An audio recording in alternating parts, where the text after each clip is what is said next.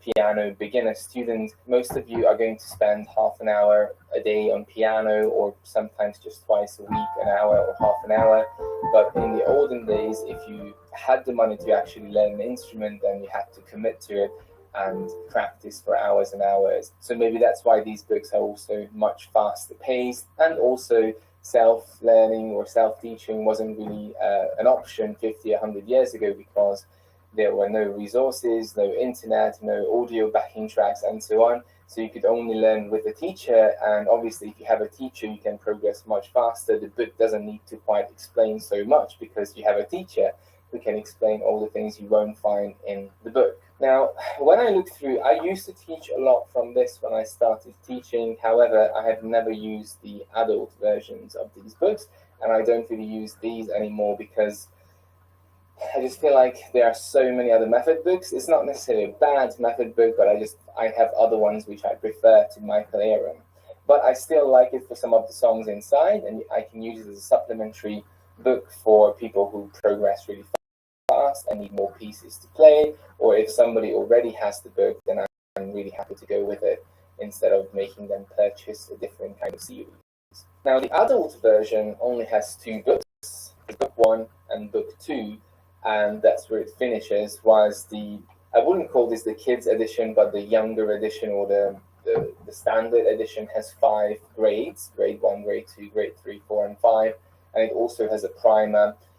However, these grades do not correspond to the examination boards, like ABRSM grade 5 is not grade 5 Michael Aaron, and ABRSM grade 1 is not grade 1 here. It's just a grading of the books.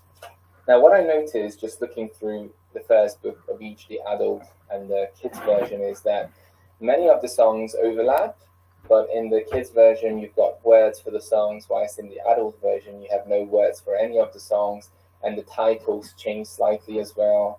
For example, there's a lullaby, and in the kids version it says Sandman's Lullaby, so they try to make the titles more aligned with what kids would want to hear. But also the pace is very different, so the adult progresses much quicker than the 5 series books. Even the kids version, I feel like, is so much faster than, for example, Piano Adventures or Alfred's method. So I wouldn't really use this with small kids, maybe an older beginner or someone who has some previous piano knowledge. If I had to start a complete adult beginner, I just could never use this book, because it basically goes through so many concepts just in the first page. There is no way someone would understand and be able to play those just by reading it. You need to practice how to put your hands on the keys. You need to practice where the notes are. You can't just read it once and then expect that you'll know it instantly and be able to play songs hands together. It just doesn't work like that. So if I had to choose between the two, I would still use this for the adults, because although there are a couple of drawings, but it's not really a childish book. It's not like Thompson's Easiest Piano Course. It's not like Me and My Piano. It's still totally suitable for adults, and this one has a more sane pace for the beginners nowadays. If you have previous piano knowledge and you're a very fast learner, then you can go with the adult one, but you'll need some outer help to progress with the book. Now, let's see some pros and cons for the adult book. As a con, I would say that the book is very thin. This one is only 60 pages for the first book and 60 pages for the second book, and that's where it finishes. And somehow I just don't believe that 120 pages are going to make you a pianist and you're ready to play Chopin and Beethoven and all these other sonatas.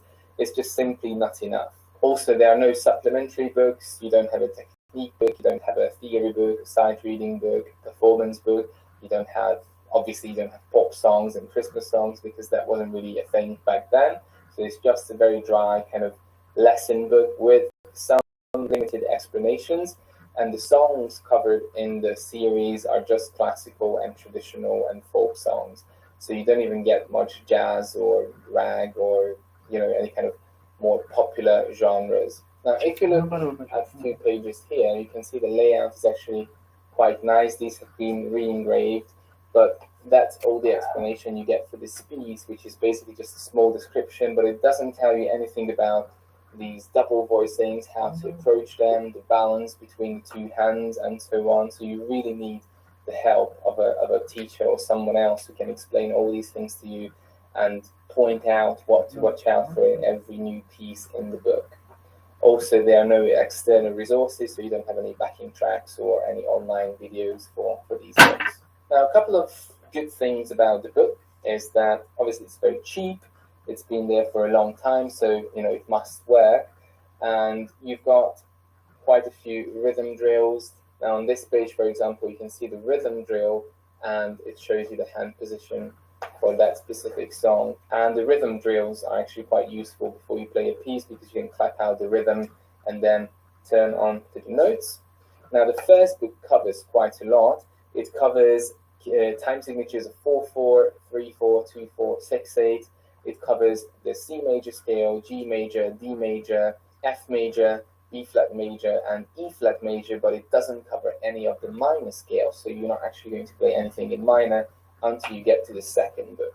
The book covers extensively on articulation, dynamics, and expression marks, so you won't miss out on any of those: legato, staccato, loud, quiet, and so on, and lots of Italian terms. The book does deal quite a lot with chords, but you'll see that the approach to chords is very different in this book than, for example, in Alfred's or Piano Adventures, because it's a very old-fashioned approach. It's the same thing, you still learn your chords, but you're not going to name them the same way, and it just puts it right in front of you. On one page, it introduces the chords. On the next page, it shows you all three inversions: root position, first inversion, second inversion. And when you know nothing about chords, that's an awful lot of information in 2 pages. And then it just assumes that you know how to play chords from then onwards. So these are the things that I don't like in these books, that they are so quick and they really assume that once you read something on one page, you just know it. Whilst we know that in piano music, even when you play something for weeks, you might still need more practice and more understanding, and your hands might not necessarily do what your brain wants them to do. There are some technical exercises, mostly kind of finger drills and finger exercises similar to Hanon, kind of the old-fashioned ones. You can see here a finger drill. And you also have some, I wouldn't call them sight reading exercises, but you have these little patterns that you're supposed to read. As I said, the second book introduces the minor scales and also intervals, understanding intervals, and the pieces become much, much nicer and more complete, but also a lot harder. So by the end of this second book, I mean, the pieces do not really follow any kind of progressive structure. Some of the pieces in the beginning of the book are much harder than the ones at the end of the book. In general, there is some kind of progression, but you're going to jump between difficult and easy. I would say by the end of the book, you get to like grade 3 standard, because there is a prelude in A major by Chopin in the end of the book in the original form, and that's a grade 3 piece. And then you also have some Dvorak pieces. So that's the kind of difficulty you get at the end of the second piece. Lots of octaves, chords. So not beginner stuff. It's definitely intermediate by the time you get to the end of the second book. And again, I can't stress this enough. It's only 120 pages. And normally, Piano Adventures gets you to grade 3 level by the end of the 4th book or 5th book. So you're going to go through primer 1, 1A, 2A, 2B, 3A, 3B, 4, and 5. So there's a lot more material to get through to understand all those concepts. Now, if you want to try Michael Lehrer and you don't have any of these books, I would strongly urge you to get these ones, because it's just easier to grasp and easier to digest. And you don't need to necessarily play all the pieces in these books, because some of them are a bit repetitive, but it's definitely easier to progress with this standard series, the graded one, than the adult one. And the pieces are just as suitable, and the explanations are there, and the pieces from book 2 are really nice and enjoyable, even some of them in the first book. But as I said so many times, you can't really expect to play very amazing pieces when you only know 5 notes in each hand. So it's just one of those things that with each method book, you just have to get through the first one to get to the nice stuff. Another thing to note about this series that I forgot to say is that, as you can see on the back, with each book, each lesson book, you also have a technique, a performance, a theory book as well. So you've got some supplementary books which really help with the other areas of piano playing that these books don't address. and they do not come with the adult version, and it's not like an all-in-one version like the Young Adventures or Our Friends. In one of my videos before, I said that these are available in the public domain. I'm sorry, that's not true. Somebody pointed it out in the description. For some reason, I thought the copyright expired, and I thought I saw them on IMSLP, but they're not available, so you have to buy these books if you want to use them. So this was my short review of Michael Aaron's piano course. I didn't want to go into too much detail about the inside, to go through every single page, but these were the most important things that I wanted to point out. Why this book is not as popular anymore as the modern versions, especially in the US, how you could use this still if you have it as a supplementary book or as a method book if you have some prior piano knowledge and you're a very fast learner and you can read music quite well already. If you have any questions about these books, leave them in the comments. Thank you very much for watching, and as always, subscribe for more.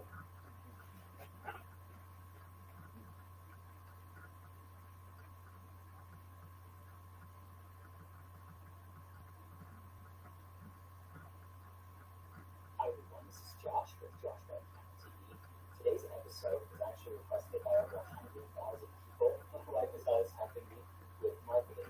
And she said, oh my gosh, there's a question on Quora. Is it too late for me to start piano as an adult? And today we're going to answer that question, and we're also going to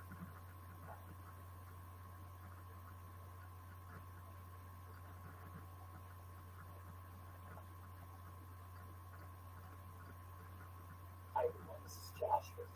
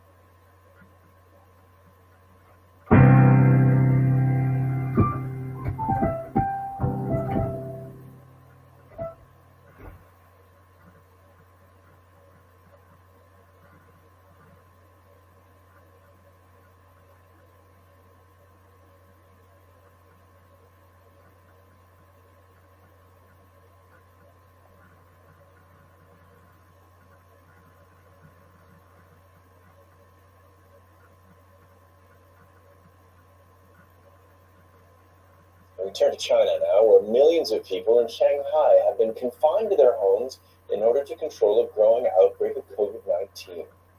The financial hub has become a coronavirus hotspot in recent weeks. The citywide lockdown will be conducted in 2 phases. It's China's most extensive lockdown in 2 years. Let's get more now from Fabian Kretschmer. He's a correspondent for us in Beijing. Fabian, has this caught people by surprise? Yeah, quite by surprise. I mean, to be clear, there were several rumors going on in the previous days that there could be a lockdown. However, they were all immediately denied by the local government. And then when yesterday evening they indeed announced a citywide lockdown, people were flooding the supermarkets, emptying the shelves, and a lot of panic reactions, and people are really worried in Shanghai. So yeah, it was definitely a surprise. And help us understand, how does this 2-phase lockdown work? What's going to happen in everyday life? So the city was basically split into 2 different zones. Actually, by the natural border, there's a river flowing through Shanghai, and east of the river is the first lockdown zone, and 4 days later, there will be the west of the river going into lockdown. However, you have to keep in mind it's in total more than 26 million people in Shanghai, so it's probably the biggest lockdown in the whole world right now. And yeah, the lockdown is also really quite strict. So basically, previous lockdowns, they have been extended for several weeks. So I would question that after those 4 days, the people can really go into freedom. At least in previous lockdowns in Shanghai, there were always 48-hour lockdowns, and they were extended for another 48 hours and then another 48 hours. So those rules were really quite flexible. I think it always depends on whether they can stop the infection of the virus. There will be a lot of mass testing while people are sealed off and basically cannot go out. And do you have any idea if this is likely to spell the end of Shanghai's zero COVID policy?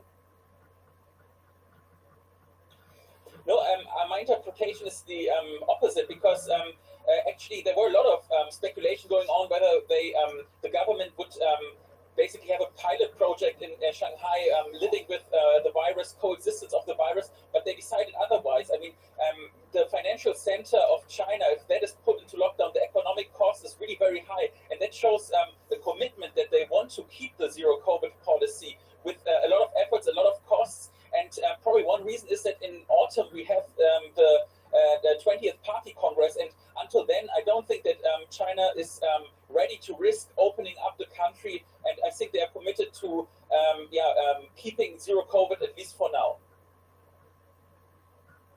Okay, Fabian Kretschmer reporting for us there from Shanghai. Thanks so much. The 9-day lockdown of Shanghai due to a coronavirus outbreak is already impacting the global economy. China is the largest importer of crude oil in the world, but prices for the fossil fuel have slipped amid concerns that demand will fall after manufacturing was put on hold in Shanghai. The price for crude oil dropped more than $5 a barrel at one point.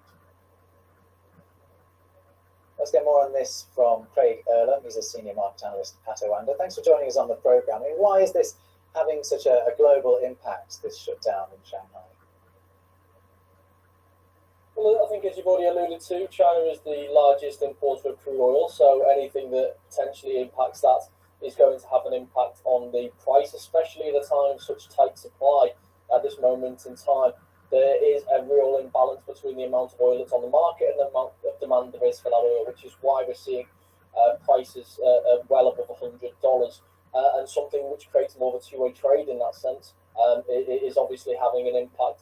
I think more broadly speaking as well, we've also seen the impact that these shutdowns in China can have in other areas of the global economy. We've seen, for example, the supply chain disruptions which are generated on the back of many of these lockdowns which we've seen around the world, in particular with China. And Shanghai is so important to the country as well, such a busy economic zone, that this is obviously naturally leading to some temporary, at least, some demand imbalances. Yeah, it's not going to help with the supply chain issues at all, is it? But global oil prices have actually been climbing recently. It's causing problems. It's causing bills to rise. So could it be argued that a drop in demand from China is what the world needs? I think in the short term, then yes, especially as regards to these higher oil prices. I think anything that sees demand start to drop around the world, really, it's not just China, but around the world, will ultimately bring the price down and make things more affordable, especially in the short term, given the longer term issues that we now have at hand, depending on how the rest of this crisis in Ukraine unfolds. But ultimately, it's a very short term solution just talking about Chinese demand, because with the drop in Chinese demand comes a drop in production, and a drop in production creates further supply chain disruptions. So you're kind of giving with one hand and taking with the other. Prices drop in terms of oil, but then they potentially rise in terms of other commodities and other finished products that we buy around the world, as we've seen over the last 18 months. Okay, Craig Erland from Rwanda, thanks a lot for bringing us up to date on that. Thank you.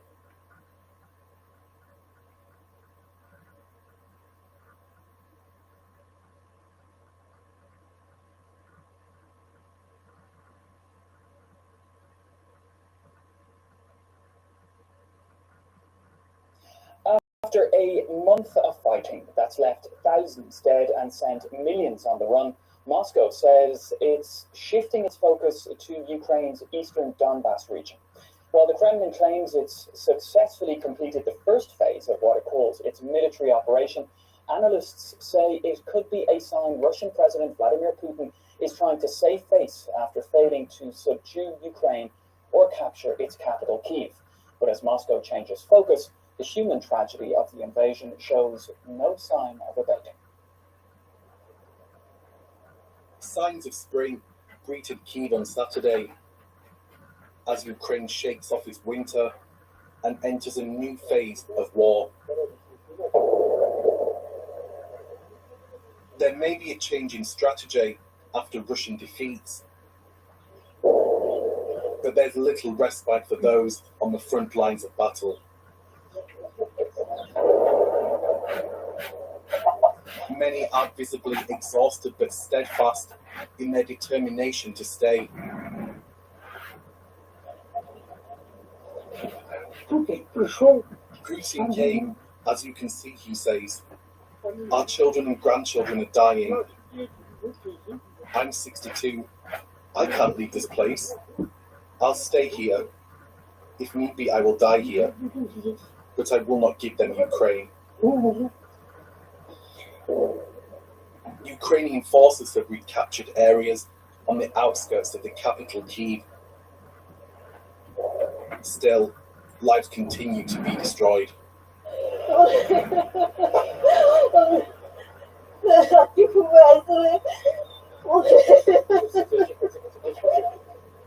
At this hospital in Kharkiv, the wounded continue to arrive as Ukrainian forces come under heavy fire. In Mariupol, the damage inflicted by Russian bombs is clear. Unfortunately, nothing remains of Mariupol, and they're bombing it with savage weapons. This last week there have been explosions like I've never heard before. They hit residential areas with rockets. Hundreds continue to flee Mariupol, saying goodbye to their decimated city and to those who must stay behind. Well, let's bring in DW correspondent Nick Conley, who's in Ukraine's capital, Kyiv. Hi, Nick, good to see you. Now, despite the fact that Russia has said it will focus on the eastern Donbas region, we understand that war is still raging in the south, in the cities of Mariupol and Kherson. Can you give us more on that? I think there are very few people here in Ukraine who would take that announcement at face value. I think this is more about trying to make lesser demands, make a more manageable goal to then sell to the Russian public as a success, given what is arguably a fiasco in the rest of the country and Russia's failure to make significant progress in recent weeks. Going into this, you had messages from Moscow about being able to take Kiev in a matter of days rather than weeks, and that obviously hasn't happened. Indeed, there is a lot of fighting beyond Donbass, not just around me here in Kiev, 25 kilometers down the road. In the European, the fighting continues, although it seems like the Ukrainians will be able to push back Russian forces quite significantly in some places in Kiev. In the south, around Mykolaiv, Kherson. Some news coming in today that even the Ukrainians were able to return to Kherson, which had been the one major Ukrainian city under full Russian control so far. So pretty difficult to really judge those because there aren't many journalists, independent journalists on the ground, but a sense that this is a war that is very much going on, and this is by no means the beginning of the end. Nick, you've touched on it there, but does Russia's new focus on eastern Ukraine mean that the capital is off the hook? Do you think that Russian troops might fall back?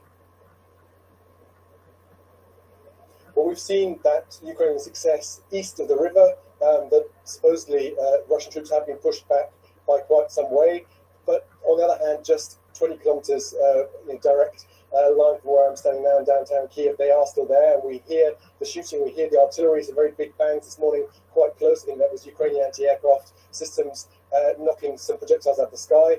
So this is very much still going on. Yes, people are getting used to it. There are kind of new routines. People are coming out in greater numbers, but it doesn't mean the danger isn't still there. We're having routine reports of residential buildings being hit, people being hurt. This is still going on, and the shooting and the artillery continues.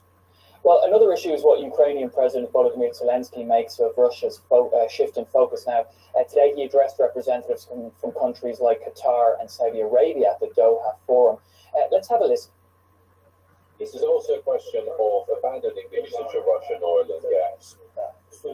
Responsible states, like the state of Qatar, are reliable and solid exporters of energy resources, and they can make their contribution to the stabilization in Europe. They can do much to restore justice. The future of Europe rests with your efforts. It depends on your efforts. I ask you to increase the output of energy to ensure that everyone in Russia understands that no country can use energy as a weapon and blackmail the world. Well, it appears like an attempt by President Zelensky to speed up the West's move away from Russian gas and oil. Nick, is that the case? Definitely, and people here will tell you that since the beginning of the war in late February, a month ago, Europe alone has transferred about 20 billion euros to Russia for coal, for oil and gas. At the same time, Ukraine has received just about 4 to 5 billion. So you can see in terms of the kind of order of scale there, Russia getting a lot of money to pay for this military campaign, and obviously that is a priority here now in Ukraine. They say that the sanctions on Russian banks and other Russian businesses is all well and good, but it's not enough, and to force the Kremlin to really stop this campaign, the only thing that will help now is an embargo and an immediate end to those transfers of huge amounts of hard currency. Well, on the other hand, Russia has barely budged on its demands on Ukraine, including that Kyiv recognise the self-proclaimed republics in Donetsk and Luhansk. Is that a red line Zelensky is willing to cross, Nick? I think for now it's a definite no. He's talked about maybe being open to some kind of deal over NATO membership. That's been an aspiration in Ukraine for some years now. That could be up on the table, but accepting the independence of those self-proclaimed republics, I think that is a no-go. Ukraine feeling that it is doing well and that success on the battlefield is being recognised by Western partners, doesn't feel like it needs to make that kind of painful concession right now, and it's pretty hard to see why the Ukrainian public would agree to that kind of thing, would accept that kind of deal after so many deaths and so much suffering across the country, in a situation where, unlike 2014, this country hasn't collapsed militarily and is still going in spite of a month of war. DW correspondent Nick Conley, thank you and take care. Well, I'm joined now by Raphael Loss from the European Council on Foreign Relations. Hi, Raphael. Good to have you here on DW. Now, the Russian military is now saying that phase one of the invasion is, quote, mostly complete, and it'll now focus its war on the Donbass in eastern Ukraine. Do you buy that, or has the shift been announced because of the failure to take the Ukrainian capital, Kyiv? I think from what we can tell, Russian armed forces are definitely overstretched. Their supply lines are buckling under Ukrainian pressure. There is some danger of Russian troops being encircled by Ukrainian forces. The Ukrainian armed forces have been able to mount limited counter-offensives in some areas.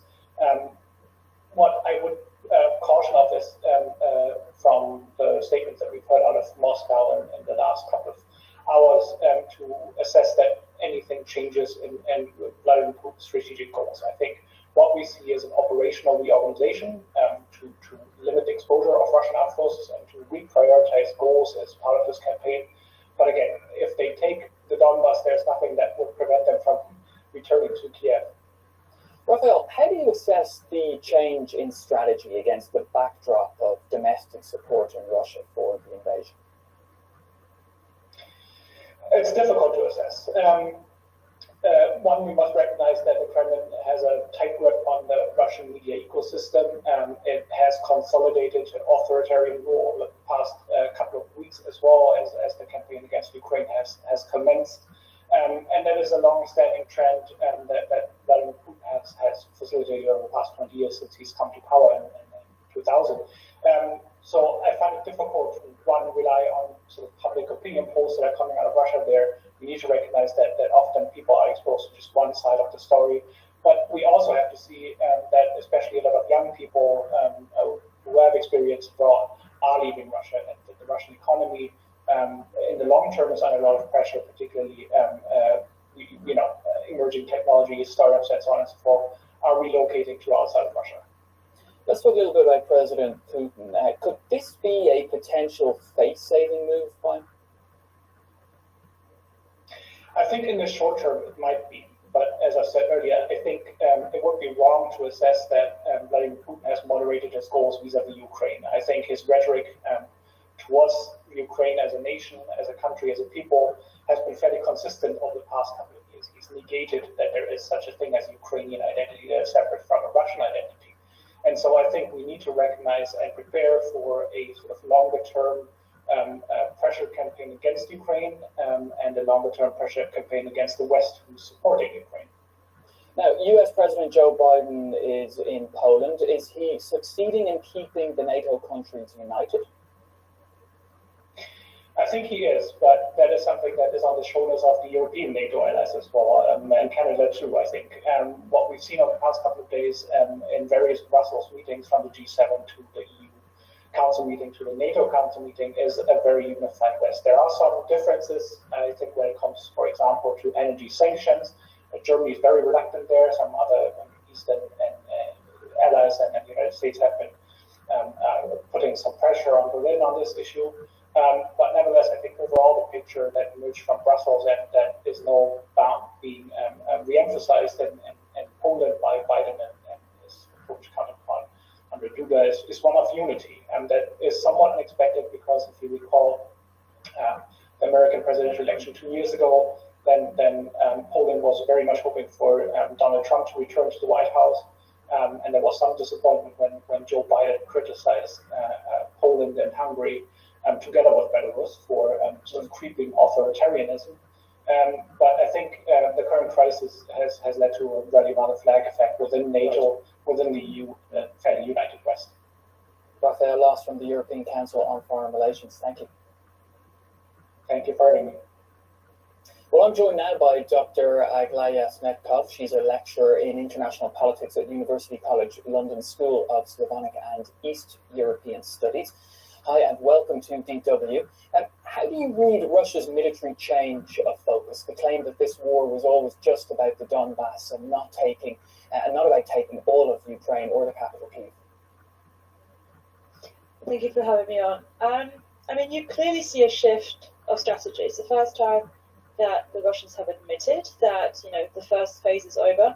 I think it's important to keep in mind that the number of strategies we've had up till now can almost count to sort of 3 or 4 different strategies, because we've, once the initial invasion didn't happen over the first few days, the Russians then shifted towards us having sort of 3-pronged approach of the east, Kyiv, and the south. That hasn't worked, and in the last sort of 2 weeks, essentially even the Russians have had to admit that they are being pushed back, and essentially that the initial strategy has failed. Now, the strategy we can look at now does seem to be aiming to sort of connect eastern Ukraine with Crimea. So you essentially would have the flank from sort of Crimea to Zaporizhia, to Donbass, and to Russia. So you essentially have that flank that the Russians can then resupply sort of overland, and it's much more of a war sort of attrition from the Russian side. Right, well, how stable is Vladimir Putin's regime in the face of what is seen as a military setback and massive international sanctions? Does he still retain the cooperation of important officials and military leaders?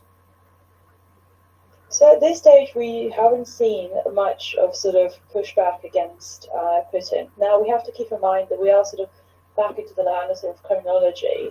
So we have to watch and sort of look at what's going on, because we don't have much information about what's going on inside the regime. In the country, it seems that most Russians see the sanctions and the effects that are happening on the ground. They're blaming that on the West, and the West sort of wanting to destroy Russia. So they're not associating that with Putin's failure in Ukraine. They're very much associating that with sort of the West hating Russia. Now, there have been reports of sort of the Russian defense minister, Shoigu, suffering from sort of heart problems. There have been sort of talk about potential sort of Putin regime going against some of their senior officials. We haven't seen that at this stage. So I think the support is still there, but there is a clear recognition, even at the senior level, that the original goals of the operation just haven't succeeded. What about an opposition movement? Is there any sign that there is an opposition movement that could threaten Putin's grip? I would say at this stage, no.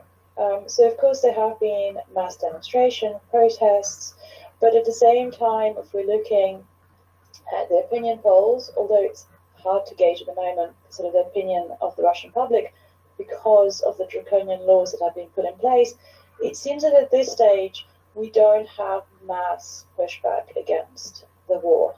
The Russian propaganda is still talking primarily in terms of what's going on in Donbass. They're talking primarily in terms of sort of Russian troops encountering Nazis in Ukraine, and they're also painting and characterizing, for example, events in Mariupol as Ukrainian soldiers and the Ukrainian forces sort of raising the city to the ground as they're retreating. And because the Russians are getting such different images about what's going on in Ukraine, a lot of the blame is sort of being laid at the West.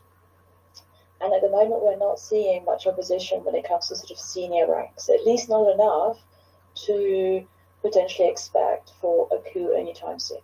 Of course, the situation is changeable and it might change, but that's just my assessment at this point. What about Western political and military strategy? Do you think it's been adequate?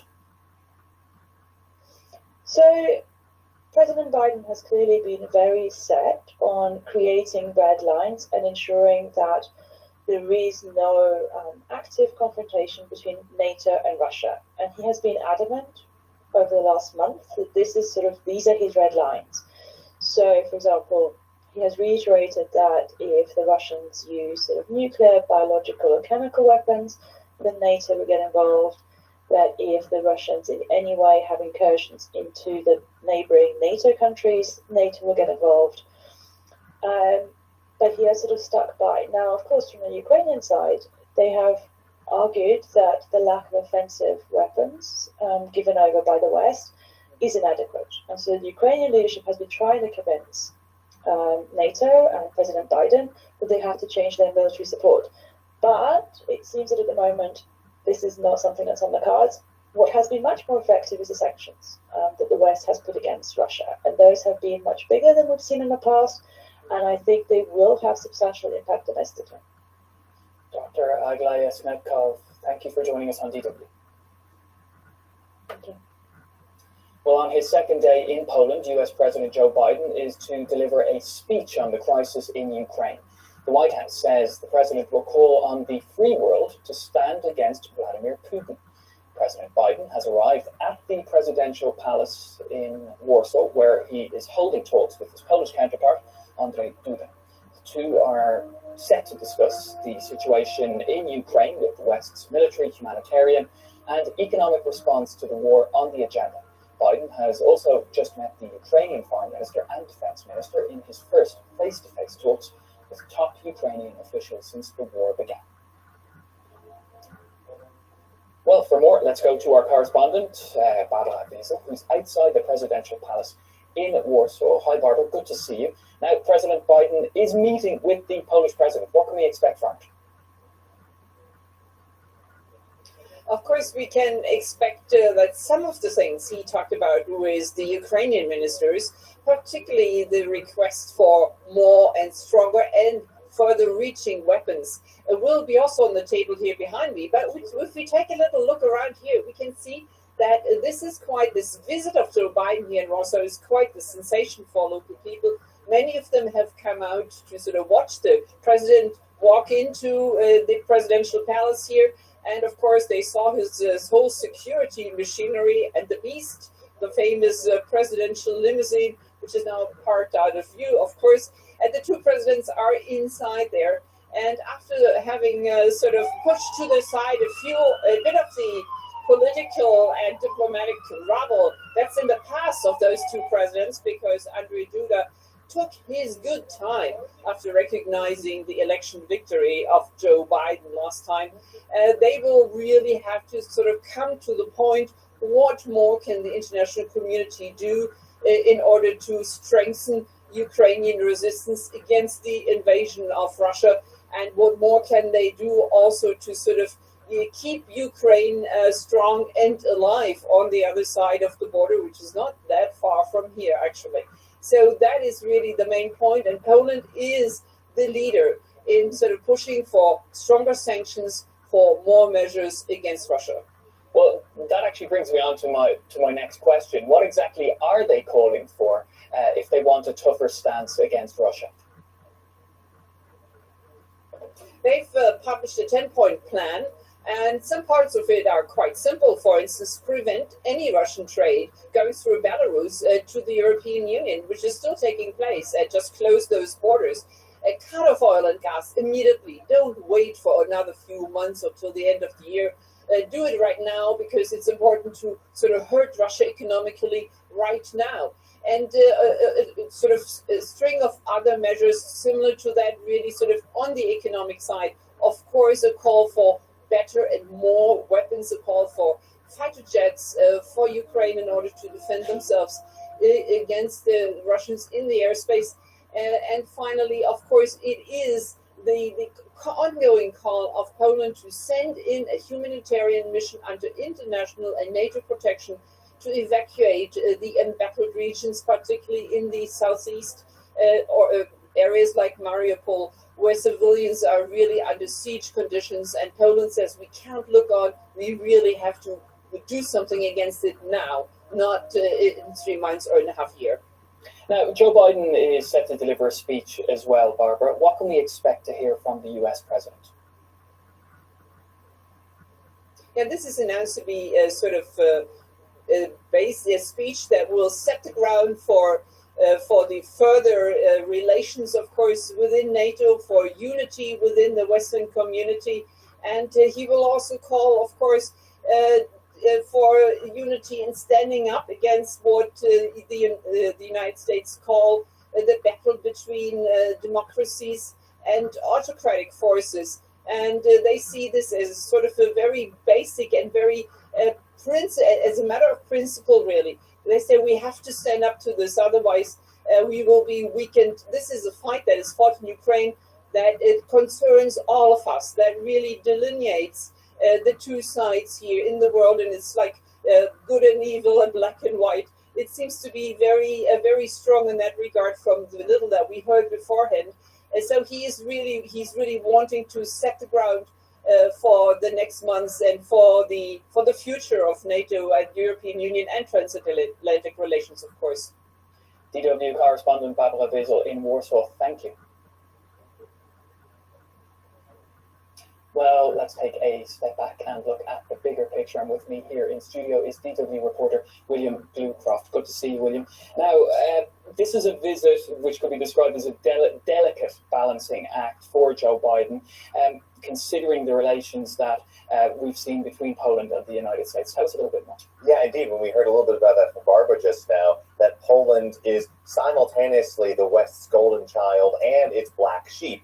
You know, we have on one hand this incredible amount of unity among Western countries, with Poland really at a leading position given its geographic proximity to Ukraine, and so important for NATO policy and helping Ukraine in all the various ways it's trying to defend against the Russian invasion. But at the same time, there's these long-standing issues between Poland and the European Union, between Poland and the United States, we've heard, as Barbara was saying, black and white. Poland shows how not black and white the issue of democracy is, because Joe Biden himself has accused Poland of slipping into authoritarianism, this democracy that's kind of losing some of its democratic liberal values. We saw this with its very conservative government and very closely aligned to the church in Poland, going up against abortion rights, LGBTQ plus rights.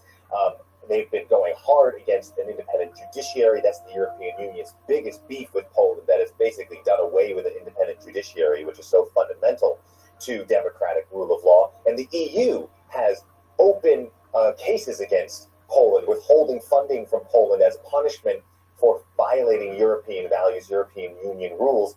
And Joe Biden is very much on that side, or tries to appear to be on this side, of upholding these kinds of democratic values. And all of those things in the background should not be forgotten in light of all the unity we're seeing with NATO and all the unity we're seeing with supporting Ukrainian refugees, while at the same time, you have Poland keeping out refugees from places like Iraq and Afghanistan. We saw the big crisis on the border with Belarus at the end of last year, which the European Union called blackmail. Russia, Belarus trying to blackmail the European Union with using refugees as a weapon. So we're seeing very contrasting pictures that Joe Biden needs to try to thread very carefully.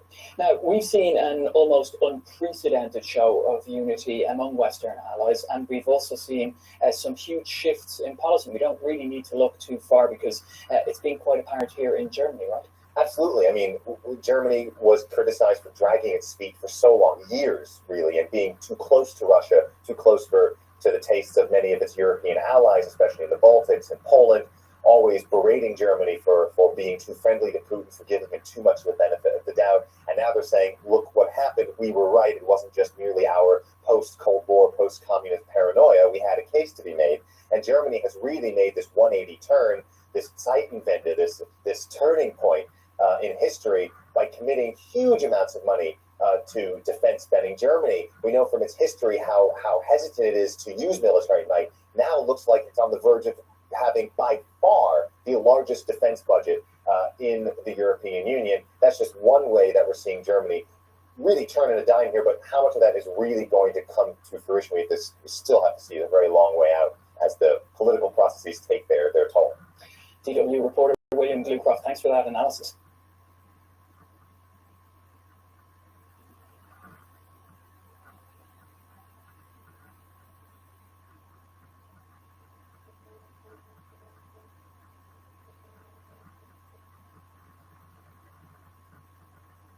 The U.S. has agreed to rapidly boost shipments of liquefied natural gas, or LNG, to the European Union this year as part of efforts to wean the bloc off Russian fuel.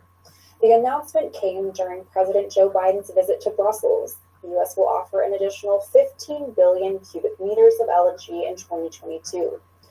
Last year, they shipped 22 billion cubic meters to the EU. The bloc hopes to replace two-thirds of Russian gas imports by year-end. Germany Friday said its plans to ditch Russian energy are progressing. It expects to import only 30% of its gas from Russia this year, compared to almost twice that before the war. Now, to do that, the EU will need more natural gas, not just from the US, but also from suppliers in the Gulf region, such as Qatar. It's a country with enormous gas reserves, but a controversial record on human rights. Qatar is a top producer of liquefied natural gas, or LNG, seen as critical for Germany weaning itself off Russian imports. But the Gulf country is also well known for its stained human rights record. Rights groups criticize the exploitation of Qatar's 2 million migrant workers. The deaths of thousands of workers over the past decade have gone ignored by authorities. Modest labor reforms have reportedly stalled. Other reports point to restricted freedom of expression and the repression of women. As Germany frantically searches for new trade partners, should the country put human rights at the forefront of its trade relations? Against the background of German history, it's a very important topic. Everybody should think about this when buying products. Our constitution says human dignity is inviolable. That also counts for other countries from which we purchase products. Definitiv.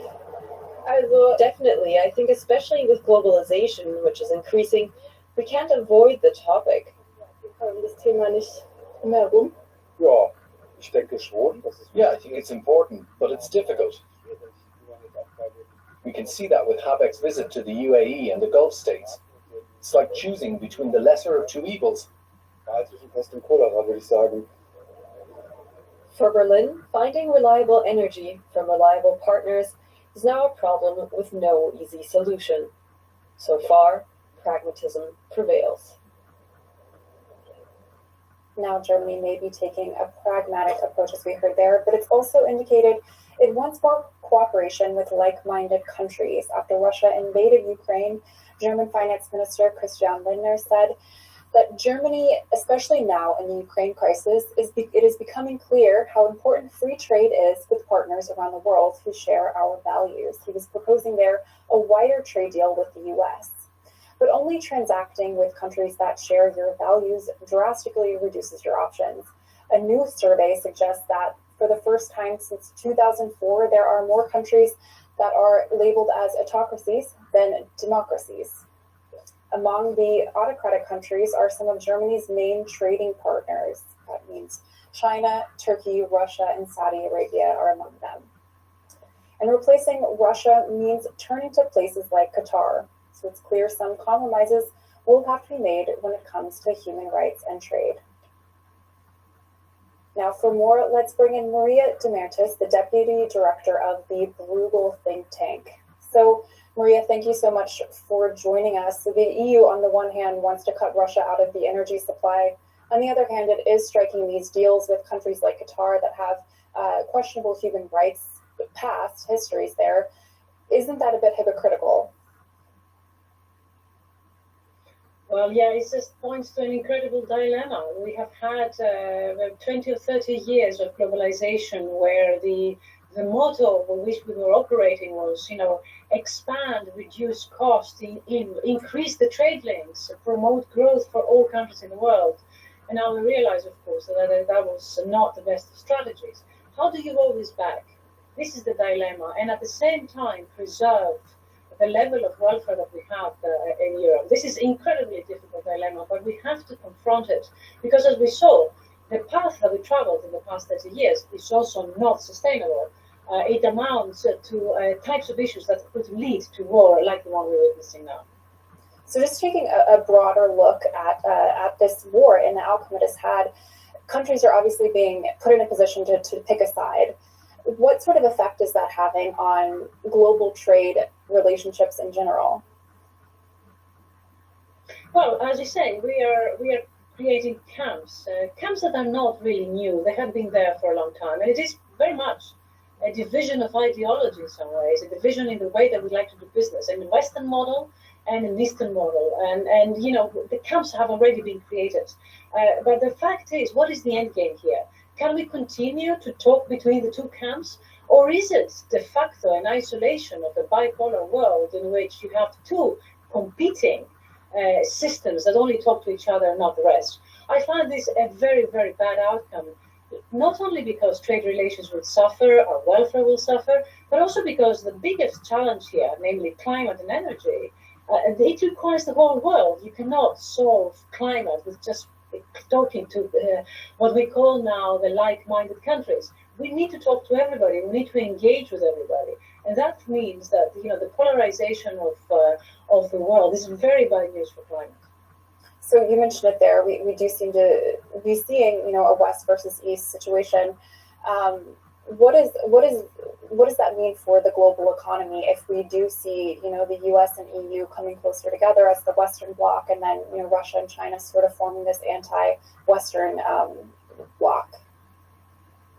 De facto, that means less interaction between the two blocs to the extent that I can define them this way.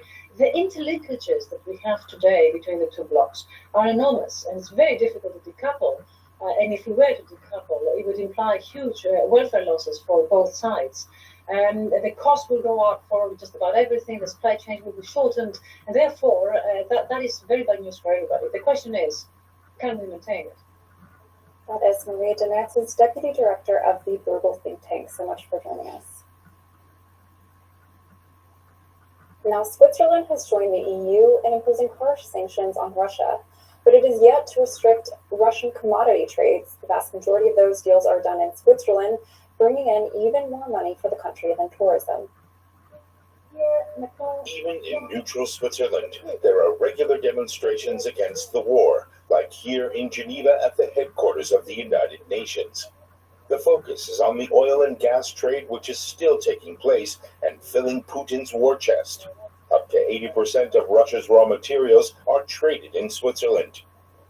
Companies such as Gunvor, Mercury, Rosneft, Glencore, and many others are Swiss-based and continue doing business largely unchecked. Es braucht unbedingt eine Regulierung. Commodity trading really needs to be regulated. Transparenz.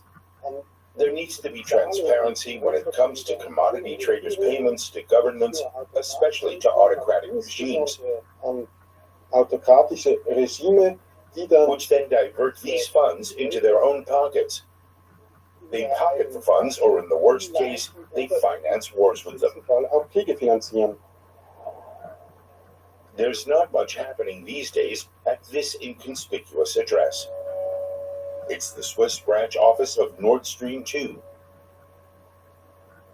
After German and U.S. sanctions were imposed on the pipeline project, there were more than 100 layoffs at the firm. De kanton Zug war involviert.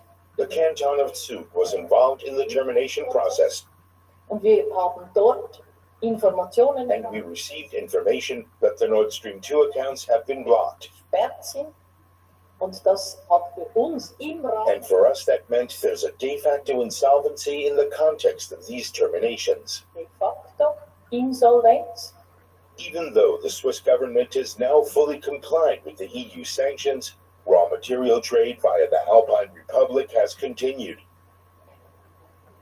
Russian gas is being ordered, delivered, and paid for. New cash for Putin's war chest. Only a complete energy embargo against Russia would help. In dieser Situation In this situation, we believe that an embargo on Russian oil and gas must be discussed internationally and supported by Switzerland. getragen werden. We could make an embargo against Russia if we don't order anything, but we have to be prepared, especially when it comes to gas. We have to obtain the scarce capacities of other countries. We have to be prepared to demand less, and relatively quickly. The energy embargo against Russia that these demonstrators are seeking is possible. It would mean in future that Switzerland has more control over its commodity trade and could avoid indirectly financing wars. Well, now my colleague Stephen Beardsley joins me in the studio to answer some of your YouTube questions. Stephen, thanks for being here. So we'll start with Dr. T, who asks, Western sanctions seem like someone is holding their savings and doesn't want to pay you back. How is that even legal? Yeah, I'm assuming he's referring to the decision by many Western nations to not honor the foreign reserves that Russia has in their holding. And, this has happened before. The Taliban, for example, their foreign reserves are being held as well, and they're not being allowed to be liquefied. But for an economy of this size, it is sort of breathtaking, and it's unprecedented in a lot of ways. The question is, for the legality, is there a court who really can adjudicate this? No. You could say, why did you give your foreign reserves to another country to hold? But of course, that's the idea, is you hold dollars, you hold euros, you hold other currencies besides your own. That helps you to prop up your own currency as well at home. It is unprecedented. And, there have been some criticisms, modest, you would say, but more those who are asking the question, what does this really mean? Are reserves now not money? Because reserves are money. And if you then say that they cannot be liquidated, then you throw them into question. And that could speed up this move away from globalization. If nations start to believe that they can't trust other currencies, then what are they going to do? If they can't trust the SWIFT transaction messaging system, then they're going to find alternatives. If they can't trust if businesses can't trust being in a certain country, then they may reduce their footprint and supply chains. What we're seeing potentially with this is more pressure to move away from diversifying into other countries, regions, whether it's your businesses, whether it's your reserve currencies, things like that. So that is one of the things that makes this so impressive when you look at it. It does make you scratch your head sometimes. Definitely an existential question about what is money. For sure. Okay, so next we have Higher Spirit, and he or she is asking, am I missing something here? Isn't Russia still providing oil for the European Union and the UK?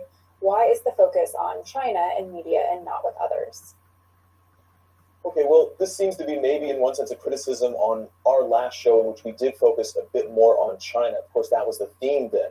We have focused plenty on the EU's connection with Russia when it comes to fuel, as we have today with this program. But there is a connection between the two. If Europe is not going to pull as much fuel from Russia, then of course maybe China can step in and take up some of that capacity. And that goes in general for Western businesses and the marketplace in Russia. If Europe is going to leave it whole scale, Europe and the US, Japan, South Korea, all these nations who have announced sanctions, then there is room for someone else to come in. It could be to China's benefit. So, one leaves, another comes in. And that could actually not necessarily be to Russia's benefit as well, because that gives more leverage to China, for example, if they want better terms for gas or oil. So it is all interconnected. And we do really pay attention to here a lot of the hand-wringing around this question of, how Europe tethered itself so strongly to Russian energy. And that's something that's taken place over years, over decades. And you see this a lot here in Germany. You see it elsewhere in Europe, this sort of grappling with this question, was this wise? What should have been done instead, and what is the way moving forward? And I think that's what we're going to continue to focus on in the future as well, including talking about LNG, for example. That's just one path, but not the whole answer. Okay, and this is a question that I had never thought about, but is actually a very good question. CR or Kerr, we were debating the pronunciation earlier, but when the Western companies are pulling out of Russia, are they leaving all their property behind? Well, I think the trick here is, are they pulling out of the country? I would say most of them to this point have said that they are suspending operations. So they're not, putting factories, dismantling factories and putting cars and ships and things like that on trains and hauling them out. Right now, this is an evolving situation. Volkswagen, for example, when we talked to them, they said, well, we're going to keep paying our employees there for 3 months. And we said, well, okay, what after that? And they said, we don't know what's going to happen with this in the next month, so how can we say? So this is definitely a developing situation, and I would imagine that most businesses, including those who have been there for decades, they obviously want to go back, and they imagine still serving a Russian clientele. They have businesses there, they have connections, so they're not necessarily exiting things out of the country. There is this question of whether Russia might try and nationalize or expropriate some of their property. They've been making signals about this, making noises about it, but that's not as easy as it sounds or they make it out to be. There's legal risks there. There's also the fact that many of these businesses that are in Russia are actually importing their goods, especially when it comes to consumer goods. So it's a lot easier said, but it's going to be difficult to put that in practice. Stephen Beardsley, thank you so much for joining me and answering those questions.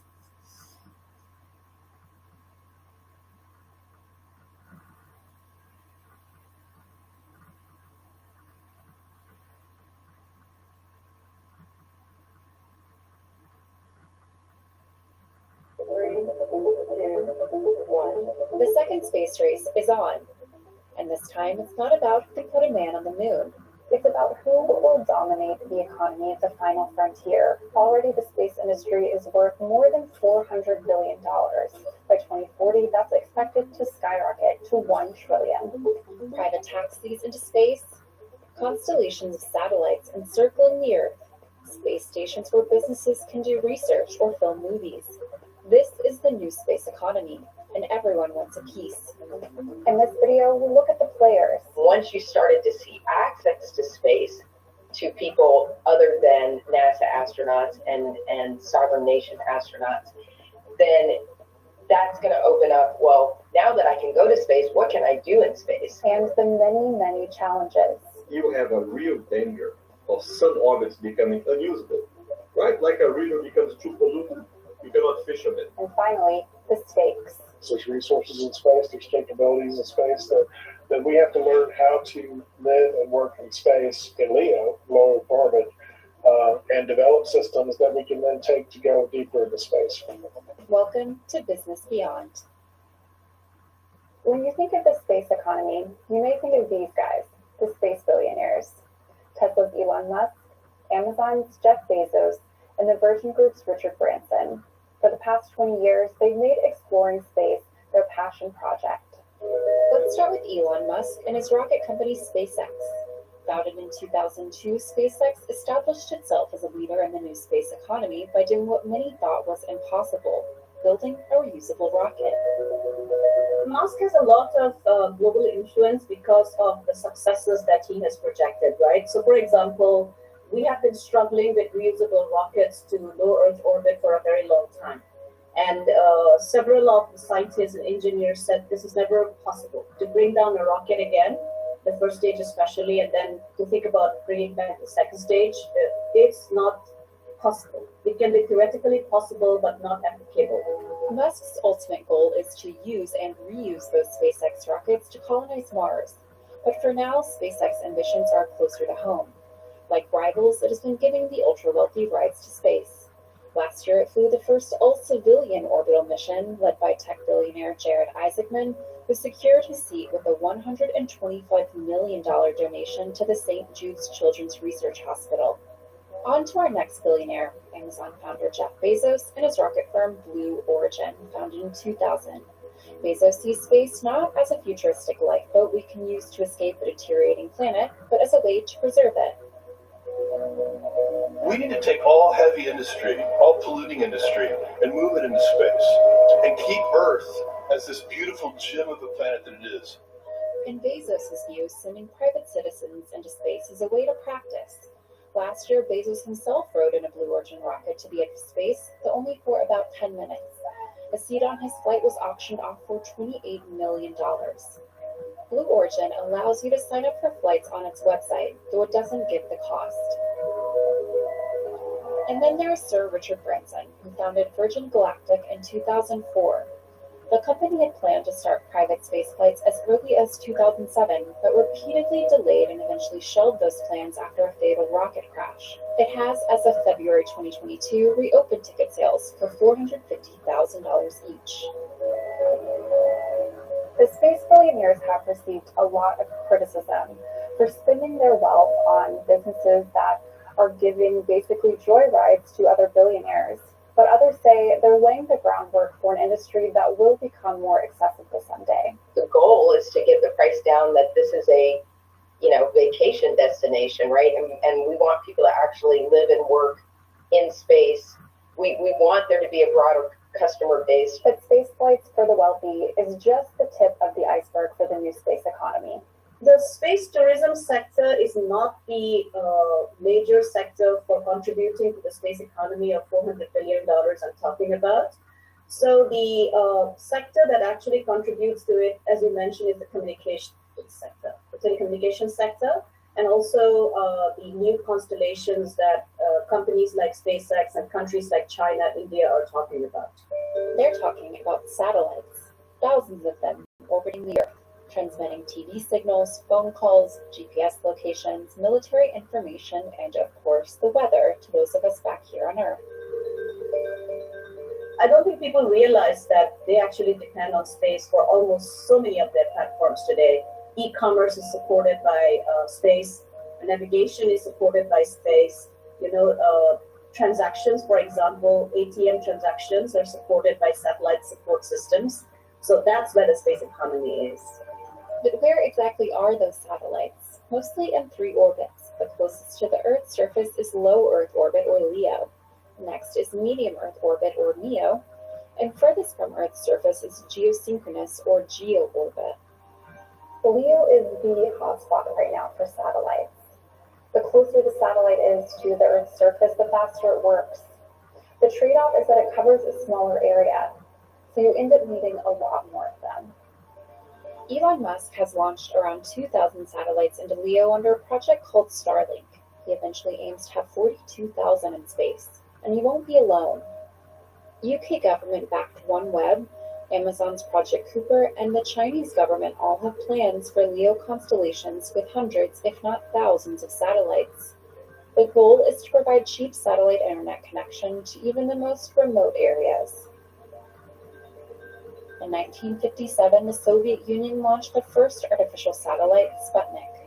By 2030, researchers expect there to be at least 50,000 active satellites in space. You cover instantaneously a lot of people. Satellite spots can range from 500, 300 kilometers in diameter. to thousands and thousands. Whilst the fiber, you have to go to every single home and connect that home. The last mile is always a challenge. Even in developed countries like Germany, for example, you still have single-digit percentage of homes that are not well connected. And they're not even moving, they're just not well connected because it's not economical to lay fiber to every single home. As the number of satellites being launched into space each year swells, it's starting to get a bit crowded in some orbits. Not just with new satellites, but also old ones no longer in use or parts of old rockets. Collisions between all of these objects in space are adding to the problem by creating oceans of debris. Most of it is tiny, between a millimeter and a centimeter. But moving at speeds of up to 30,000 kilometers per hour, even the smallest piece of debris could cause huge damage to satellites or even space stations. In order to avoid collisions among satellites and the resulting debris causing further harm to commercial as well as institutional satellites, it is of utmost importance to implement what we call space traffic management. But wait, how is there no system in place regulating all of the traffic up there? Sometimes they call space the Wild West. It's not necessarily unregulated, but the regulations that are in place are patchy at best. The base for the current rules of space is the Outer Space Treaty, introduced over 50 years ago before a man had ever set foot on the moon. The Outer Space Act from the United Nations belongs to the late 60s. It was not designed to do this traffic, all this. The Outer Space Treaty states that the exploration and use of outer space shall be carried out for the benefit and in the interest of all countries and shall be the province of all mankind. But in practice, space is not so democratic. The United States, China, and Russia, countries with a history of well-funded space programs or large private industries, account for the majority of satellites in space. For example, low Earth orbit is becoming very critical for the placement of satellites, but it's actually first come, first serve. So if you have the capability to launch a satellite and I don't, you actually get that particular orbital slot. But that puts me in a disadvantage because I can get there, but I don't have the capability today. What happens if I get the capability tomorrow? Will you deny me that particular slot? According to the Outer Space Treaty, space is the common province of mankind. But you have been there first, and you have already claimed that orbital slot. The question of who can profit off of space will become even more difficult as the economy grows more advanced. There is the possibility of mining resources on the moon. So the moon has resources that are critical, titanium, helium-3, that is critical for nuclear fusion, if we ever get that technology, iron ore. So in case a company mines that, the Outer Space Treaty makes it clear that there has to be a way of sharing it with other countries, because space is the common province of mankind. But consensus among all the players is proving hard to find. A little bit like climate change. Just the fact that it's becoming a pressing issue is putting pressure on administrations like the American one, European community, the UK, and others to start talking to one another. It's going to be real tough to find common ground between administrations and private companies and space agencies. But it has to be tried, and it has to be done. In some ways, the question of space traffic, finding out what's in space and how to manage it, could end up being a test case for whether it's possible to find common ground in space. If you can solve the new congestion issue, I mean, what we learned from solving that by regulation can be applicable with changes to the other orbits and to be a good example of how to work together, government, industry, to make sure that we preserve this common good. Space agencies and private companies are looking for creative solutions for space junk, or ways to prevent it altogether. What we would like to do in the long term is to be able to reuse stuff that becomes space junk. Once we deploy the system's done its primary mission, then we can actually use that as an ability to continue driving. We can actually point and move it. We can put payloads up on top of it. We provide power and data to those types of things. So in other words, it's a way to keep the vehicle operating normally. This the things that can be done is can be used as a base for going out, collecting debris, the orbiting debris, for example, getting space junk, if you will.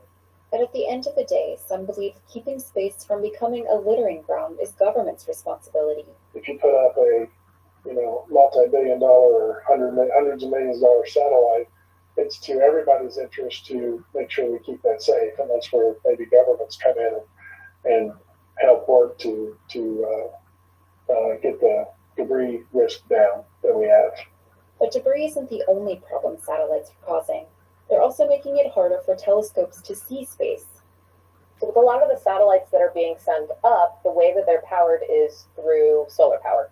So they have these solar panels, and even just the metal that they're made out of, depending on how it's painted, what the reflectivity is, all of that, it's catching the sun's light at certain angles, and that light then is picked up by these astronomical instruments that are observing the night sky. If you look at the images that are put out by the different modeling agencies, they are showing what almost looks like a web or a net around the Earth caused by these satellites. And it's going to be harder and harder for these telescopes to find holes in which they can observe. Earlier, I called this the second space race, but it's important to consider the differences. The second space race is a lot focused on which country can actually invest in the commercialization of space, the economic development of space, and the return of profits from that particular space investment. So it's a very different kind of space race that we're seeing today in the post-Cold War. The goal is not to be in space, it's to own it. And the players have changed too. It's not NASA versus the Soviet space program. This time it's private industry being helped on by government money. NASA is pouring hundreds of millions of dollars into companies like NanoRacks, which recently won a lucrative contract to build a private space station it's calling Starlab. The first Starlab that we're building will be focused around science and research. That's the big area that's being used right now in space, and I imagine it will be in the future. But there'll be lots of other options and opportunities out there as well, and we can retool that and use the Starlab for different purposes fairly easily. So why is NASA taking such a hands-off approach? We want to drive down the costs so that the NASA budget can move on into exploration, and where we really believe NASA's main goals are is to move further out. We've been in LEO a long time, and it's time to turn this over to private sector.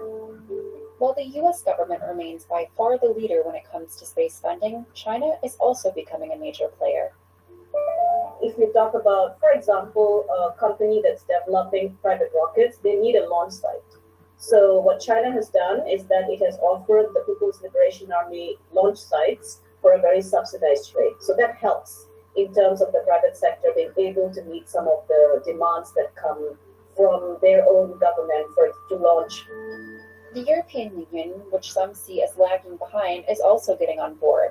It recently announced plans for a satellite constellation to compete with those coming from the UK, China, or US. The 27 EU member states have agreed on the need to have an autonomous European constellation, guaranteeing high-speed internet access throughout the world. That's the real progress of these meetings. For the first time, we're saying there are already constellations, but we don't want to depend on those. We want our own constellation.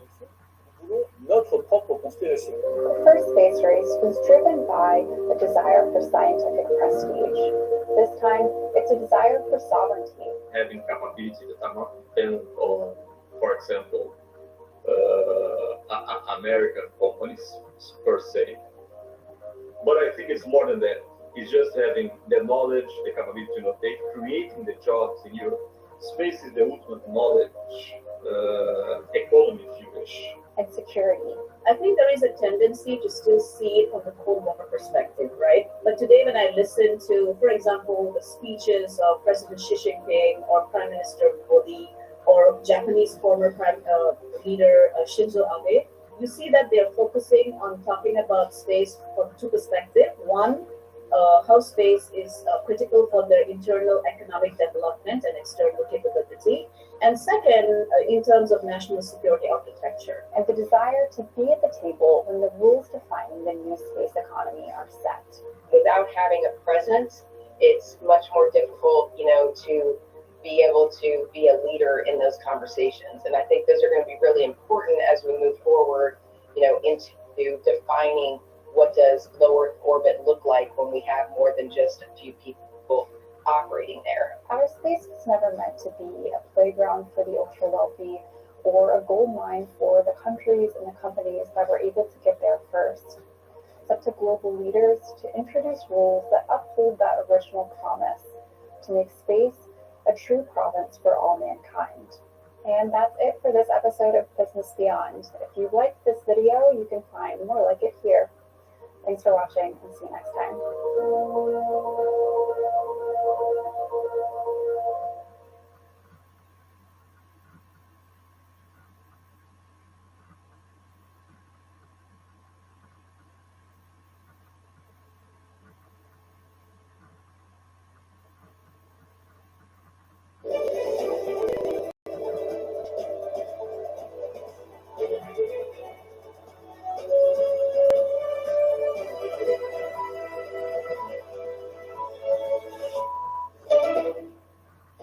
This is DW News live from Berlin. U.S. President Joe Biden flies to Europe today for an emergency NATO leader summit on Ukraine on Thursday. NATO Secretary General Jens Stoltenberg will outline the summit agenda shortly. We will bring you live coverage.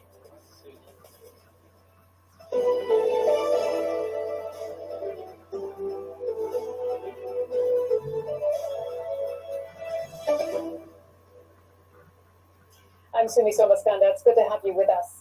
NATO leaders will meet for an emergency summit on Ukraine. U.S. President Joe Biden is due to join other heads of NATO member states in Brussels on Thursday. The alliance is balancing more military help for Ukraine to fight the Russian invasion while avoiding a direct confrontation with Moscow. The alliance has stationed more soldiers and weapons in Eastern European member states. And Secretary General Jens Stoltenberg has assured NATO states that the alliance will come to their aid if the war spills over into neighboring countries. Stoltenberg is expected to stress unity as the alliance deals with a more aggressive Russia. And let's go right to our correspondent Terry Schultz at NATO headquarters in Brussels as we're waiting for that pre-summit press conference with Jens Stoltenberg to begin. Hi, Terry. It's good to see you. What are you expecting Jens Stoltenberg to outline at this press conference? Sumi, the main job of NATO now and always is to project unity, to show that European allies and the United States are completely on the same page when it comes to trying to deter Moscow from letting this conflict spill over into a NATO country. That doesn't give a lot of reassurance to Ukraine, but that's not what NATO is here for. And that's what we'll hear again from Jens Stoltenberg today. That's why President Biden is coming here. He's going to be speaking to his European allies about strengthening sanctions against Moscow, which of course is done on the European Union side of town. We may also hear Biden commit to putting U.S. forces in Europe on a more permanent basis. This is something that last week defense ministers tasked military planners with looking at, and it's something that they feel may well be necessary if Russia is going to continue to create instability just over NATO's borders. We should mention that Joe Biden is also attending. It's going to be a busy day for him tomorrow. He's also attending the EU Leaders Summit and the G7 meeting, Terry. But has NATO shifted its position, and do you think there's any chance that NATO could shift its position on its rejecting of a no-fly zone? No, I don't hear any sign that NATO would even consider this. What NATO believes is that this would not help the Ukrainians and that it could create a direct conflict with Russia. You set up a no-fly zone, not only are Ukrainian planes grounded, but once a Russian plane would fly into this zone, NATO would be forced to react. And of course, the Kremlin has of course emphasized as well that this would create a direct conflict. So this is not something that NATO is considering at this time. And we don't even hear individual allies sounding willing to set up even a limited no-fly zone for humanitarian corridors, for example. That's right, Terry. We did hear the German Chancellor underline that point in his speech in the Bundestag today. We also heard about a Polish proposal for peacekeepers in Poland. And The Russian Foreign Minister Sergei Lavrov was not very happy about that. Tell us more about this. Well, this is something that Poland has said it will propose at this summit, peacekeepers in Ukraine. The immediate reaction from officials here at NATO is, what peace is there to keep? And again, both NATO and Moscow say this could lead to a direct conflict. I believe that the Russian Foreign Minister Sergei Lavrov said that again this morning. But you have to have a peace to keep. And at this moment, of course, we don't see that anywhere in Ukraine. This, again, is one of those proposals that is made in good faith, but is very unlikely to be considered by NATO. And Terry, we mentioned that the German chancellor was speaking to lawmakers earlier, and he said in his speech that he believes that Russia's invasion has stalled. What is NATO's view on that? NATO hasn't given a specific assessment on this, but of course we do speak to people behind the scenes, and no one is quite sure at this point because it's very hard to know, of course, what the Kremlin has in mind, whether it is a stalemate, whether the two sides have truly blockaded each other, or whether Russia is regrouping. Of course, it could bring in more troops, it could bring in more equipment, and it's unclear at this moment. But what NATO is going to say is that whatever is happening on the ground in Ukraine, its job is to reinforce its own territory. And so we may see allies commit to sending more reinforcements to the Eastern Front. They have already done a lot, sent a new battalion to Romania, for example, also new forces to Slovakia. So we may well hear more of these kind of commitments, but we are not going to hear anything about committing forces inside Ukraine. Okay, well, certainly a lot on the agenda there for NATO. Terry, we're going to come back to you once we see that press conference up and running, and we'll get your take after the press conference as well. Thank you, Terry. Ukraine is calling on Russia to allow civilians to escape the southern port of Mariupol. The local council says Russian forces who have surrounded the city have reduced it to ashes with constant bombing. President Volodymyr Zelensky says 100,000 civilians are trapped without food, water, or medication. Zelensky says Russian forces seized a humanitarian convoy attempting to bring relief to Mariupol's besieged residents. Bombs keep falling on Mariupol. The besieged city is under relentless shelling by Russian forces. Satellite pictures show the extent of the devastation. Apartment buildings burnt out. A metal factory shelled. Hundreds of thousands of people are still stuck here under the falling bombs. At the moment, there are around 100,000 people living in Mariupol under inhumane conditions, under a complete siege, without food, water, and medicine, under constant shelling and bombardment. For several weeks, we have been trying to organize stable humanitarian corridors for Mariupol's residents, and almost all our attempts have been, unfortunately, obstructed by shelling or deliberate terror by Russian occupiers. Those who were able to flee Mariupol say conditions there are desperate.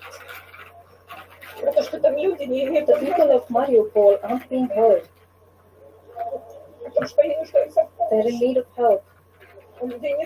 People don't have water. They drink water.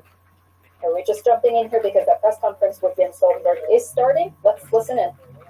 A pivotal moment for our security.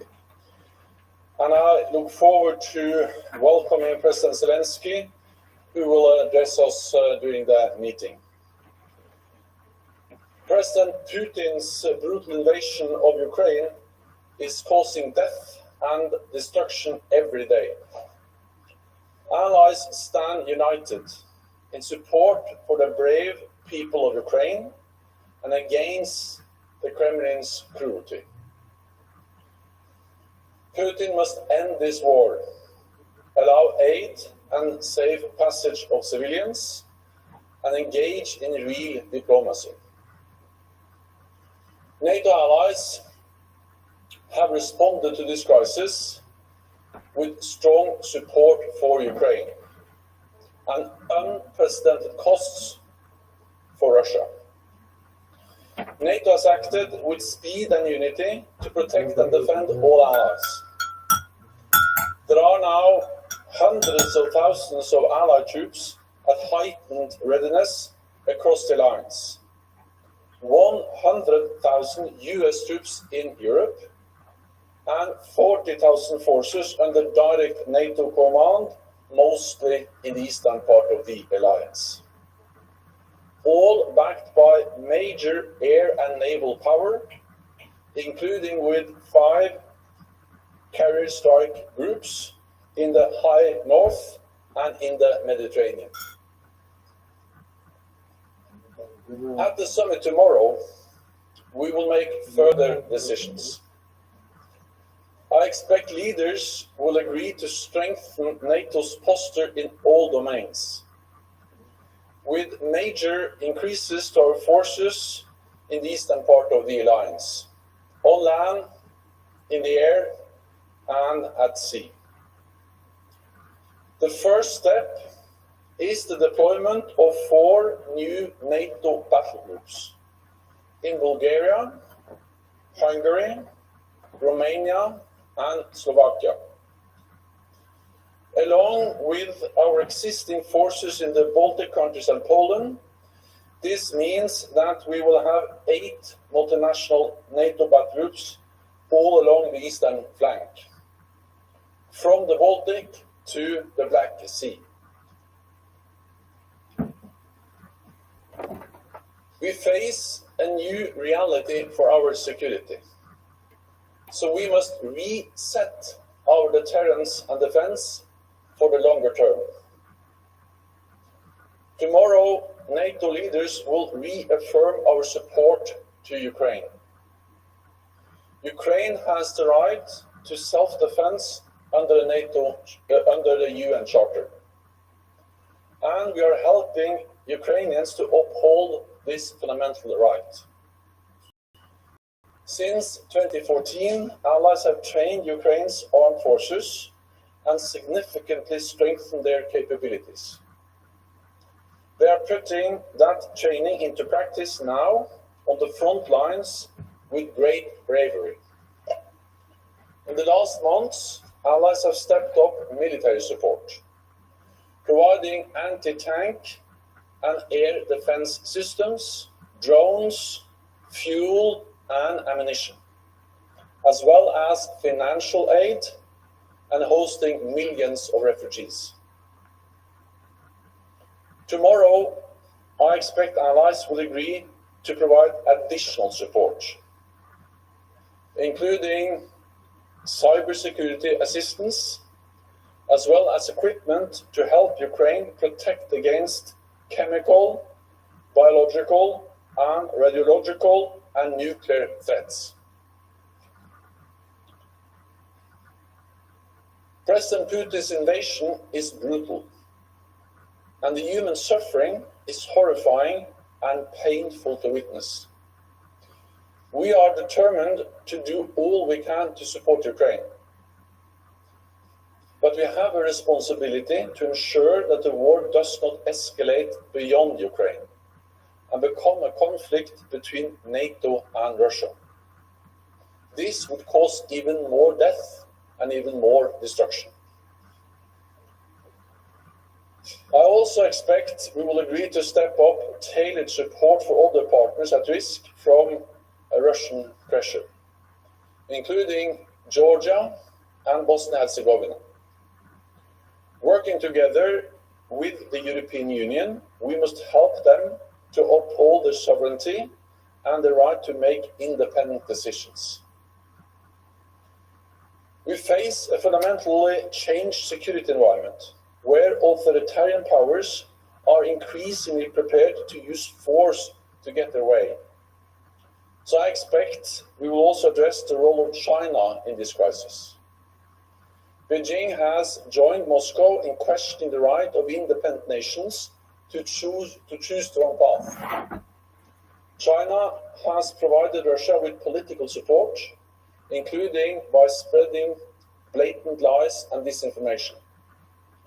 And allies are concerned that China could provide material support for the Russian invasion.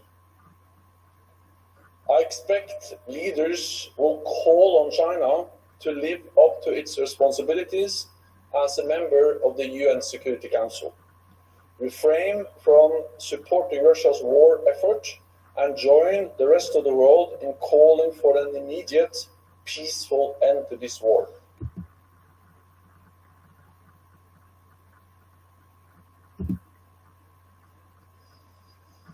We also call on Belarus to end its complicity in Putin's invasion. The decisions we take tomorrow will have far-reaching implications. Major reinforcements to our security will require major investments in defense. So I expect allies will agree to redouble their efforts to invest more. There is a new sense of urgency because we cannot take peace for granted. From the start of this crisis, Europe and North America have stood together, united in NATO, and we remain united, opposing Russia's aggression, supporting Ukraine, and protecting all allies. And with that, I'm ready to take your questions. Okay, we'll start with CNN. Maybe over there. Thank you. Natasha Bertrand with CNN. Mr. Secretary General, Estonia has been calling for NATO to build up a permanent force in the region that is capable of stopping a Russian offensive, but the NATO-Russia Founding Act technically does not allow the alliance to establish permanent military basing in so-called new member states. And so I'm wondering if you believe that it's time to repeal the NATO-Russia Founding Act, given its invasion of Ukraine. And I'm also wondering, Estonia's defense chief had also said that NATO should get involved directly if Russia uses weapons of mass destruction, like chemical weapons. And I'm wondering if these kinds of red lines and how NATO would react if they were crossed are going to be discussed.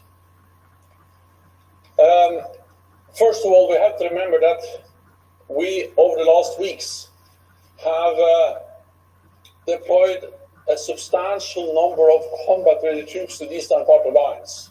Unprecedented NATO presence in the Baltic region, including in Estonia. And I've been in Estonia myself, and I've seen the NATO troops there. We actually doubled the size of the NATO battle group, and we have doubled the number of battle groups in the eastern part of the alliance. So not only doubled the size, but also doubled the number of battle groups.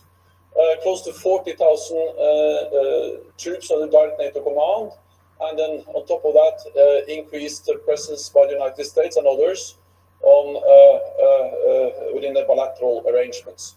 So in totality, this is a significant reinforcement of our presence in the east, including in Estonia, with air, sea, and land forces. And we are ready, and we are there to protect and defend allies, ready to respond massively to any potential attack against any NATO allied country.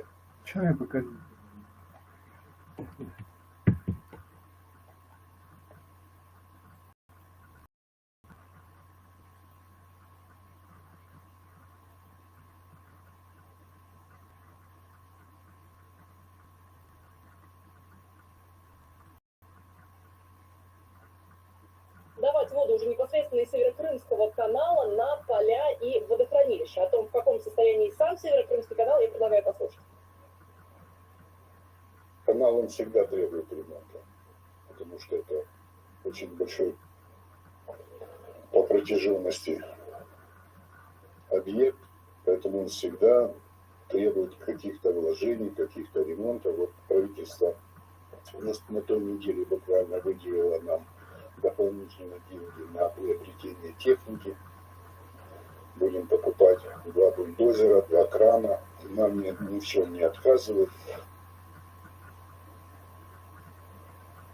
Совсем скоро на полуострове стартует уже посевной сезон, и аграрии, особенно в северных районах Крыма, уже подают свои заявки на то, чтобы пользоваться водой именно из Северокрымского канала, Днепровской водой. Я отмечу, что Северокрымский канал полуостров снабжает на 85%, вернее, снабжал до 2014 года, когда украинские националисты перекрыли Северокрымский канал, построили в районе Херсонской области самодельную дамбу, которая все эти 8 лет не давала Днепровской воде идти на территорию Крыма. Но теперь эта проблема решена, вода вновь есть в Северокрымском канале.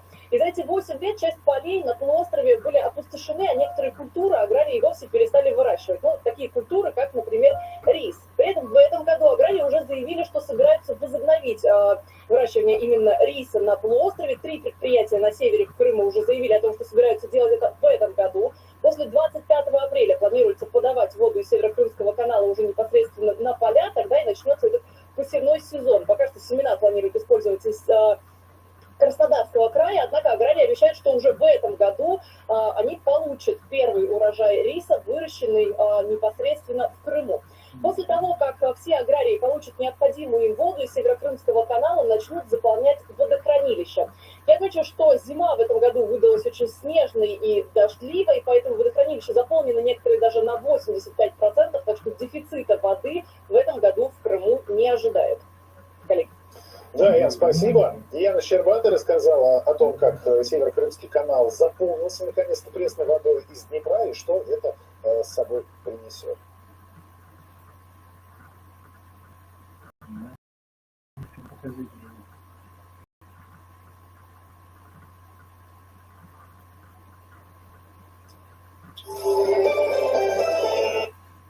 Стало плевание. Доход до 23% годовых на остаток. Кэшбэк на любые покупки до 3%. Оформляйте дебетовую карту Привы и зарабатывайте. Уралсиб. Надежный частный банк. Я готов тратить дни и ночи на лице.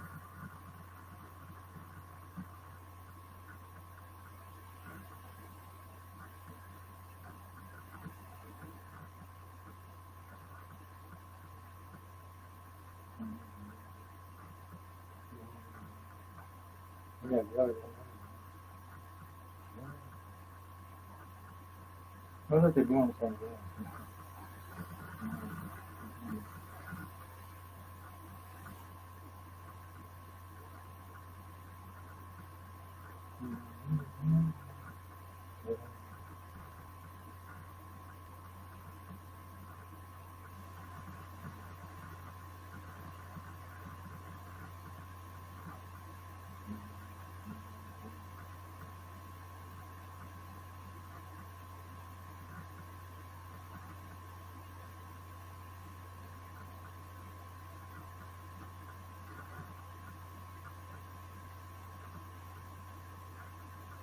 Вот это.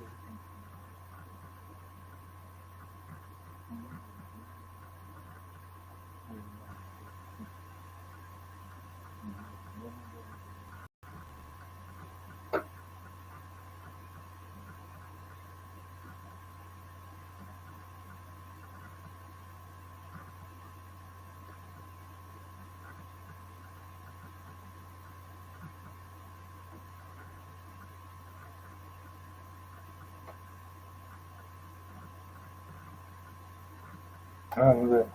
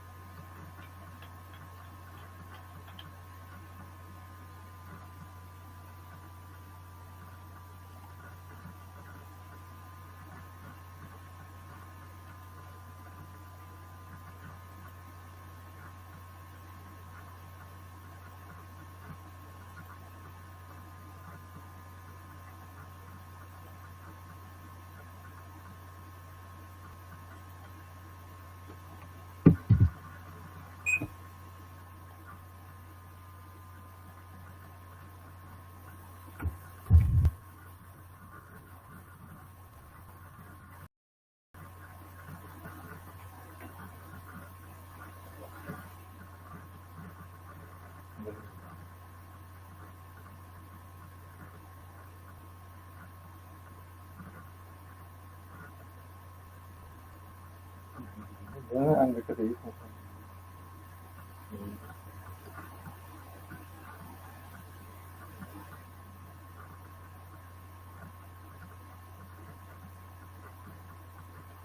учатся в наших российских вузах за бюджетный счет.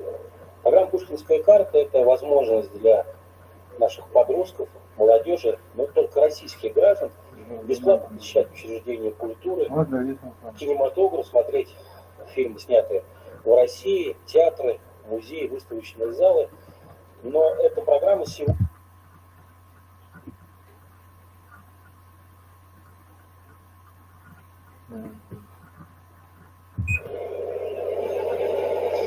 И еще раз говоря, международная ситуация, сегодня Сергей Лавров подчеркнул, что это самый переломный исторический момент, и Россия будет делать все на дипломатическом уровне для защиты ее граждан за рубежом. Алло, привет. Привет. Че, могу? Нормально все, да? Как дела? Да, нормально все. Что у тебя, какие новости? Да, пока тут, в общем, собеседование, бла-бла-бла. Пока не нашел завтра у меня собеседование, в общем, что я посмотрел на счет свой, у меня там, оказывается, 84 рубля сейчас осталось. Мне на проезд даже, просто завтра туда-обратно, мне в 3 места надо, мне уже может не хватить, короче. Ты завтра сколько поедешь? Я утром поеду, с 9. Сколько тебе надо положить на проезд? Ну, не знаю, сколько получится. Ну, на один день рублей 100-200, наверное. А? Ну, рублей 200, наверное, на один раз. Рублей 200? Ну, как-то... Понятно, все, давай, Женя, устраивайся уже. Сейчас, я не знаю, вот у меня на карте денег нету. Это мне надо Наташку просить, чтобы она тебе сейчас послала со своей карты. Сейчас я попробую позвонить. Просто проще это было сделать, наверное, Марату перевести 200 рублей. Не хочешь ты ему звонить? Я не дозвонился до него, Ну, ладно, сейчас я попрошу. Вот. Давай. Ладно, если дозвонишься, так может и у него тоже это самое. Ну ты до него дозвонишься, попроси, чтобы он перестал, чтобы ты активный поиск уже. Давай. Ладно, давай сейчас. Ну ладно. Давай.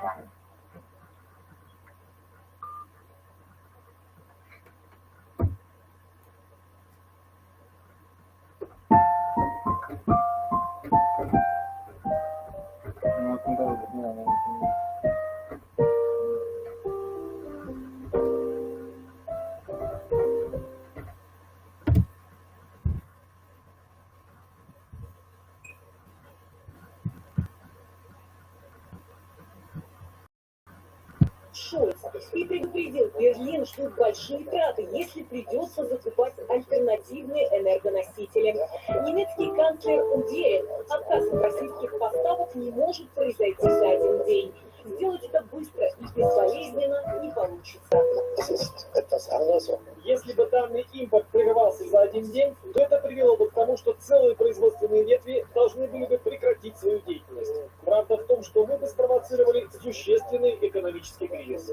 А пока немецкие политики думают, как бы снизить зависимость от российского газа, на юго-западе Германии, в гористом Шварцвальде, российских хакеров обвинили в кибератаке на коров.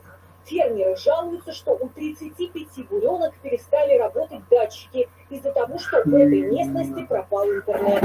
И в статье Бильда вполне серьезно подозревают в этом российских взломщиков. Это мог быть киберинцидент. В результате атаки все модемы клиентов пришли в негодность. Заявления западных политиков, которые винят во всем Россию, провоцируют настоящую волну русофобии. Причем под удар попадают все русскоговорящие жители, в том числе и украинцы.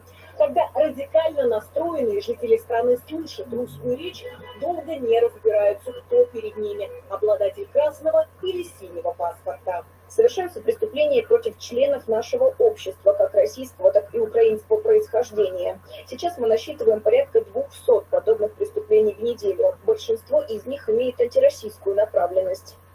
Ну убеди меня, убеди. Я обыватель, я простой человек, убеди меня. Я Да, прошли на ничего не улицах говори. Лондона и других немецких городов. Участники устроили автопробег с флагами России и Советского Союза. Участники демонстрации скандировали лозунги в поддержку Москвы и возложили... Я такой человек, на меня вот нацисты только действуют, понимаешь? Вот нацисты, которые там ходят, флаги, да, вот, И на Украине их тоже быть не должно.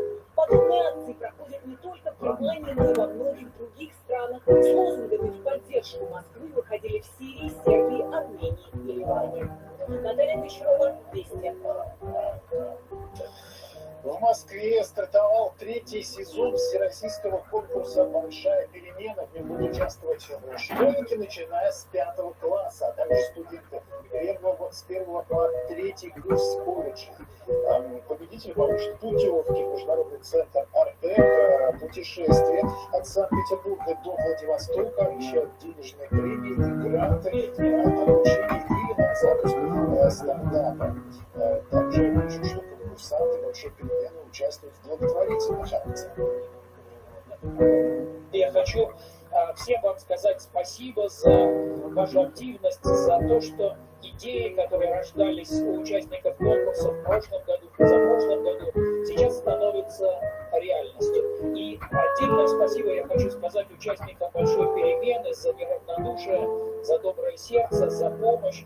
В первую очередь, в последнее время эта помощь потребовалась ребятам, вашим сверстникам, которые вынуждены были уехать из ДНР и ЛНР, потому что 8 лет там шла война, и с ребятами, когда говоришь, понимаешь, насколько это страшно и насколько это трудно, и участники «Большой перемены» все это время помогали и помогали адаптироваться ребятам в российских школах, собирали помощь и поддержку для ребят, которые остались там, в ДНР и ЛНР. Знаете, наверное, это самое главное, неравнодушие, доброе сердце, это главное, что делает человека человеком. В филиале Центрального военного клинического госпиталя имени Вишневского в подмосковном Одинцове прошла патриотическая акция «Лучшим воинам мира». В ее рамках российских военнослужащих навещают известные деятели культуры, науки и спорта. Для врачей госпиталя, а также раненых участников спецоперации по защите Донбасса выступил народный артист России. Я не вижу других вариантов, кроме как, чем могу помогать нашей стране, нашему президенту, и в частности нашим военным, которые защищают сейчас и нас, и, собственно говоря, весь мир, подписавшими, которые крутятся вокруг всемирного шара. Ребят, которые сидят здесь, и врачи, медперсонал, это люди, которые конкретно занимаются спасением России. Я просто очень счастлив, и мне очень приятно, что есть такая возможность лично сказать им спасибо. Я когда понял, что русскому солдату в 21 веке придется вступить в схватку с нацизмом, нет священного дома, чем защитить свое отечество, свое известно всем, что русские называли, что добрый вечер, народ, французы помнят, немцы знают, а вот и до Америки дойдет присутствие повороте истории. Ситуация разрешится нужным образом. Спасибо нашему президенту, которые отважились искоренить неонацизм на Украине. Потому что необходимо сделать, в принципе, дело, что должен быть, что будет. Как эти братья нацизму смерть. Потому что на нашей стороне правда.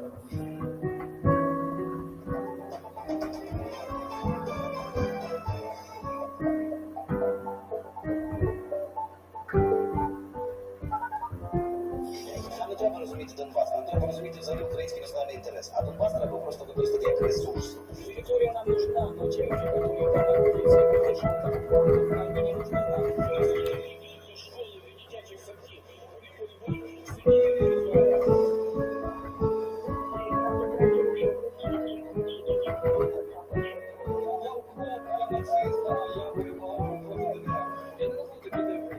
коли українські парки зайдуть в Донецьк, вони будуть знищені.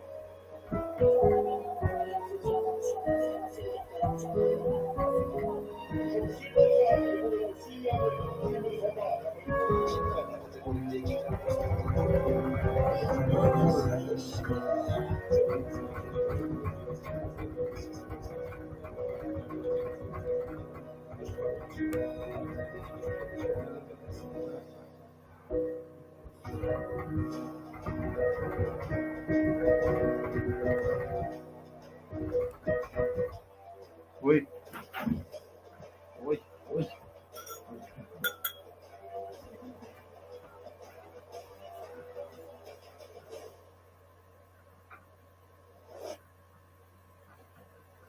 Базы строились на Черном море, в самой Украине. Они все были сплочены одной идеей – разбомбить Донецкую область и Луганскую, которые хотят жить в нормальной, свободной, действительно демократической стране, где они могут говорить на русском языке, чего это право и хотели лишить. Мы сорвали их планы. Отсюда и виски крик на весь мир. Мы должны быть неприкасаемы в том плане, чтобы нас все в хорошем смысле слова боялись, знали, что мы дадим отпор. Что сейчас и происходит.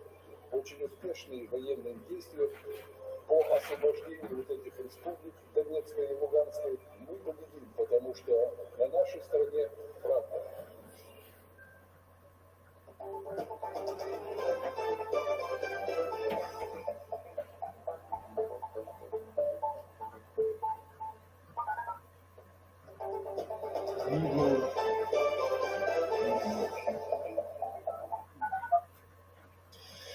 Президент России поручил правительству, ЦБ и «Газпрому» перевести оплату в рубли по контрактам на поставки газа в дружественные страны. Сделать это нужно до 31 марта. Вот как это будет происходить и что по этому поводу думают потенциальные покупатели рублей, в том числе, расскажет Александра Суворова. Владимир Путин поручил до 31 марта доложить об изменении валюты платежа за поставки газа. Теперь ряд стран должен оплачивать топливо рублями. Доклад ожидается от правительства, Центробанка и «Газпрома». Об этом говорится в перечне поручений президента по итогам совещания с членами Кабмина. При этом правительству нужно утвердить директиву по внесению изменений в действующие контракты «Газпрома» по поставкам газа. Изменить валюту на рубли поручено с сохранением установленных объемов поставок, стоимости и принципов ценообразования. Транспортировка топлива остается без изменений. Кроме того, ЦБ и Кабмин нет для нас уже никакого смысла, поэтому мною принято решение в самое короткое время реализовать комплекс мер по переводу оплаты. Начнем с этого, с нашего природного газа, перевода оплаты нашего природного газа, поставляемого в так называемые недружественные страны, за российские рубли. То есть отказаться от использования в таких расчетах всех скомпрометировавших себя валют.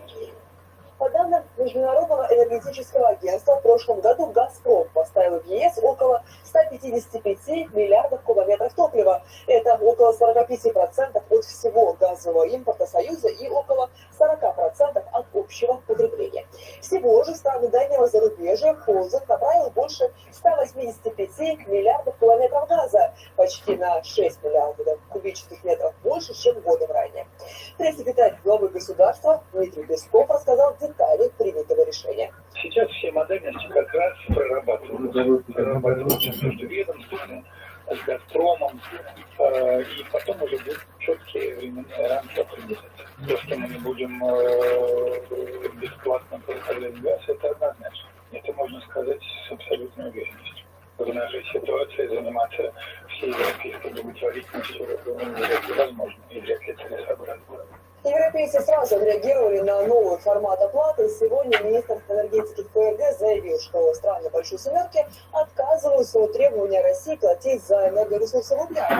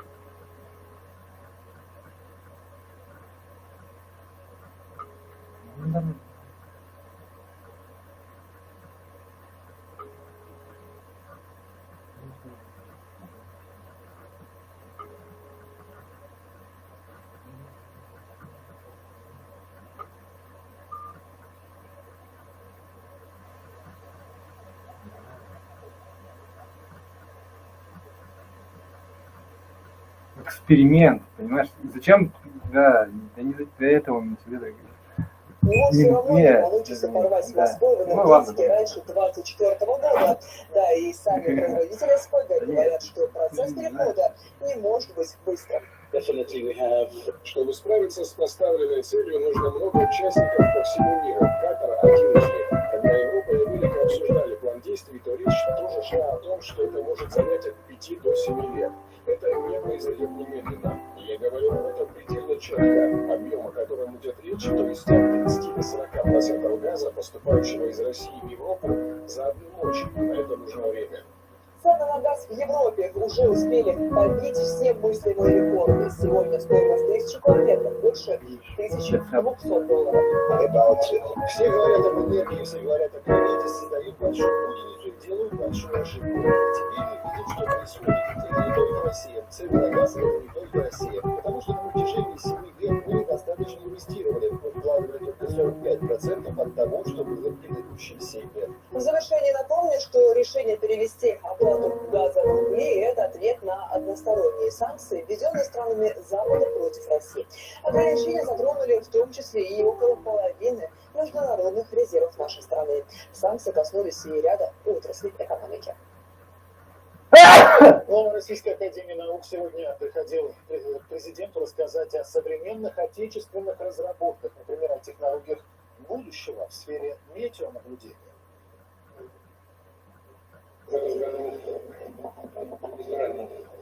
Вопросы президента.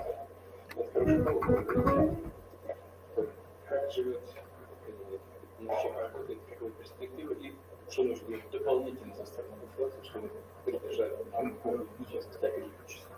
Очень важно, что мы в 2021 году запустили первый космический аппарат «Арктика». Дело в том, что это космические аппараты на совершенно уникальной орбите. Это так называемая высокоэллиптическая орбита.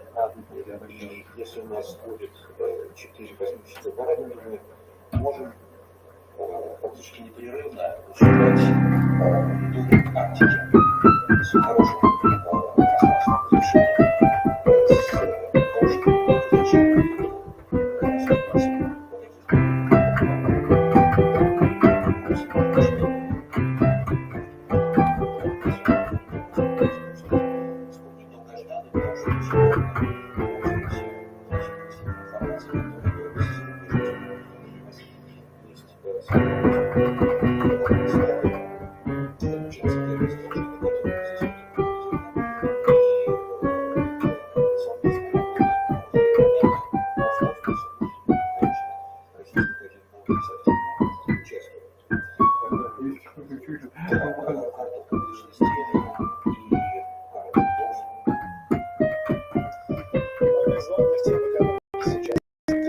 Зависимости от поставок из-за рубежа. Ровно с 2014 года уже сделано.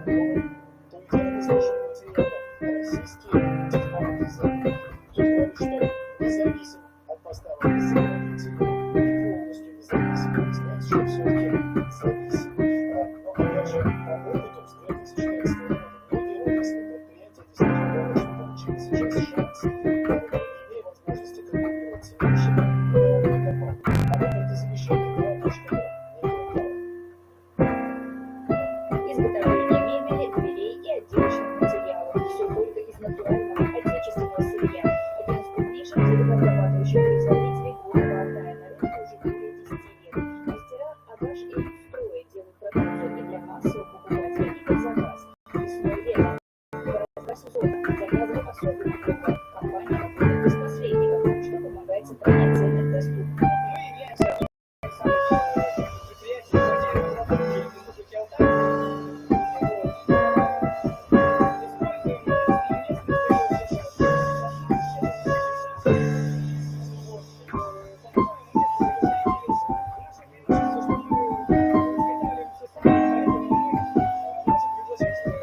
Ну, да, надо карму хорошую иметь просто, понимаешь? Ну, а как? Для очистных сооружений.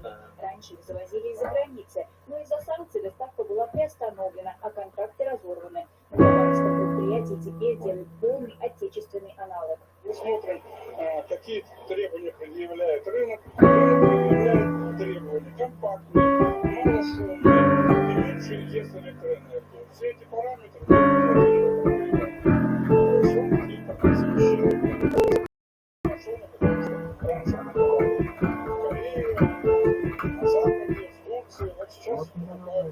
Главные сферы предприятия вступили заказы и от химической области на монтаж оборудования для коммунального производства удобрений. Заказов на это уже миллиард рублей. Всего стоимость предприятия по изготовлению упаковки искусственного картона за смену стоит 50 тысяч коробок. Это собирается про воздух. Из-за санкций компания перешла на отечественное сырье. Качество никак не пострадало. Предприятие работает уже 25 лет. Местные мастера выпускают не только упаковку, но и садовую мебель. В ассортименте более 6,5 тысяч изделий. Большинство из них собирают автоматы.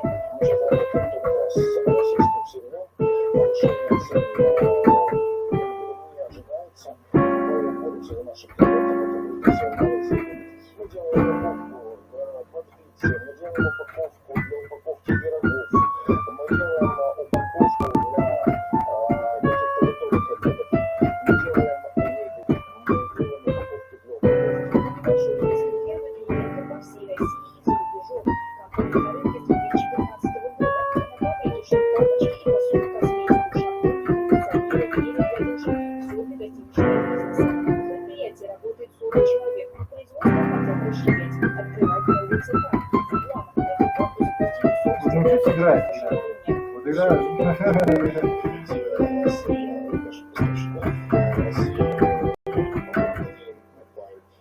Не знаю, там репертуар какой-то.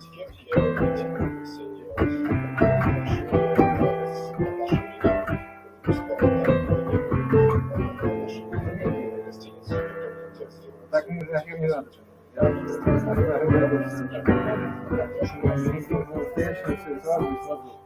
Шлики,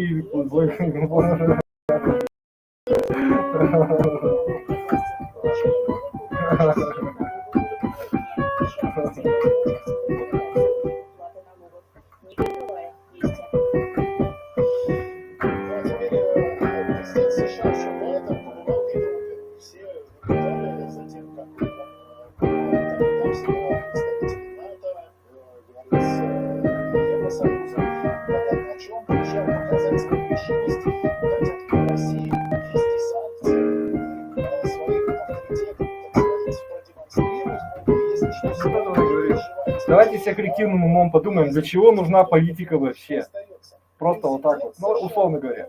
Она вообще нужна, то есть, понятно, что она нужна. Я говорю, вот, ну, то есть, как бы, что она подпирает, или вот, как бы, да, просто без засуждения, вот, объективно. Политика — это что такое вообще? Да, то есть не хорошо, не плохо, без всяких, без злорадства, да, без истерик, то есть, объективно. То есть, она, то есть, ну, да, для чего она нужна? Ну, ладно, не понимаю, ну, хорошо. Ну, со злорадством. Но когда жить мешает, смотри, сколько миллионов рублей, там, бабок, сколько труда, как бы, вообще, в ненормальные какие-то действия, которые, скорее всего, вообще не нужны, которые можно не делать просто, понимаешь? Просто вот их не делать и на них сэкономите время и энергию, понимаешь? Коллективную, да. Ну, к примеру, да. Понимаешь. Не к тому, что я что-то тут навязываю, да. То есть оно так не работает, оно, да. Просто подумать надо, да. Ну, не надо. Таких умников полно было, я просто как бы реально, она, ну, нас нахер, ничего не получилось. Нет, не обо мне. Все на своих местах. Я пошел нахер. Ну, чем позабавить?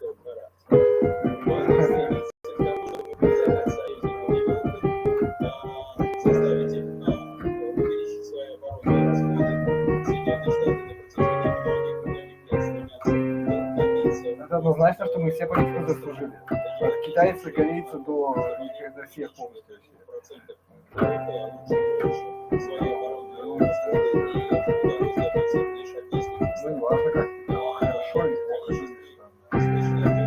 вообще-то нет, ну, политика это хорошо. Значит, хорошо, давай так.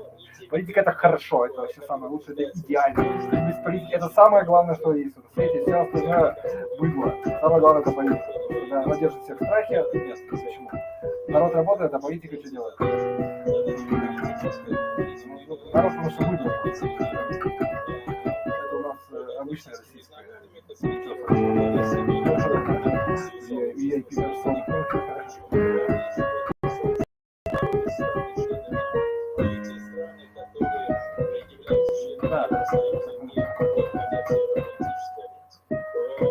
Есть еще, конечно, демонстрационные эффекты. Вот то, что Соединенные Штаты отказались, и фактически это общая позиция для стран НАТО, от каких-либо действий непосредственного характера, связанные с вовлечением в ситуацию на Украине, но тем не менее Соединенные Штаты увеличивают военное присутствие в так называемых прифронтовых странах, как они их называют, странах Восточной Европы, прежде всего в Польше. Вот это вот тоже имеет серьезное такое демонстрационное значение с точки зрения отношений американцев с Европейским Союзом. Федор Генрихович, ну, опять же, Соединенные Штаты же никогда не скрывали, что мы здесь главные, да, и они пытаются, и пытались, и пытаются это сейчас всем показать и доказать, в том числе тем, что заставляют европейцев покупать американский газ втридорога, тем, что как раз, вот как вы сейчас тоже упомянули об этом, заключить тоже не очень выгодные для европейцев вот эти оборонные контракты на поставки вооружений в том числе. Получается ли у Соединенных Штатов, вот по вашей оценке, сейчас вот выступить здесь таким консолидатором, что ли, Европы? Ну, вы должны учитывать, что, конечно, используя вот такую антироссийскую риторику, пытаясь сделать из России пугало для Европы, американцы, конечно, добиваются достаточно серьезных результатов с точки зрения консолидации союза. Но, с другой стороны, мы должны понимать, что в Европейском Союзе, если среди европейского бизнеса, и среди политических элит стран ЕС есть разные позиции. Есть разные позиции и по вопросам торгово-экономического сотрудничества с Российской Федерацией, и по вопросам закупки российских газа и нефти. И есть целые группы интересов, нацеленные на продолжение работы, особенно в европейском крупном бизнесе, нацеленные на продолжение работы на российском рынке. И сейчас, конечно, эмоционально такой острый момент, политический, политико-психологически острый момент. Но со временем и с ходом российской специальной операции, и с тем, как будет идти урегулирование ситуации после осуществления российской операции, я уверен, что разные, в том числе прагматичные голоса в странах Евросоюза начнут усиливаться. И здесь, конечно, столь однородным и консолидированным сообщество американских союзников в Европе перестанет. Да, и причем до этого мы неоднократно это наблюдали, вот этой однородности всему единому, да, вот, что объявляют единое, признаков таких не всегда можно найти. Федор Генрихович, спасибо, что были с нами. Спасибо. На прямой связи с нами был директор Института международной экономики и международных отношений РАН Федор Войтовский. Скандал на 94-й церемонии вручения Оскаров. Актер Уилл Смит прямо в прямом эфире оставил отпечаток своей руки на лицевой стороне комика Криса Рока. Вот как это было. Ну, тут надо сказать, очень неудачно пошутил про жену Смита Джаба, этот комик. Назвал ее солдатом Джейн из-за коротко стриженных волос. Шутка действительно весьма сомнительная. Супруга Смита борется с очень непростым заболеванием, которое приводит к потере волос. Всем это было известно, и комик об этом не знать не мог. Ну и вот все теперь в шоке. В США жанр стендап-комедианта всегда был с шутками сильно, очень сильно ниже плинтуса. И как-то обижаться на эти опусы было не принято. Вот, наверное, до этой ночи. Смит поступил по-мужски, я бы даже сказал по-русски, что тоже не очень-то принято в толерантном западном обществе. Неожиданность этой церемонии еще и в том, что там почти не поднималась тема Украины. Вот еще за пару дней до этого она там прочилась как основная, и без участия в церемонии еще одного стендап-комика, ну и президента Зеленского, кто-то собирался Оскар даже бойкотировать. С небольшим обзором с главной американской киноцеремонии Иван Кудрявцев. Звезда комиксов про Аквамена Джейсон Момоа с нагрудным желто-синим платочком на красной ковровой дорожке и несколько звезд с ленточками в поддержку беженцев — вот те редкие индикаторы того, как разделили на Голливудском бульваре в тот вечер решительный настрой Шона Пенна, который пригрозил расплавить оба своих Оскара, если в трансляции не дадут слово Зеленскому. Но ни тема, ни само слово «Украина» не стали доминанты вечера. Вслух, если и касались ее, то бегло и обтекаемо. Эта ленточка — знак поддержки беженцев. С учетом происходящего на Украине, тема беженцев в мире чрезвычайно важна в наше время и в самой истории. Это и знак поддержки кино, которое поднимает тему. Уважаемый Черновцов Мири Кунис вместе с мужем Эштоном Кучером предстояло в тот вечер объявлять наоборот, потому что номинаций. вот это есть он самый прекрасный. Продюсеры церемонии вписали похожие общие слова о глобальных событиях и стольких сильных людей, столкнувшихся с разрушением, без упоминания страны. А после песни дали титр, предлагающий гостям и зрителям выразить поддержку народу Украины минутным молчанием. Больше, кроме возгласа Фрэнсиса Форда Копполы «Вива Украина», толком ничего не прозвучало. И самой цитируемой новостью с церемонии стала пощечина, которую Уилл Смит отвесил за плоскую шутку в адрес его жены, комику Крису Року. Иван Кудрявцев, Инна Золотарева и Олеся Шепель. Вести.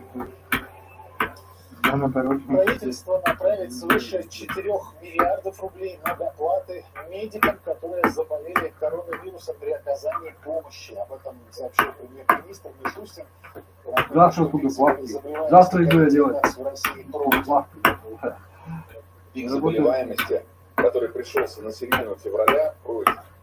Сейчас в большинстве регионов ситуация улучшается, в том числе благодаря самоотверженному труду наших врачей. По инициативе президента для медицинского персонала, водителей машин скорой помощи предусмотрены специальные страховые гарантии. Если медики заболевают, помогая пациенту с ковидом, им положены единовременные выплаты. На их предоставление правительство дополнительно направит свыше 4 миллиардов рублей.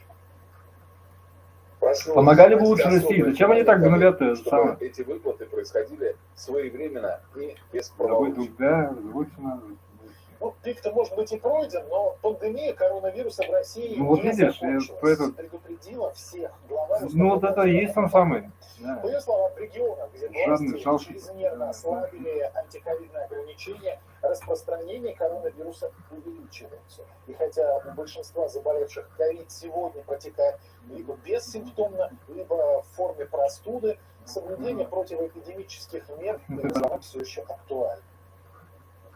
Из 17,7 миллионов заболевших в Российской Федерации выздоровело 14,4. Вы знаете, что сегодняшняя ситуация характеризуется особым течением. Оно, конечно же, и бессимптомное в большей части, и ОРВИ. 97% всех зарегистрированных случаев – это форма бессимптомного течения или острой респираторной вирусной инфекции. Но вместе с тем количество выявлений на сегодняшний день еще достаточно большое. Ну а тем временем спутник Ви стал первой в мире вакциной против COVID-19 с доказанной эффективностью, в том числе среди ВИЧ-положительных. Об этом сообщили в РФПИ. Результаты исследования опубликовали в авторитетном медицинском журнале «Ланцет». Речь идет о пациентах, получающих антиретровирусную терапию. Так, применение спутника Ви в этой группе помогает избежать госпитализации более чем в 90% случаев, а в 97% предотвращает среднее и тяжелое течение коронавируса. Спутник Ви может стать наилучшим решением для защиты здоровья ВИЧ-положительных лиц, в том числе в странах со значительной долей ВИЧ-инфицированного населения, для которых коронавирусная инфекция представляет большую опасность. По данным Всемирной организации здравоохранения, опубликованным ранее, в Италии исход был зафиксирован у более чем 23% ВИЧ-положительных лиц, госпитализированных с коронавирусной инфекцией. В России могут создать межрегиональную ассоциацию центров импортозамещения и кооперации. С таким предложением выступили власти Рязанской области. Объединение поможет обеспечить бесперебойную работу предприятий, где из-за санкций нужно искать замену импортным материалам или поставкам. С подробностями Дмитрий Гор. Рязанский бизнес вместе с региональными властями вышли на реализацию антикризисных мер. Среди приоритетных импортозамещения в регионе уже запущен специальный центр ежедневно. Здесь эксперты помогают бизнесменам решить проблемы логистики, закупок сырья, оборудования и комплектующих. После перехода с рынка недружественных зарубежных компаний производственные ниши заполняют предприятия отечественные. Мы же на местах в этом отношении больше знаем намного по потребностям. И, конечно, федеральный центр работает, но иметь должны надеяться только на федеральный центр. Мы сами должны работать в этом отношении. А когда мы работаем в большом кругу, с большим количеством специалистов и предприятий, это намного более эффективно. Вот поэтому родилось такое предложение, и я надеюсь, что его наши коллеги примут. Чтобы обеспечить бесперебойную работу предприятий, рязанский губернатор предложил развить кооперацию с соседями, создать межрегиональную ассоциацию центров импортозамещения и кооперации субъектов Центральной России. В единой базе Центрального и Поволжского федеральных округов планируют аккумулировать все потребности и предложения предприятий. Инициативу поддержали уже и в парламенте страны. То, что делает Любимов, абсолютно идет в русле правительственных мер поддержки, но имеет очень важный региональный аспект. Мы прекрасно знаем, что только стыковка федерального центра и региона может дать необходимый эффект. Объединение по импортозамещению совершенно верно в нынешней ситуации. Вижу большую перспективу в тех работах, которые предложили коллеги из Рязанской области, которые сегодня обсуждаются и очень активно обсуждаются на федеральном уровне, как в органах исполнительной власти, так и в парламенте. Межрегиональная ассоциация – как продолжение федерального проекта Минпромторга. На площадке уже работающей биржи заказчики со всей страны тоже публикуют запросы на приобретение промышленной продукции, запчастей и комплектующих. Поставщики дают ценовые предложения на импортные аналоги, которые смогут воспроизвести. Еще есть, например, агентство технического развития и многое другое. Но на региональном уровне передовое импортозамещение уже работает впервые. Готов лично связываться с каждым из губернаторов соседних областей и приглашать включаться в работу в межрегиональной ассоциации. У нас потому что общие экономические вопросы, проблемы и их решения гораздо эффективнее искать и находить также вместе. Обмен мнениями и поиск новых решений проблем и поддержки бизнеса идет на разных площадках. Импортозамещение сейчас в прицеле российской экономики. Во многом наладить диалог с бизнесом, ведь именно он вносит предложения и донести идеи до федерального центра. Задача властей регионов. В Рязани, например, результатом такого сотрудничества стали около 200 различных инициатив, 10 из которых внесли в общий перечень мер господдержки. Дмитрий Горин, Вести.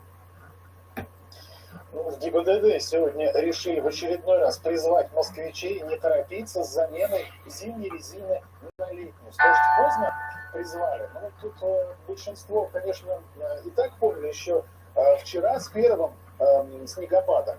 Поняли, как, видимо, не все. Вот Киевское шоссе. Там сегодня сразу 7 аварий в районе аэропорта Внуково, 19 машин. К счастью, пострадавших нет. Ну, рано все-таки некоторые товарищи у нас расслабились.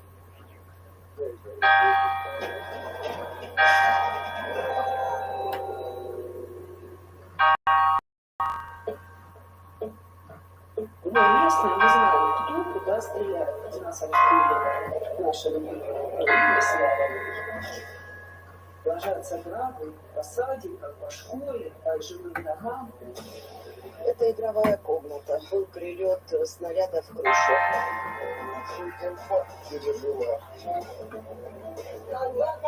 Летала, все, и мы быстренько в подвал. Это вообще дома снесло.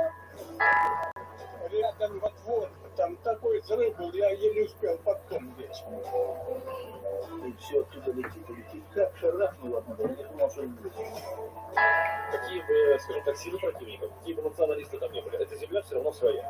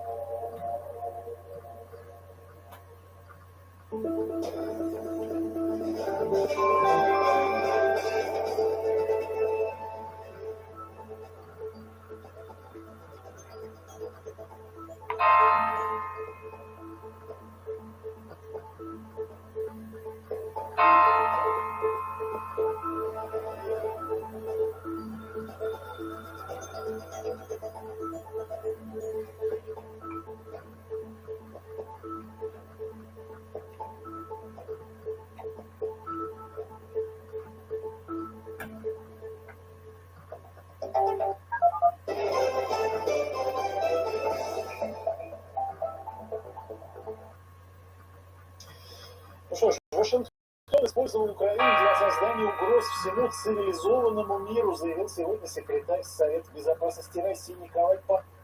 В первую очередь о закрытых военно-биологических программах США, реализуемых на ее территории, а также планах по созданию на Украине ядерного оружия.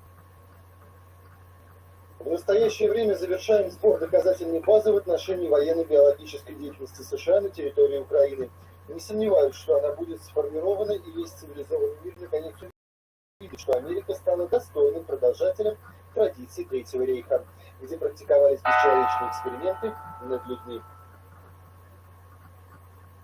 В Минобороны рассказали, за сутки российской оперативно-тактической авиации ракетными войсками поражены 36 военных объектов ВСУ. Среди целей 2 пункта управления, склады с боеприпасами, горючим, боевая техника киевских силовиков. В районе аэродрома Чернопаевка Херсонской области сбиты в воздухе 5 ракет украинской реактивной системы залпового огня «Смерч». А тут так проходит спецоперация. Денис Алексеев. Под прикрытием звена вертолетов армейской авиации колонна подразделения материально-технического обеспечения стремительно движется в сторону передовой от Чернигов. В колонне топливные заправщики, грузовики с продовольствием, как раз то, что может заинтересовать украинских диверсантов. Оттого и такое плотное кольцо защиты. Постараемся обходить противника, как по минимуму находиться сзади поражения. Максимальную безопасность обеспечиваем как для экипажа, так и для самой колонны. А у этих ребят под контролем все небо над Украиной. Зенитная ракетная батарея БУК-М3. А задача таких — обнаружение и уничтожение воздушных целей, несущих смертельную угрозу. Первый в списке потенциально опасных — боевой дрон «Байрактар». В ходе проведения боевой работы были обнаружены и своевременно уничтожены с недопущением пролета на контролируемую территорию вооруженными силами Российской Федерации. Владимир награжден медалью за воинскую доблесть. Обнаружить и сбить Байрактар, говорит, сложно. На учениях с такими целями работали мало. Зато здесь, после нескольких сбитых подряд дронов, рука набита. Глаза и уши зенитчиков. Радиолокационная станция «Небо СВ». Точные данные, полученные от ее специалистов, помогли уничтожить сразу 6 беспилотников.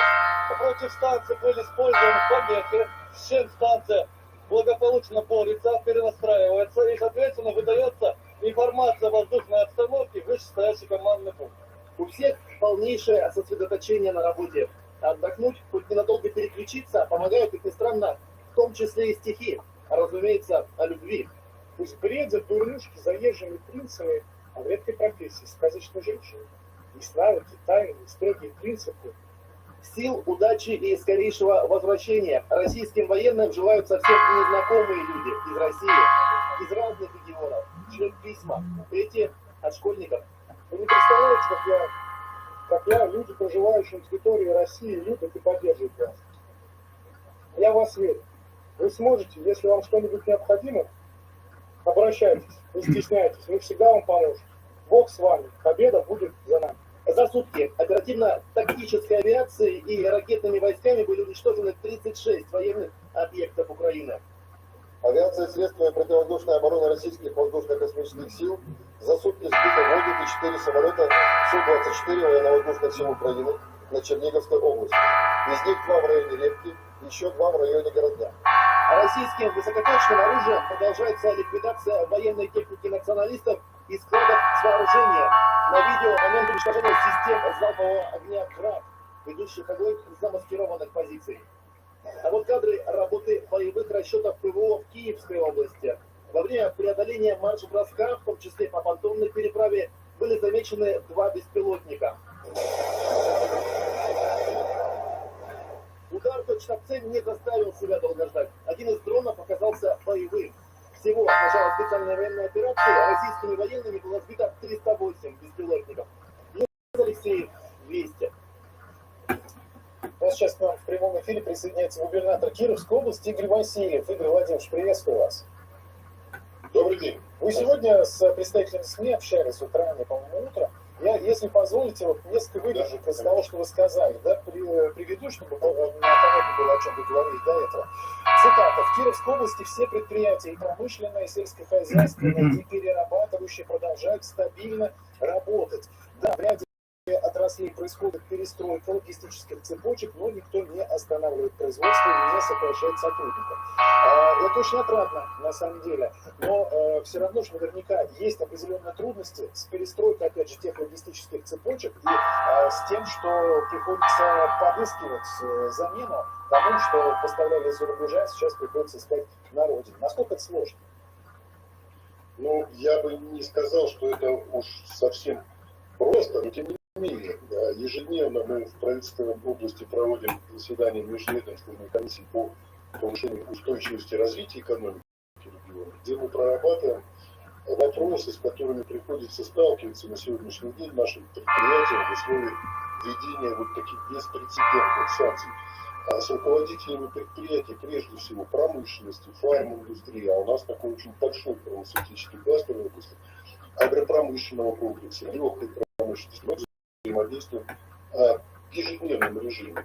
Вот на данный момент, я это подтверждаю, руководители предприятий говорят о том, что их производство обеспечено техникой, запчастями, оборудованием, материалами в ближайшие месяцы и не планируют закрытие производства и сокращение штата. Многие видят сложившуюся ситуацию, в том числе и возможности для развития. Вот наша компания уже не первый год держит курс на импортозамещение или даже на такие, знаете, не совсем замещения, а прорывные технологии. Так, фармацевтическая компания «Нанолек» уже произвела вакцину от ковида, и в ближайшее время запускается совершенно уникальное производство вакцины против папилломы человека, который провоцирует онкологические заболевания, и это уже будут так называемые вакцины полного цикла. То есть они полностью изготавливаются в России, в Кировской области. От сырья до готовой конечной продукции. И попадают в календарь Минздрава в том числе.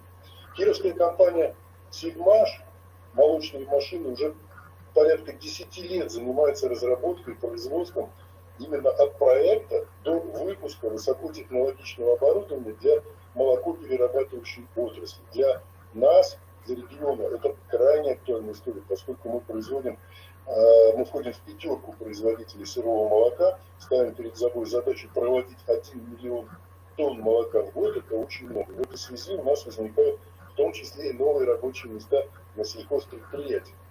И вот компания занимается технологическим оборудованием, и в номенклатуре предприятий уже больше полусотни наименований, в том числе зарубежных аналогов. И заказчикам поставляем от единичных экземпляров до полностью автоматизированных линий, что очень важно, включая программный продукт, последующее обслуживание и дистанционное управление вот этими комплексами. Я приведу пример, вот не так давно, буквально несколько месяцев назад, в одном Куменском районе Кировской области открылся завод по изготовлению сыра. При выходе производства на полную мощность здесь будет выпускаться свыше 7 тысяч тонн продукции в год. И 100% оборудования технологического произведено на заводе «Сельмаш». Мне кажется, вот это очень важно. И география поставок не ограничивается только областью, это закупают и другие регионы России. У предприятия есть ресурсы.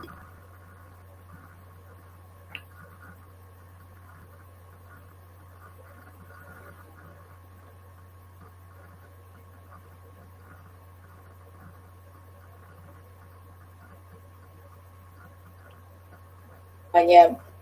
17 років. Из-за войны киевский зоопарк закрыт для посетителей, но его обитатели не покинули вольеры. Первые 3 дня после вторжения были для них самыми тяжелыми. Неподалеку разорвалась ракета, и необычно громкие звуки испугали зверей. После этого слон Хорас не мог успокоиться еще 4 дня, а лемуриха в день взрыва родила 2 детенышей, одного из них назвали Байрактар. Правда, от стресса мама отказалась от него, поэтому работники кормят маленького лемура детским питанием и делают ему массаж каждые 1,5 часа самостоятельно. 47-летняя горилла Тони тоже с трудом выдерживает звуки сирен взрывов, а львы от постоянного стресса набрали вес. Так что теперь их кормят не только говядиной, но и диетическим мясом индейки и кролика. С кормом для животных помогают польские зоопарки, а немецкие предложили разместить зверей у себя. Но перевозить их сейчас в Германию слишком рискованно. Поэтому киевский зоопарк предлагает желающим помочь купить билет на сайте, а прийти навестить зверей уже после войны.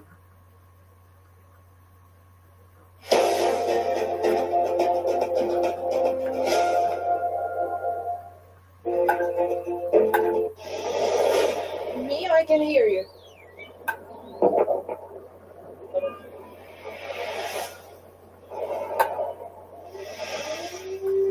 Yeah, I need to go and hide now, Marta. I need to go and hide. Bye-bye.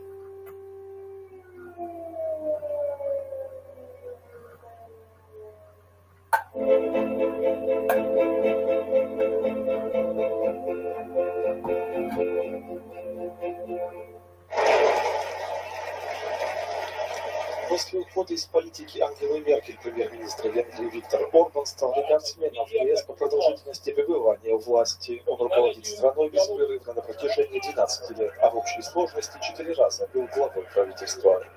В ходе своего первого премьерского срока Орбану удалось вывести из кризиса национальную экономику, не повышая налоги для населения, но черпая средства из пенсионного фонда. В 2010 году его партия Фидес, гражданский союз Венгрии, заняла 2/3 мест в национальном собрании. Опираясь на поддержку избирателей, правоконсерватор Орбан изменил Конституцию, вписав в основной закон положение о фундаментальной роли христианства и защите традиционной семьи. По его инициативе сократились полномочия Конституционного суда и было изменено избирательное законодательство.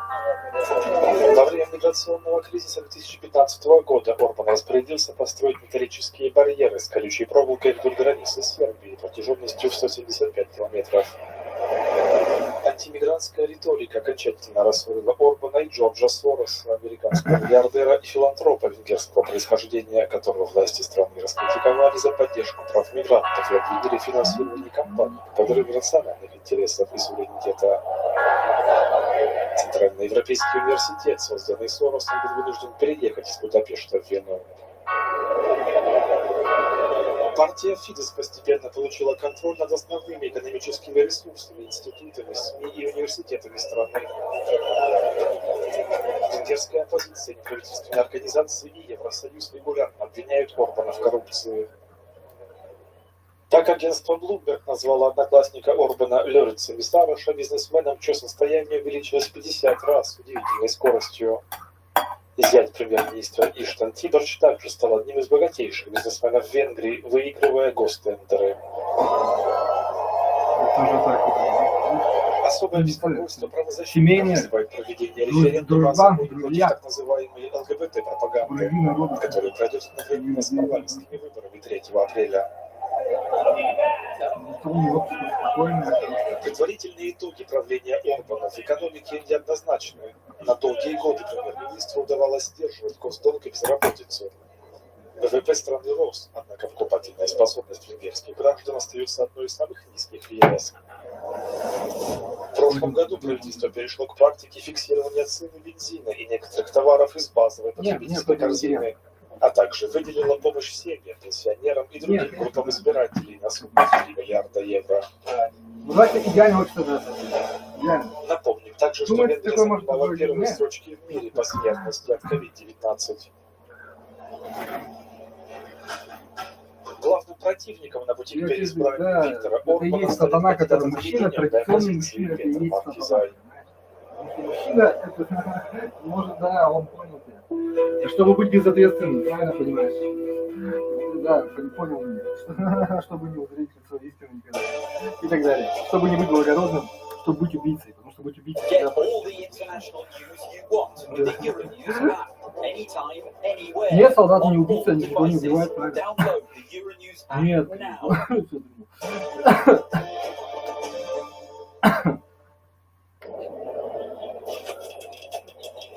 У меня просто логика, у тебя логика есть? Есть логика? Ну ты меня на ком хочешь? Ну как положено у братков, ты хочешь меня запугать? То есть ты на страх меня хочешь? Не, я понял.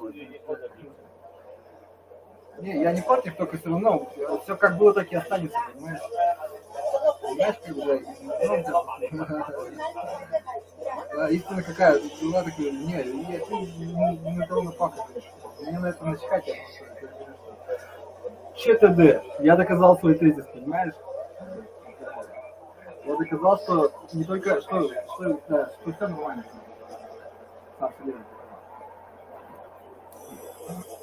Я доказал, что можно жить, что жизнь, она да, без религии, без всякой херни, просто вот жизнь сама по себе. Вот ты как зверюга родился, тебя мама родила, и ты берешь и живешь, и все нормально. И, не надо, и ты не хочешь никого наказывать, никого убивать, ничего тебе не надо, ни религии, никаких дополнительных знаний, ничего, вообще просто вот так вот. Как зверюга, только зверюга человеческая. Ну, то есть, ну, мы, по сути, где-то, ну как я объяснить-то? Ну, просто, что, потому что звери, они же, у них нет ни религии, ни вот этих херней у них нету, правильно? Нет, страх у них есть, там, запугивание социальное, это уже другое. Да. То есть, ну, это другой уже момент. То есть, как бы, популярно, что там происходит вот, с обезьянами? У них там тесно становится племя, что становится с самцами, что они там делают? Конкурируют, а потом что? Ну как-нибудь, да? Да, понимаю. В прайде. Типа того, да. Ну, просто, ну, наверное, как-то так, да, расширяется куда-то, да. Наверное, слишком все время, да. Меня не касается, да. Но это, да, то есть, да. Мне не интересно, это, собственно, я имею в виду, что естественным образом, то есть, жизнь, она и так, в принципе, естественным образом. Ну, это умело. Он себе так думает у нас. Да, нет. Жить можно, но нам нельзя, типа того, да. Только индивидуально. Потому что вся жизнь, они индивидуальны, представляешь, какой этот ужас прям вообще. Если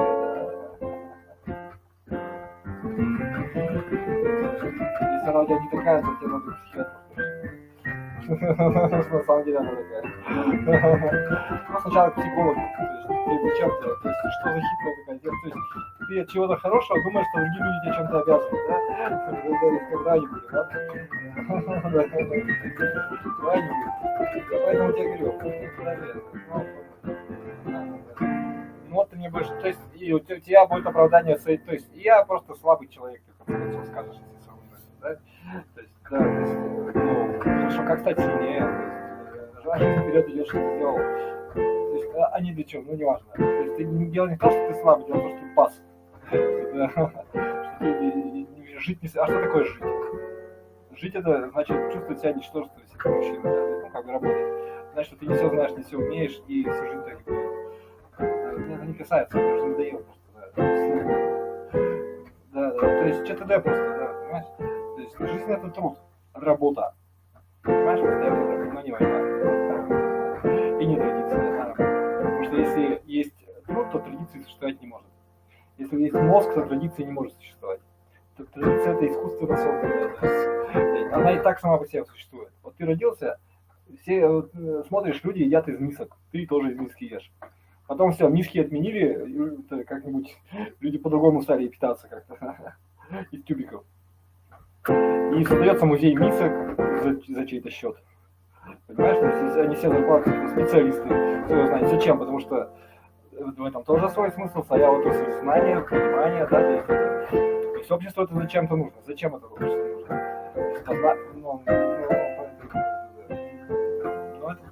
Мы про разные вещи сейчас с тобой говорим. Я тебе говорю, да. Ну вот я говорю, если деньги тебе за это дают, то есть какие-то общества, то есть вообще-то раньше не давали за это деньги, когда не было достаточно ресурсов, никто бы не стал тебе деньги давать за музей, понимаешь? Да, а потом люди такие, блин, что-то хорошо, старые там, это самое, такие раз, и начали плакать, ну, типа того, да. Да, и настолько зажались, что столько ресурсов скоплено, что при спокойном содержим музей, который, в принципе, нонсенс, они, в принципе, никому не нужны. Они, потому что у нас находятся, они нам помогают как бы развиваться, осознавать нас как общество, как социум наше историческое, то есть какое-то, да, для ныне живущих. А ныне живущие это те люди, которые вот от, ну сколько, лет, минус 50 лет назад, скажем, в среднем, да, ну если минус 100 взять, то там единицы, да, то есть тех, кто 200 лет назад жил, их уже нету давно, понимаешь? И плюс, ну а плюса быть не может, мы же сейчас живем, как ты будешь там, гипотетически только плюс. Вот смотри, на Украине там читали, что у нас вот плюс, а все, опа, и все, и там, и не будет этих плюсов, потому что там все нормально у них казалось. Ну, я, к примеру, говорю. Ну, или в России, одно и то же. Не имеет значения просто. Пришла, традиция пришла, и все нормально, всех стало. Досчитались этих плюсов, потому что их не было, ты зачем на будущее этого, вашего которого нету. Его может и вообще не быть, ты об этом не думал никогда, что ли, да? Зачем ты так хитро? Вот, биржевики, привет, Мак. Представляешь, то есть я говорю, бери, что хочешь, что и делай, понимаешь? И все это интересно и прикольно, всем это есть, как бы, наверное, преломление шансов, darkness, нет, только truth, может, нет. Но это не важно, может, как угодно, да. То есть, как бы, и это все нужно, это все дают бабки, понимаете? То есть, это все можно жить и можно развиваться. И там не так просто, это как думаю. Молитвы, ну я не касаюсь, да.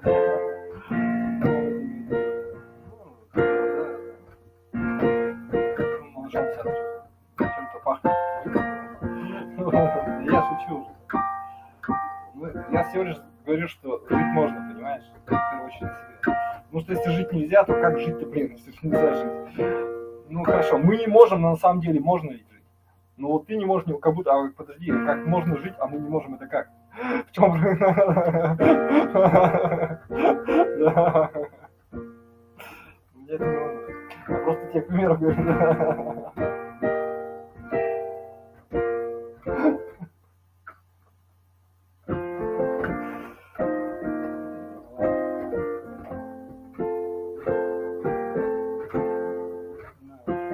Чего я всем желаю просто. То есть, видишь, и в принципе не надо ничего. Ну, для того, чтобы просто мозги работали, надо просто, чтобы начинать, они и так, в принципе, работают. Просто надо им не мешать, наверное, хотя бы, потому что не обязательно тебе даже что-то вслух сильно говорить, потому что, да, то есть, да, понимаешь, ну да, я понимаю. Ну, можешь накопить плохую карму, и будут тебя преследовать. Если чего там, логически, скажем так. Потом, нет, я не думаю, давай не по этому.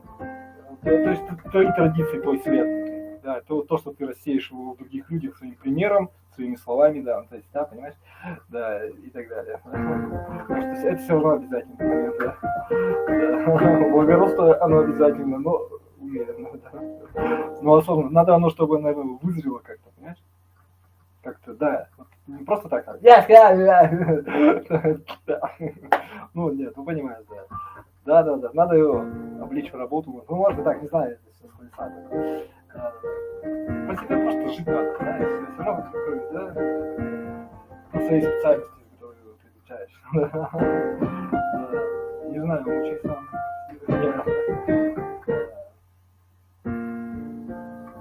Нет, посередине где-то, потому что везде есть свои определенные.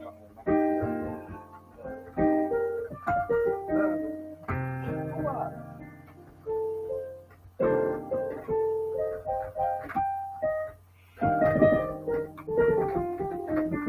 Ну, наверное, так получается.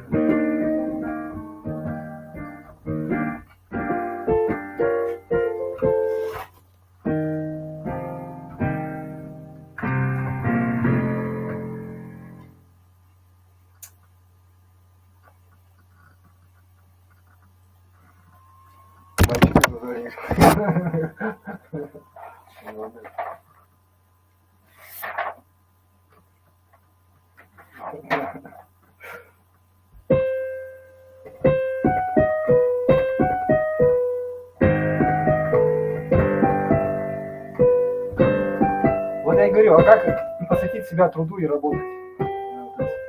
Ну, то есть не против кого, а просто за собственным делом только заниматься. Да. Надо за границей не уезжать. Ну, так принято в Европе, потому что там все-таки ближе всего. Потому что, да. Нет, никогда. В традиционном обществе это просто невозможно. Просто. Если ты родился где-нибудь в папуаснике, и там папуасы спички там зажигают, то есть как бы ты там заниматься ядерной физикой там бесполезно, все у себя где-то, то есть это сумасшествие, понимаешь? Быть писателем в России, да, писатель Шпрехензи, это смешно, прикольно, но понарошку, как скажем, да. То есть, да, понюхай пороху, как бы, да, как тебе сказать, да, когда везде отказывают, и никто, то есть, и жить не на что, да, понимаешь? В середине Нью-Йорка еще где-нибудь там, да, откуда писатели, ну ладно, не Нью-Йорк, допустим, Нью-Йорк там, это уже писатель, это когда появился, там, да, как профессия, как то, на что можно жить, когда за это платить стали, где-то во Франции, правильно, да, да, это же говоришь, я я про это говорю, потому что это ключевой вопрос. Я мужчина, все, что у меня есть, это труд. Понимаешь? То есть,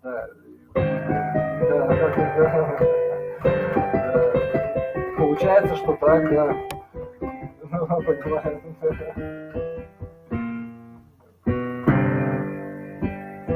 Моей единственной жизни. У вас, конечно, не единственная, да.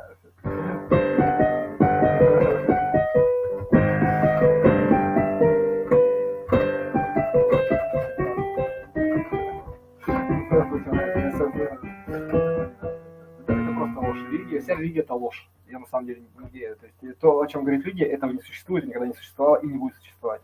Если бы это существовало, тогда, да, ну ты меня понял уже. Тогда все бы просто, тогда не надо было бы даже про это говорить. То есть вот есть солнце, вот оно есть и все. Понимаешь? И не надо ничего никому доказывать, просто, может, ты его разными словами назовешь, это солнце. То есть, ну, на одном языке будет солнце, в другом там по-другому назовешь его. То есть, и ни о чем будет говорить тогда. То есть, потому что ты, когда тебе говорят, солнце не существует, ты сумасшедший, значит, человек. А те люди, которые говорят, что солнце, ну, что эти, ну, это не самый удачный. Ну, ладно, хорошо, давай не про солнце. Давай, вот, да про любой предмет там, или про что угодно можно сказать. То есть, этого не существует, и все. Понимаешь? И никогда не существовало, и не собиралось существовать, да. Ну, или, да, понял. Да. Ну, у тебя, например, какая-то там, ну, форстит тебе, или у тебя там хорошее ощущение, или у тебя фантазия разбушевалась, психиатры тебе говорят какие-то, там, что-то там у тебя воспаляется, еще что-то там, да, то есть как бы на каких-то основаниях там, да, и ты крестовым походом пошел, ну, куда-нибудь там, да, то есть это не в пользу здоровья, кстати, говорить, если что. То есть если Бог есть, то он за здоровье или против? Давайте подумаем. Подожди, если он против здоровья, так подожди, тогда жить, тогда все тогда. Да, здравствуйте, да. Ну я тебя оправдываю, не переживай. Еще раз я тебе говорю, если бы Бог был, не надо было, вообще не нужна была бы вообще религия. Вообще она была бы не нужна, понимаешь? Просто люди вот просто вот и все, да, понимаешь? Да, то есть если Бог есть, то не надо ничего. Все, это все религии, да, то есть религия, ну, это не важно. Просто, да. А вдруг в твоей жизни нет столько времени на эту... Оно не может просто, понимаешь, не мешать, да. Просто, ну, поймешь меня, да, ладно, не касается. Я просто к тому, что... почему бы, да, почему бы, как ты можешь так безразлично к своей единственной жизни относиться? А что, да, давай какашку положим в нее, давай 10 лет проживем зря, давай на самом деле, как так, ну ты что? А это потом, 10 лет ты себя, значит, прожил зря, значит, ты тренировался, жить зря 10 лет получается. Понимаешь, это же не просто так, это которое, то есть ты натренировался быть говном за эти 10 лет, ну да. Ну, я про себя вообще, ну, так же могу сказать, так что не обижайтесь на меня так сильно, как вы. Ну ладно. Ну или обижайтесь.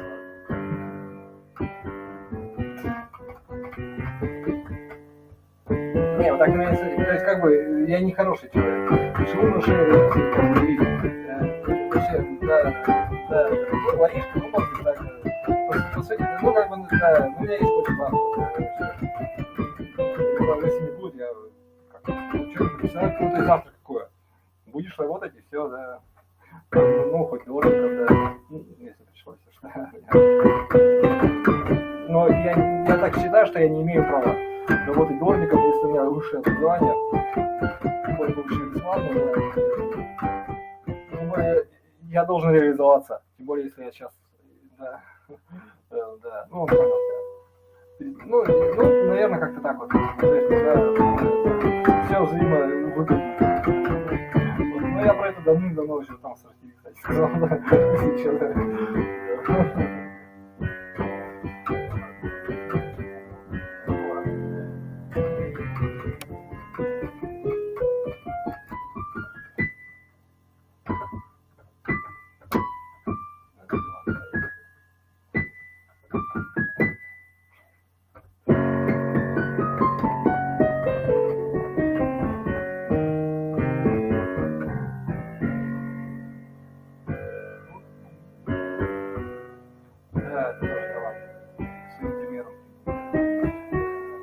Когда была религия добром, когда у нас чем-то, да,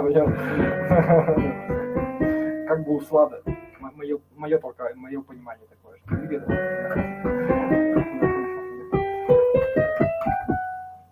никто не знает.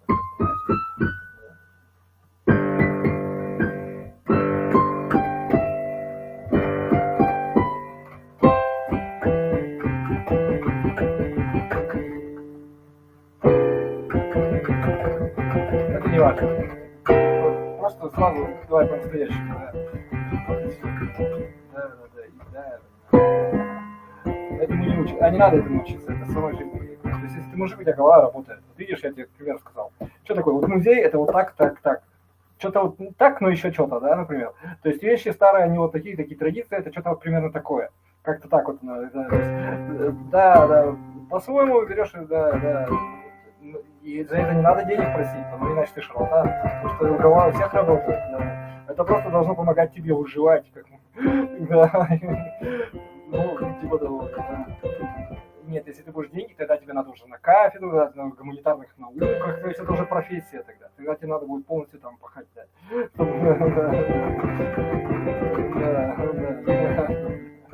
И тогда там все не так просто. Там будет и куча конкурентов, и споров, так, в денежном смысле конкурентов. Там найдутся люди талантливее тебя. И тебе надо будет свой талант еще ширше, по-другому раскрыть его уже. К примеру. Ну или не талантливые, которые будут делать то, что у тебя не очень хорошо получается, а у них будет это хорошо получаться. Ну, к примеру, да. Ну, это не важно. То есть, да, поэтому полнорожку туда мне всего, да. Это не важно.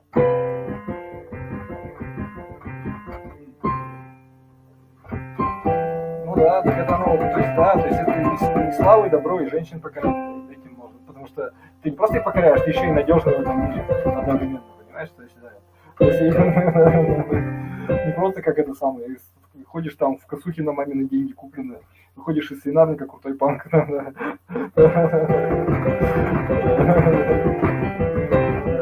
типа больный класс, да, пятиминутный романтизм, да. Ну и не касается. А так, да. Ну, по сути, да. Ну, то есть, как бы, то есть, ну, он понимает тебя. Ну, то есть, женщину же тоже надо покорить, даже если не... Да, то есть, хочется же, чтобы на нее душа раскрылась. Да, это понятно, что, да, ну, как, не знаю, да, ну, как бы, да. Я про жену говорю. Женщина, это же, то есть, ну, в принципе, ну, не знаю, ты ко всем будешь так, что ли? Откуда у тебя столько времени, столько это самое? Да. О чем, да. Ты без денег поди. В какой-то момент это становится, наверное, смотри, вот если ты достиг какого-то успеха, то тебе могут очень много, ну, условно говоря, да, то есть, и это не то, что неинтересно даже становится. То есть ты на это не будешь ни деньги, ни время тратить. Ну, понятно, ну, понял, да. Ну, это, ну, да. И это нормально, как бы. Поэтому, скорее всего, одной жены достаточно. Это уже от безделья. Просто надо хорошо, правильно воспитывать. Да, чтобы она всю жизнь не была.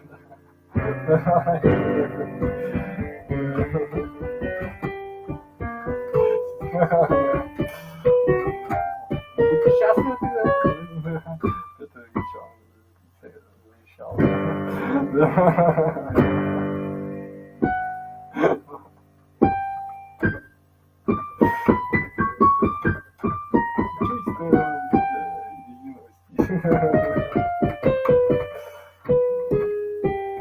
Это всего лишь деторождение, не той тропой забрело просто, да. Ничего страшного, просто у нас много скорее.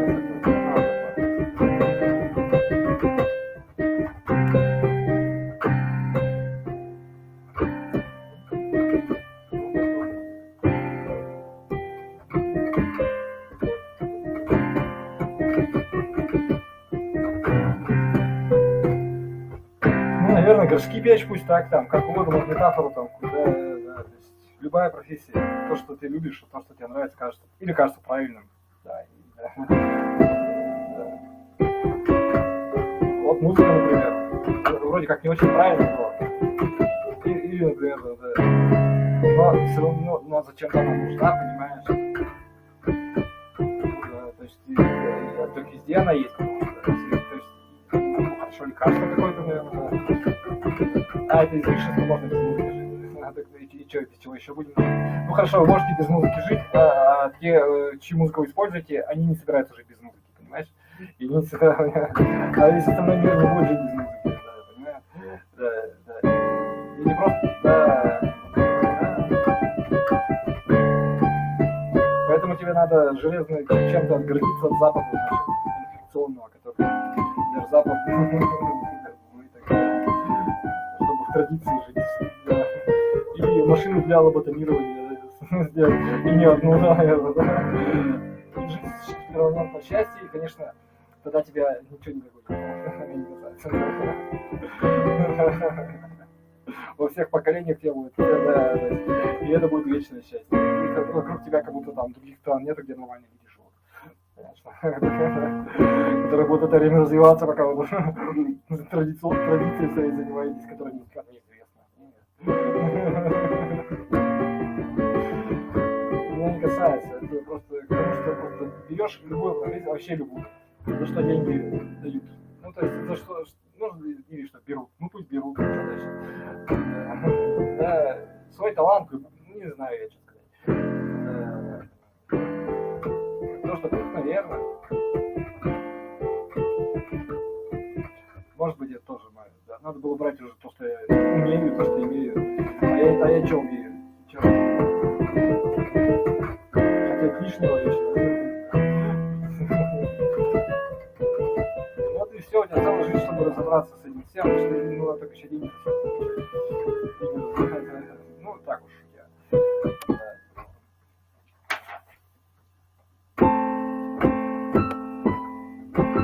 Да не надо, что я, да. Потому что дела, ну, то есть, ну да, достал, потому что профессия только существует, дела только настоящие, которые что-то производят. Книги писать, например, писать сюжет изобрести какой-нибудь там для компьютерной игры или для книги, для романа, еще чего-нибудь. Да, по-разному, да. То есть вот это не само собой. Это, видишь, будет продаваться, не будет. А кто сейчас романы читает? Ну, кто-то читает ведь, и кто-то их покупает. Как бы авторское право уж, прости. Да.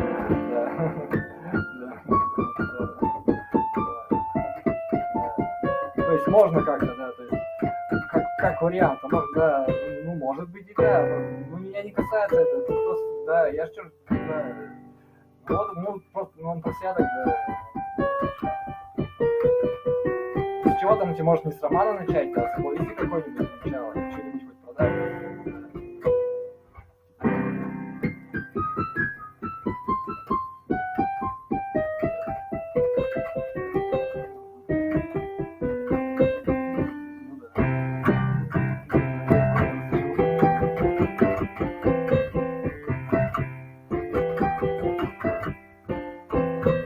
А как ты будешь себя уважать, если ты на эти деньги не живешь? То есть, если у тебя подорожечный труд, как понимаешь? То есть, если ты не отвечаешь за то, что ты делаешь, как-то непорядок какой-то. Ну, понял. То есть, смотри, я работаю дворником, но на самом деле я поэт и писатель, и драматург. Да пошел-ка ты нахер, что-то ты как-то не по-мужски, ну, как ты не согласен, что ли? Нет, ну он понял тебя просто. Ну вот я про это тебе и говорю, то есть, да. Как работает тогда дворником полностью, да. Ну вот это он имеет в виду. Ну не тешь себя, значит, забавами, значит, надо. Ну да, это понятно. Я просто, к примеру, да, то есть я поэтому не верю, я не верю, вообще россиянам не надо верить. Да. Я поэтому не верю, когда русским художникам, там, которые, ну, Крамской, ну ладно, там, допустим. Нет, ну, да, то есть они, в принципе, это так, это тоже, да, политические пути, там, смешно. Меня это не касается, я к чему говорю, да, то есть я не верю тем людям, у которых нету профессии, которые вот они работают бухгалтерами и пишут там что-нибудь, произведения какие-то там, ну, да, неважно какие. Для меня это как бы какая-то что-то в этом не мужское есть, то есть очень сильно не мужское, понимаешь? Да, и поэтому и плоды эти сомнительны. Надо на эти деньги жить. Надо вот с головой полностью залезть туда, окунуться этим, да, и при этом еще выжить, правильно понимаешь? Да. Ну, то есть, ну, это себе так, ну, нет, неправильно, ты не так думаешь. Да. Потому что музыка это не только, да, это больше, чем философия. Долгий разговор. Если я не буду разговаривать на эту тему, чему, блин, я потому что музыки не понимаю, понимаешь? Я никто в музыке. Вот и все, блин, да. Да. Ну да, а высочили на солнце, понарошечили, да, то есть, вот будь как Хемингуэй, писатель и живи на эти средства, понимаешь? Будь кем-нибудь хотя бы в этом мире, да. Да, уважай хотя бы сам себя, ну,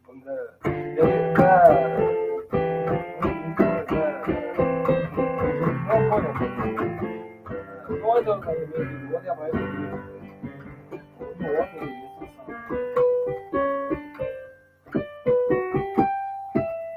это ни о чем, да, ну, долгий разговор. Видишь?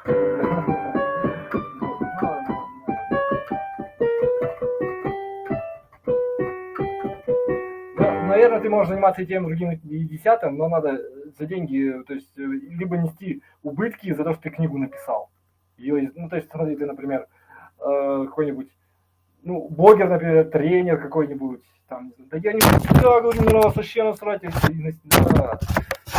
ведущий ТВ какой-нибудь, да, и ты, это твоя основная прибыль, например, телепередач каких-нибудь или еще чего-то, да, или, да, сценарист, и ты такой, раз, дай-ка я напишу книгу, а основная прибыль у тебя от сценариев там, или от кинематографа, или еще чего-нибудь, и ты написал книгу на свои, то есть ты как бы вложился в новый бизнес, понимаешь, и просело, понимаешь, то есть ты как бы вложился и проиграл.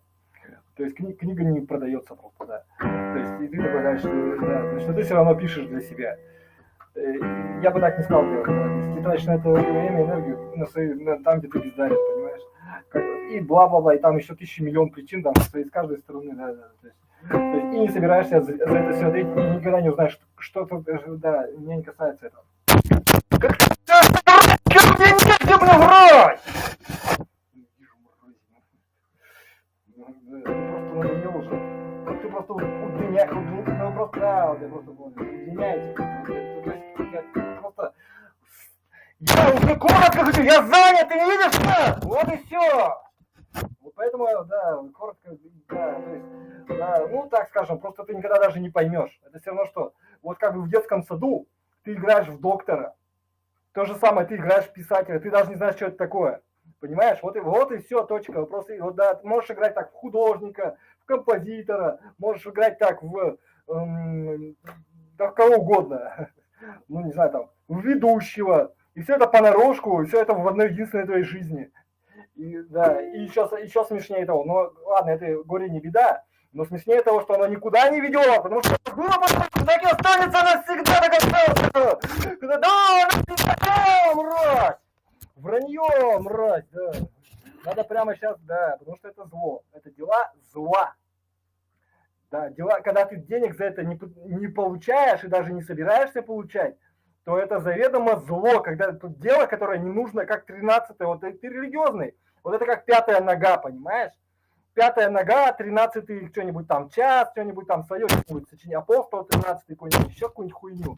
Вот это то же самое, как дело, которое никому нахуй не нужно изначально было, и потом оно тоже никому не нужно, потому что ты, да, заключаешь договор с каким-то будущим, когда тебя уже не будет. То есть как вот, я не знаю, как же, давай, я не могу нормально говорить тоже с вами, бля. Ну, я еще раз тебе объясняю, если ты не живешь на эти деньги, то ты хуесосное чмо. Понимаешь? Да, понарошенное. Да. Сразу планируй быть писателем настоящим. И поэтому настоящим, да. Вот и все, живи нормально, вот и все. И тогда у тебя, может, голова когда-нибудь начнет работать, бля.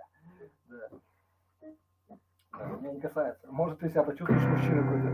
Да. Потому что, да, я тебе еще раз говорю, что, да, что ты русский. Это очень осложняет понимание того, что... Да. Ну, кстати, не обязательно, да. Это тоже потому, что западная традиция. Понарошку все делать, да. Да. Обманывать публику, но пиар, ну, да. Надо как бы хорошо. Подожди, давай посмотрим поподробнее, да. Ну, даже если так, ладно. Ну да, то есть я если все это ложь, просто воздействие на чувства людей, то есть, да, искусство, да, то есть, ну, художество, да, то есть, артистизм, да, то есть, индустрия, да, там развлечения, в том числе шоу и так далее. То есть, да, сжавшийся публикой, ну, в каком-то смысле может, да.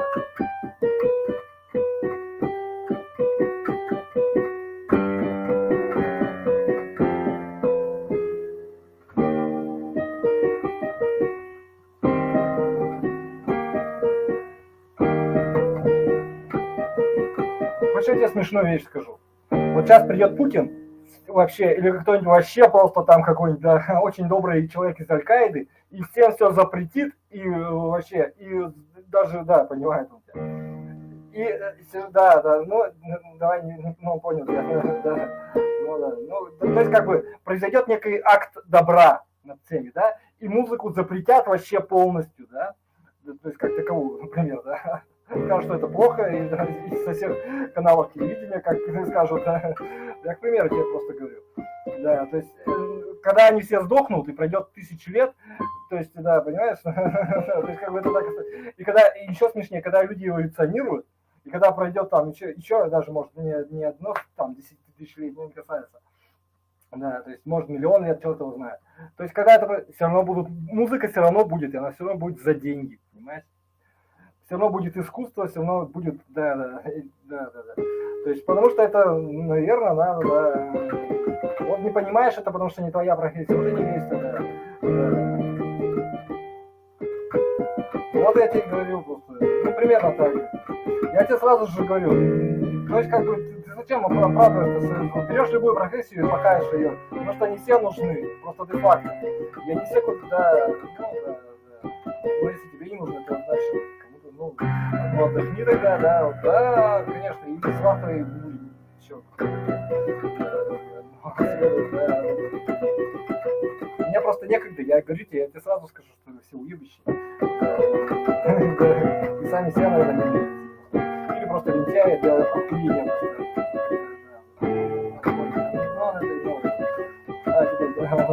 Да, понял.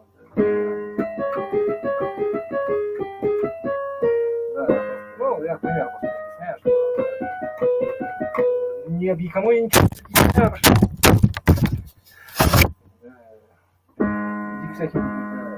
я просто говорю, свой тезис как бы подтверждаю, что любая профессия, любое действие, будет, за которую, да, которая, ненавижу мразь, которое легальное, не преступление, а легальное занятие. Быть, да кем угодно, блядь, ты ненавистная мразь.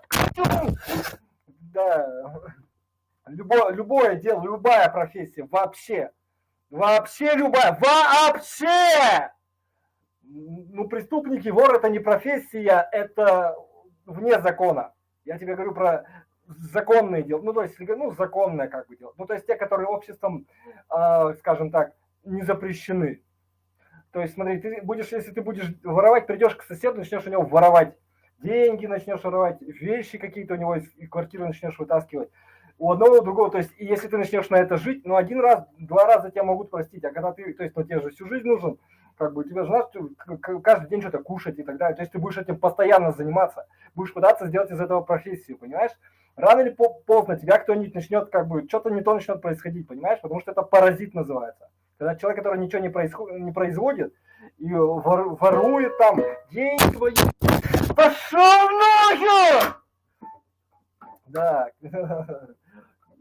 да, и который, ну, вор, например, вор или наркодилер, наркоман, да, то есть, ну, нет, не наркоман, а наркодилер, человек, который продает наркотики и на эти деньги живет, то есть он не просто 1 раз продал наркотики, он 2, 10, 100, 1000 раз, потому что ему надо каждый день что-то покупать себе, какую-то, не знаю, все надо, да, то есть, ну, как обычным людям, надо еду, дом, квартиру, там, не знаю, понимаешь, то есть у него есть потребности, на это каждый день у него деньги нужны ему, понимаешь? Это находится вне закона, понимаешь?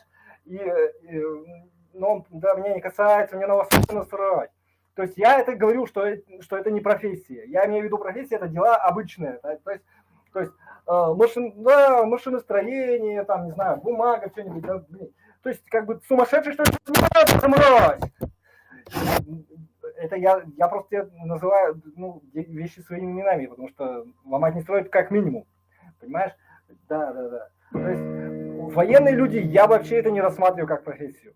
То есть те, кто люди, которые занимаются войной, непосредственно сами войны, это не и все это как когорта, это сказать. Я это не рассматриваю как какое-то, как что-то нормальное. То есть они ничего не производят, они только убивают и разрушают. И за это получают деньги. То есть как бы сомнительное действие меня не касается. И меня это не волнует. К этому же я отношу религию, и это самое. Ты можешь по-своему разделить, мне это не интересно. Да, естественно, самые уебищи уходят вот в эти 3 штуки. Понимаешь, самые членососы и слабаки, они всегда вот в этих 3 бесчеловечных областях. Там ничего делать, в принципе, не надо. И отношения построить, и так далее. Меня не касается. Стекают, так скажем, да. Слабости. Это и есть область слабости. Мужской слабости и женской силы. Можно так говорить. То есть, который, в принципе, мне не интересно. Я просто не об этом. Любую профессию берешь, любую профессию, да. Любые дела, да. Все, любое дело идет к нормальному. То есть оно нужно. Любое дело точно нужно. Но ни религия, ни политика, ни война. Потому что, по моему разумению, скажем так, ладно, они вообще делами не являются. Понимаешь? Это как бы подделка дела. То есть это, меня не касается этого. Как людям это, меня не касается. У тебя одна единственная жизнь. Ты мужчина. То есть ты выбираешь либо псевдоделом, либо антиделами заниматься, либо быть вором в законе, то есть заниматься вот этими 3 штуками, либо жить мужскую, то есть человеческую для тебя жизнь, да.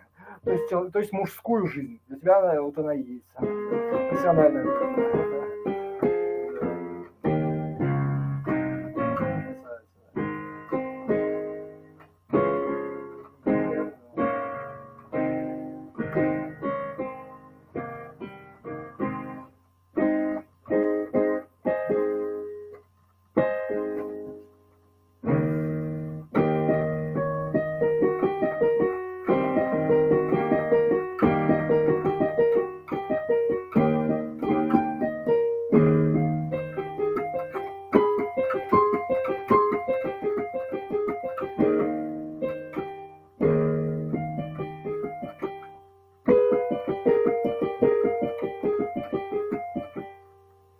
Я думаю, что все дороги идут туда, куда люди перекочевали жить без политики, да, насколько это было возможно.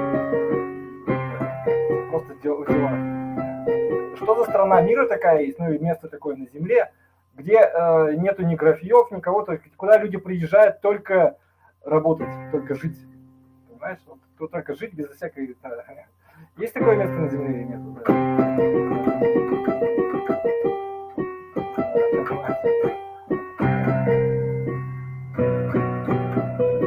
Со всякими грехами, так скажем, или помехами, но тем не менее такое место есть.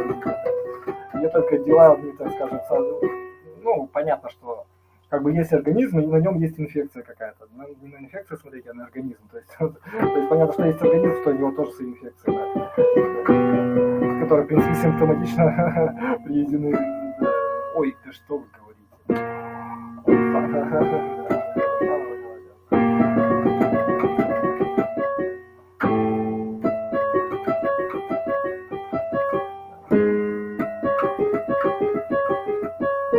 Получается так, то есть, конечно, все это, наверное. Хорошо, где твой вариант, где ты можешь трудиться? Давай, то есть какая-то агломерация, то есть явно где-то будет центр, какая еще агломерация, пошел нахер. То есть где заниматься ты будешь? Ядерной физикой в Симсях, то есть ты где-нибудь в деревне Удмуртской с 3 коровами ты явно не будешь заниматься там, правильно? То есть, это...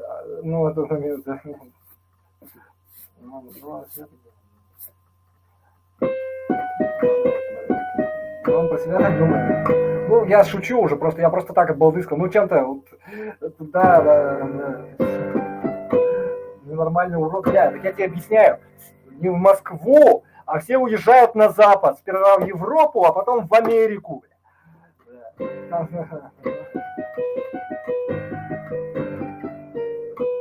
знаю, то ли такой фэншуй, то ли все так вот как бы броуновское движение, а земля крутится, и все туда сползли, кто двигался. Может и так, ну, кто налегке был, может и так, кстати, да.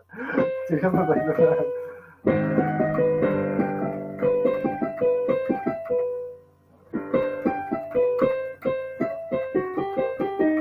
Ну, во-первых, еще будешь жить как мужчина, как профессионал. Вот видишь, вот я тебе про это и говорю. Вот и будь в сюмсях, ты там будешь король среди вообще, там кто угодно там. Возьмешь любую профессию, ты там будешь король, потому что все остальные пьют, и они даже произнести не смогут. Ну, нет, а чтобы тебе деньги за это давали, надо союз делать. Ты такой композитор в городе Сюмсяйский какой-нибудь, да? Это же иногда делаешь там и выписываешь там что-нибудь такое. И тебе такие, ну это уже вообще просто, да, понимаете.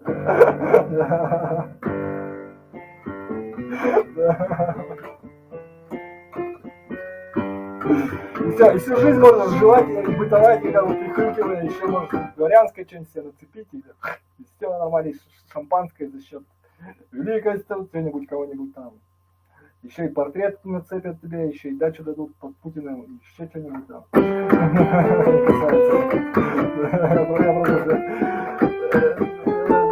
не суть разговора. Да, то есть, когда ты приедешь в Нью-Йорк, там никто даже разговаривать с тобой не будет, понимаешь? Они все такие, ой-ой-ой, все такие, ты что-нибудь там написал, они такие, все, завтра тебя уже забыли.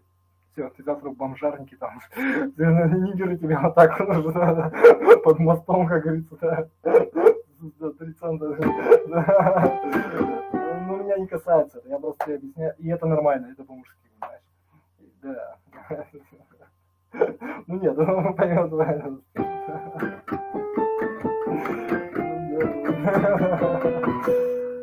Ну, да. Вот, то есть из-за быта, то есть коротко формулируя, то есть сожмем все. То есть из-за быта ты не уедешь никуда, ЧТД, то есть ты будешь жить как баба. В Сюмсях, в России, где-нибудь в Петербурге, это не важно. То есть как бы будешь не профессионал, да, то есть и ничего, то есть и мир тебя не получит, если говорить такими словами, да. То есть ты будешь всегда служить войне, понимаешь, будешь кланяться все время. Если вот шайтан есть, ты ему будешь все время поклон отвешивать.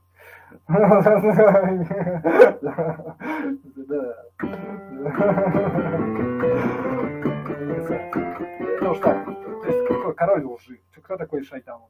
Я не люблю эти сказки, но тем не менее, в них какая-то есть доля правды, знаешь, они тоже не на пустом месте. Кто такой шайтан? Король лжи, кто? Правильно, да? То есть и разрушение. Кто хочет, чтобы всех людей друг друга убивали, чтобы просто люди убивали просто, чтобы была смерть, чтобы была там, чтобы была разруха, да. А Аллах хочет, чтобы мы расходились в разных местах.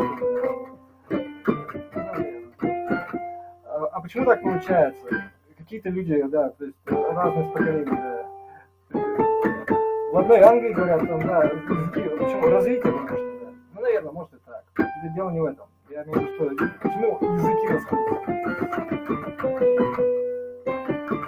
Почему они вообще развиваются? Вот нет бы им стагнировать как-нибудь там, где вот в каких-нибудь вообще в аулах, которые там они как говорили, так и говорят. Зато все здоровые. Они же там где-то горный аул, все у них там все ограждено, как этот Lost World, там, да, Jurassic Park, да, как затерянный мир, типа того. И они там живут, да, понарошечной стоит. А кто-нибудь приехал туда, лисичку занесли, там, ну, это вся такая. То есть, очень хорошо, извините, да. Все потом животные такие, да. Потому что чей-то папа хотел. Да. Ну, не притворяйся женщиной, когда... Одну свою единственную жизнь.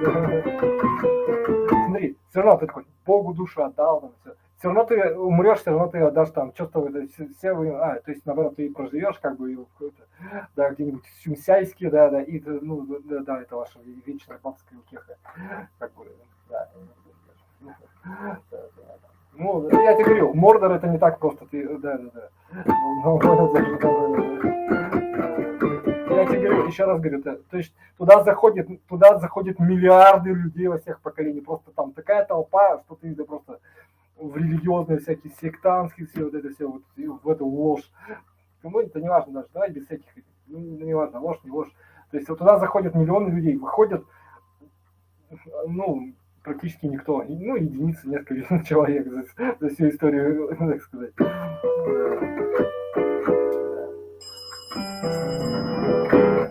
Знаешь, поэтому все не так просто. Я тебе говорю.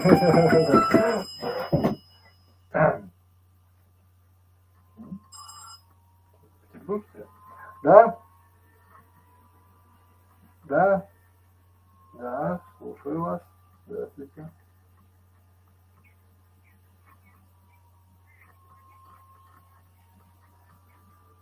Ну, да, допустим, да.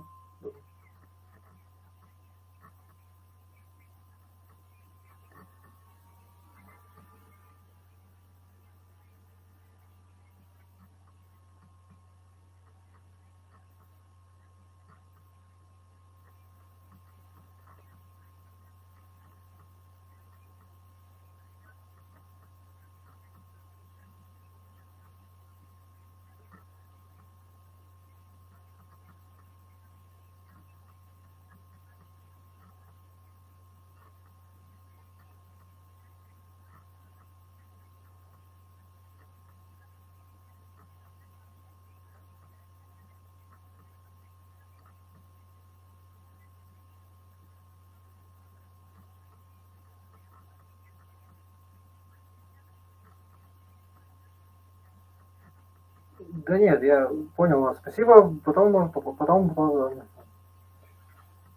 похоже, народу. Там бот все равно слышно, там прерывается так. Речь. Как, ну, да. Ну, как бы клево сделано,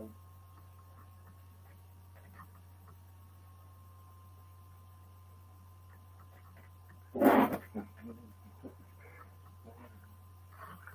Не переживайте. Да нет, все равно все помрем, что ты, блин, всего лишь. Да. Думаю, когда вот я тебе про это и говорил. Вот, ну да, меня не касается. Ложь она его, то есть этого нету и все, и точка. Ну, он понял тебя. Ну, это имеет. Он про себя так думает.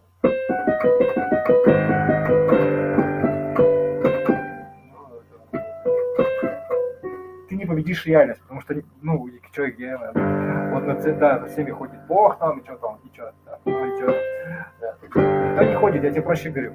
Если он ходит на его них, значит так должно быть, исходя из твоих маразматических. То есть, как угодно, все равно ты придешь к тому, что ничего не надо, просто жить и все. Если бы было надо, люди бы, да, то есть, ну, неважно, не давай ваших, вот я попал опять, как тебе сказать, на вашу ложь.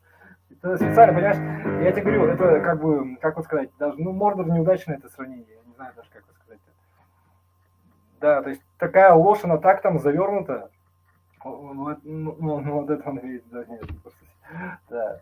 То есть, религиозная ложь так завернута, что вот любой вот поворот, вот одно слово скажешь, ты все, ты, нет, ну вот он это имел в виду. Да. То есть, оно тебе, да, то есть, постоянно да. То есть, как бы, ну, наоборот, значит, на тебе так думает. Это ваша проблема. И я тебе еще раз говорю, я неверующий человек, я антиверующий человек. То есть верующий человек, это вера, это, ну, как бы, вера, это значит, это не существует, это веру! Ну, как баба хуесосная, бля! Да. Не существует этого, и все, да. Нет, это не значит, что женщинам надо что-то там. Надо женщинам, наверное, доверять своим мужьям, наверное, да. И вообще миру в целом, там, жизни, так скажем, ну, в виде своих мужей, ближайших, не знаю, уже. То есть доверие это женская нормальность, тем больше нюансов не будет. Это доброе, потому что нормально у вас, да. Ну, нормально будет. Не в русском, не в христианском, а человек, ну, значит, в каком-то. Ну, все равно у них есть какая-то часть, ну, они поймут, что они поняли уже. нормально. В Европе также все злые. Все очень злые, там никаких женщин вообще не бывает на свете. Все они там унылые, да. Меня это не касается, мне уже это надоело. Доверие, смотри, доверять это по-мужски или по-женски? Это, ну, и... По-женски! По-женски это! Ну да, типа, принимать все как есть, как бы. Ну, женское бессилие, да. Молодец, да, наверное, мне не касается, надоело уже. Ну, да, надоело. Да не суть, ну, значит, нет, какая нахер разница? Просто для мужчин это омерзительно. Ну, теперь, да, вот и все. Да, просто неадекватно. Да. Зачем тебе быть настолько неадекватным, в такую ложь верить? В такую ложь, как религия, целая религия, да. То есть ради чего тебе это? Давай спросим у психологов. Ты за что так жизнь ненавидишь? Что ты с собой так поступила? Ну, хоть заутешайся. Ну, это хорошо, это твоя утеха. Ты себя утешаешь, а жить ты когда начнешь? А чего ты себя учишь? Вот и разбирайся. Вот что-то да. Вот я тебе говорю.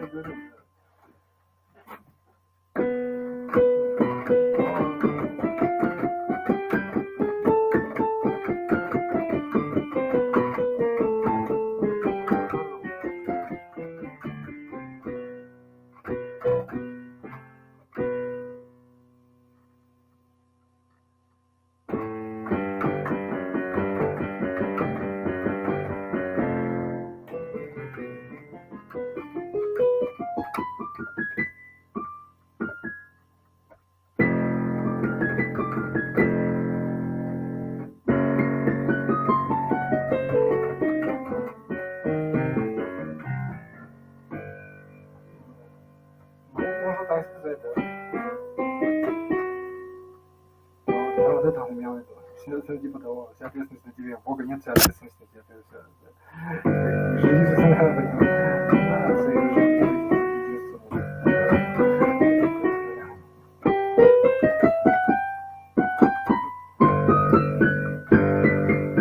Ну да, ну можно, да, просто с этой стороны тоже. Ну, то есть с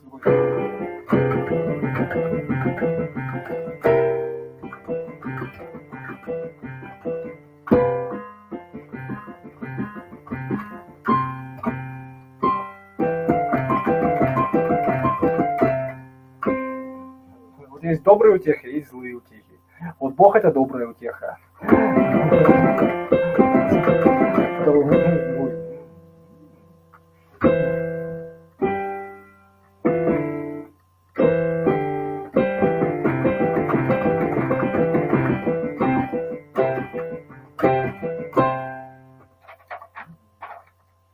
Еще раз повтори, что одна единственная жизнь у тебя. Делай что-нибудь людям за деньги. Да, профессию свою какую-нибудь. Что-нибудь убей. Быть крут в чем-то.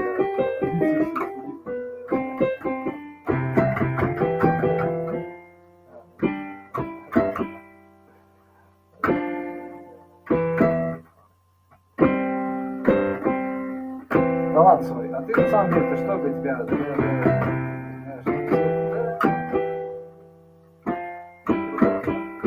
Что у тебя само по себе получается, что ты себе тренируешься, что ты бла-бла-бла, что ты, да, за что люди тебя одобряют.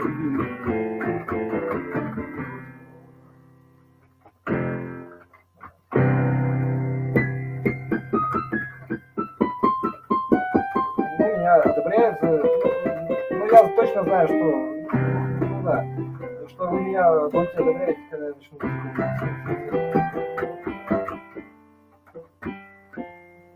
Помимо того, что это в основном навык, ну, не просто в основном, ну как бы навык у меня есть зачатки.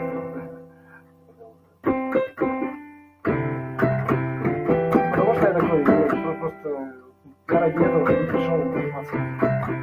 Ну, ради этого музыкой пришел, бросил строительство или что-то. Ну, потому что я жалкий человек, у меня руки с жопы растут, понимаешь? Ну, нормально, там, в бокс когда-нибудь ходил. Что-то и руками что-то немножко следствие делал, плохо. да, интеллектуальная сфера тоже какая-то такая эмоционально-интеллектуальная получилась. Ну да, это не суть разговора, да. Ну, учился я не так уж и...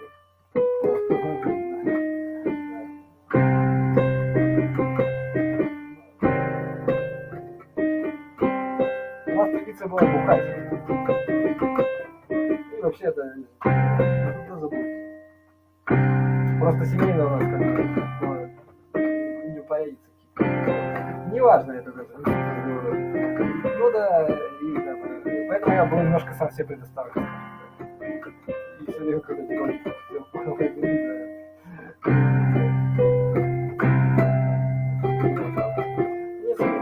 ну ничего особенного, да. Ну, намного хуже могло бы быть. Я просто, поэтому как бы в твоем случае может так не случиться. Да. Это может оказаться натренированным каким-то навыком, особенно если это талант, ну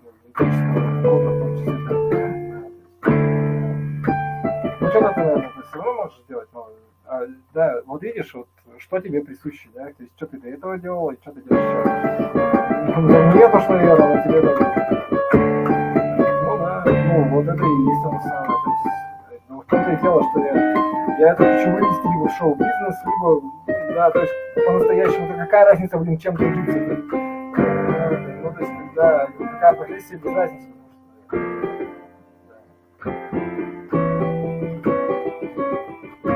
Модельером даже можешь быть. Нет, меня туда вообще не тянет. Я, к примеру, говорю, вот самое вот не мужское, что ты можешь себе представить, няней по уходу за, да, там, не знаю, поломойщик, уборщица, ну только уборщик, да.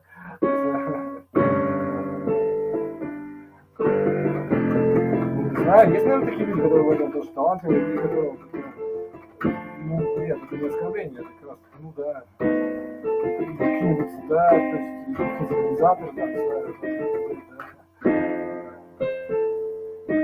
таланты раскрываются, и все, и так далее. То, что тебе, да, можно и так, ну, не важно. Раскрывай. Нет, то есть я тебе должен за них платить, понимаешь? Не ты мне там, да, я тебе должен за работу по труду. Не просто за таланты, а за работу. Да. Смотри, даже ты говоришь, что талантливая певица не потому, что она талантливая, правильно? Да, потому что она тебе песню поет. Талантливо ее поет или еще как-то. Да. Или, ну, это, или шоу-бизнес, она и талантливая, и красивая, и там есть на что посмотреть. Типа, да, и можешь еще помимо этого какие-нибудь там что-нибудь. Потом, ну, короче, нормальное шоу, как бы, да, например, я тебе говорю. Меня это не касается, да мне начхать, пример тебе говорю. То есть ты платишь-то не просто за талант, а за товар какой-то, да?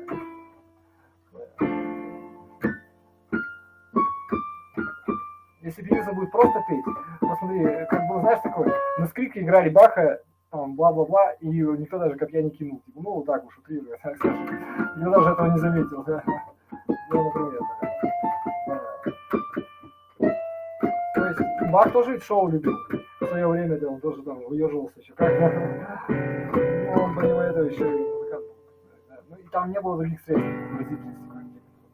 Ну, можно новый инструмент был изобретировать, да. Сейчас это все как-то, ну, не важно, да. Не суть разговора. Давно не правда, да, это не важно. Да. Да, я к чему говорю, да? Да, то есть обязательно, то есть это потому что часть, наверное, отдыха, так скажем. Да. Ну, наверное, да. Укрепление, может быть, да, морального какого-то. Да, хороших позитивных эмоций. Очищение, катарсис.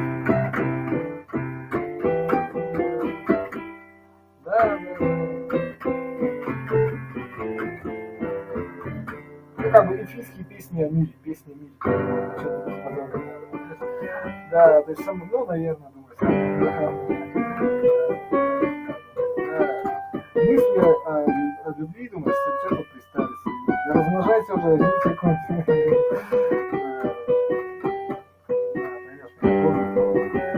Ну, не только, ну, блядь, это стало уже просто философия, если угодно, да. Обо всем, о чем угодно. Понимаешь, ты же мужик-то, ты же голова. Вот можешь такая оценка, вот и давай только оценка тогда.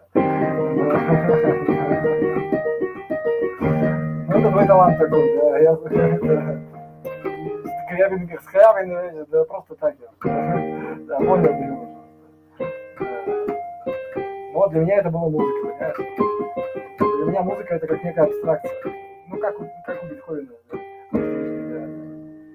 То есть как бы некое общение с чем-то вот какой-то высшие какие-то толстости мышления, что ли, восприятие. Ну, наверное, смысление, да, философии, что ли.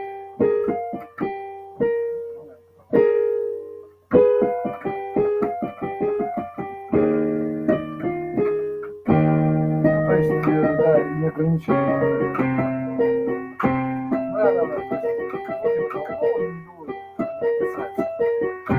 я еще пока не это самое.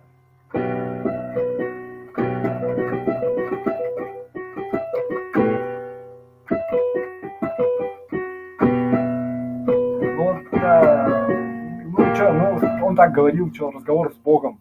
Типа, какой сейчас Скрябин, да. Скрябин с Богом. Да, ну да, может и да. Но это все абстракция, это ни о чем, понимаешь? Да. Ты берешь и работаешь. Между нами есть какая-то связь, вот как вот, знаешь, толпа. Вот как я вот так и говорю, рыба ходит косяками, да, понимаешь? То есть, да, понимаешь? Я уже не знаю, то есть, как бы, что значит любви, какой еще любви? Ты хочешь, чтобы твоя жена ходила косяками или твоя дочь? Что за любовь? Ты что имеешь в виду? Что хочу, то есть похоти какой-то, да? Не люблю, значит, этого! Нет, да, желание, да. Да, что, профессия. Хорошо, объясни мне тогда, как это взаимосвязано. Да я шучу. Любовь это то, ну да. Это папа маму трахает, и ты рождаешься на свет. Это любовь. Понимаешь? Да. Все, больше, а может это в кустах, а может у тебя папа вообще был, как скажем, может и изнасиловали вообще твою маму, а ты родился. И это тоже, так и есть, потому что это есть она самая любовь, да. В нужном месте, в нужный час оказалась твоя мама какая-то, ну, такая вот она у тебя была. Ну, ты-то родился ведь на свет, это хорошо. Это точно я говорю. Природа говорит, что это очень хорошо, наконец-то человек родится. Твоя мама где-то внутри тоже согласна с этим. Иначе мне казалось, что даже довольно это мы дожили, судя по тому, что да, может и так, да. Это надо лучше, чем если бы тебя у тебя есть шанс жить, и шанс выжить, и шанс... Это стал лучше.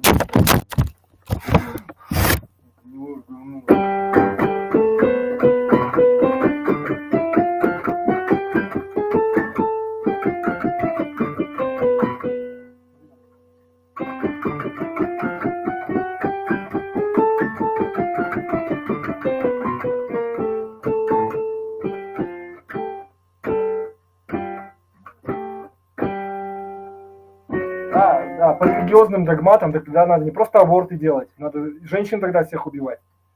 Или с мужчин начинать. Или что, давай мясорубку строить туда всем. И оптом туда какой-нибудь добрый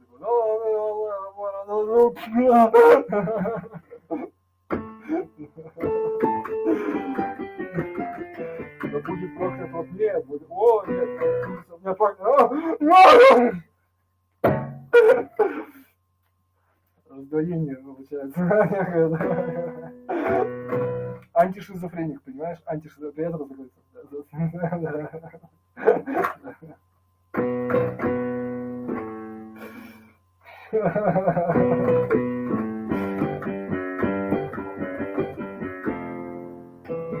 Это в твоей единственной жизни так происходит, понимаешь?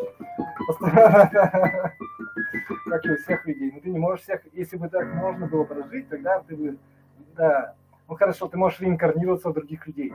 Тогда позавчерашний паспорт доставай тогда из кармана, давай. Понимаю. То есть это как бы тоже бред. То есть это просто тоже вранье. То есть, ну это шутка такая.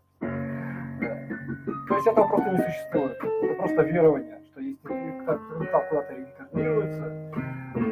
Или если это где-то как-то есть, то это совсем не так, как это пытаются преподнести верующие люди. И как бы, ну, наверное, нет все-таки, да. Это даже не, ну, можно сказать, ну ты что, деньги за это получаешь, что ли? Ну вот и все, вы специалист этим занимаетесь, ты свою жизнь живи нормально. Да. Не знаю, кто, в андронном коллайдере надо ответ искать. Ну, такие, да, как минимум, вокруг Земли, или вокруг, не знаю, может этого, да. Ну ладно. Может, другие способы, да.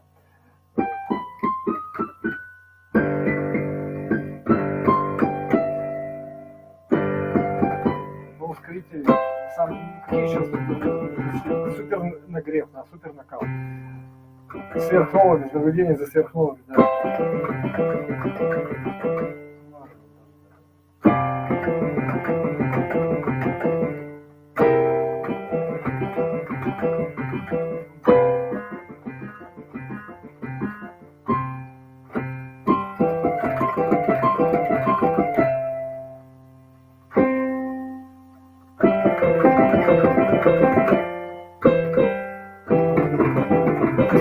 Ты так не надо, это самое.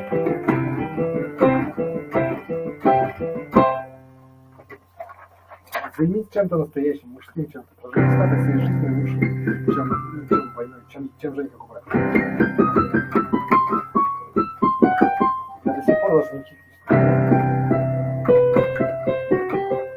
Ты что, думаешь, я женщин, что ли, не хочу? И что? Денег мне не надо, что ли? Ну, я просто себе такой, да, ну, такой я. Ну, не знаю, из рода такого, да. Ну, то есть традиции у нас такие, просто быть упрямыми, как бы.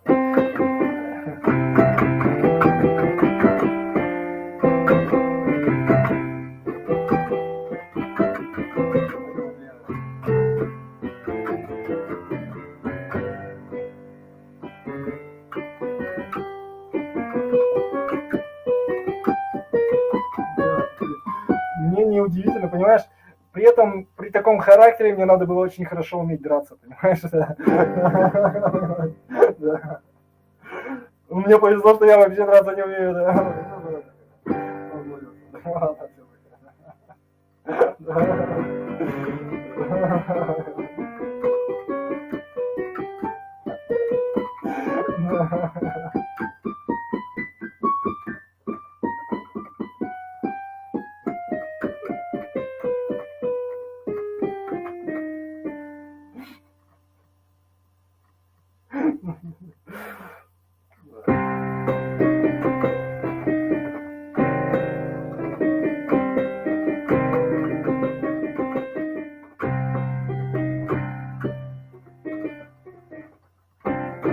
Сублимация, типа, профессиональная самореализацию.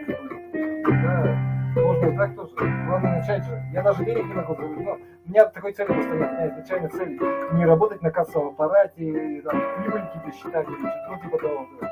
Не носиться с всякой бухгалтерией, а просто быть скрябиным и все. Ну, как-то по-простому, что они сами все вокруг меня устраивают. Такие, возьмите наши деньги, ну не напрягать, я просто...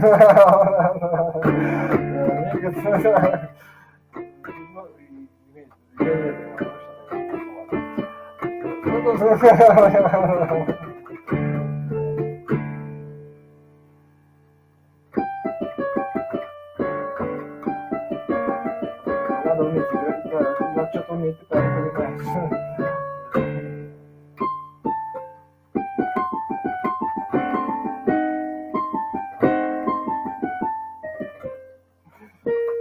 Мне нравится начинать уметь, и как бы, так.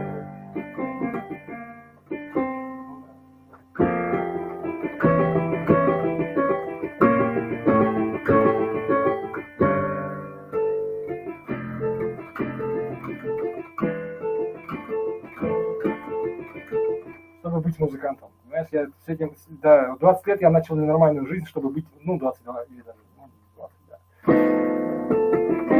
И ради этого и пить, и курить бросил, и так далее.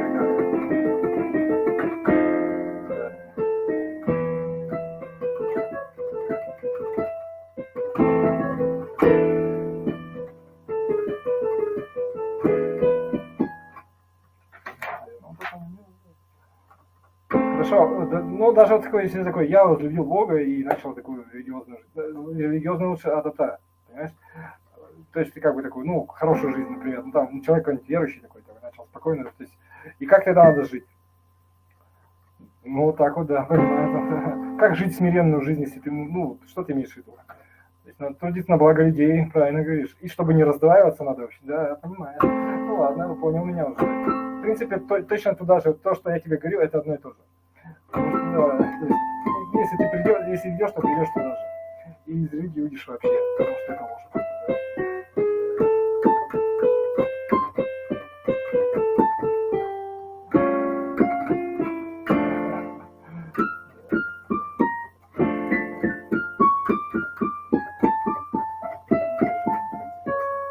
Мирным путем, я имею в виду, все же люди, да. Ну, конечно, естественно, ну ладно, не важно. Да, ладно, не касается. Да, ладно. Это долго, я тебе говорю сегодня, на себя ориентируйся. Ну, наверное, да. Меня смотри. Потому что если ты нормально будешь делать, ты пойдешь, что как бы, ну, типа того. Я понял, то есть я просто без денег сижу, поэтому, да. Просто я мало денег, мало, просто вам есть от чего утешаться, как бы легче. Ну что, закрывать глаза у вас есть, а у меня нет. Пока не накопил такого.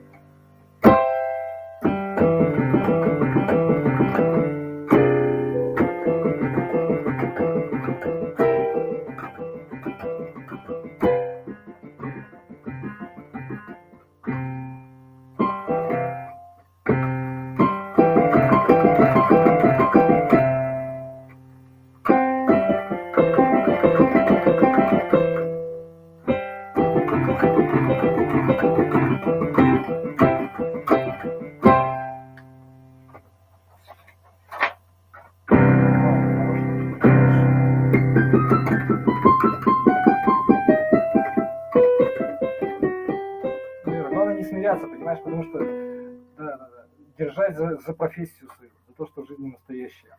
Потому что другой человек не может быть настоящим в твоей жизни. Я про женщин не говорю вообще. Я про мужчин я только говорю про себя. То есть, ну, в принципе, это то же самое, я думаю. Потому что женщины не такие вот самозамкнутые, чтобы вот, представляешь себе, ты такой, вот какую-нибудь вот красивую женщину, которую ты такой любишь, ты ухаживал за ней, оставил ее одну, она погрустила, и она настолько привлекает, что сразу другой начинает, и она такая, а издеваться некуда, понимаешь? Ну, потому что женщина, она не мужчина. Взяли у тебя, увели из-под носа, да, представляешь? То есть, да, и ты такой, блин, жениться нет, и у тебя вопроса не будет, блин, мое, и все. Да, типа того.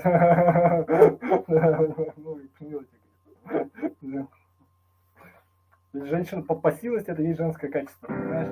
А когда она специально это делает, вызывая ревность, то есть это уже действие. Понимаешь, это уже, да. То есть вот так жизнь прожить человеческую, которая женского пола, это, ой, как, блин, пипец, ее надо жить, понимаешь? Но как-то можно так сделать, я думаю, точнее ничего не делать, так вот, да.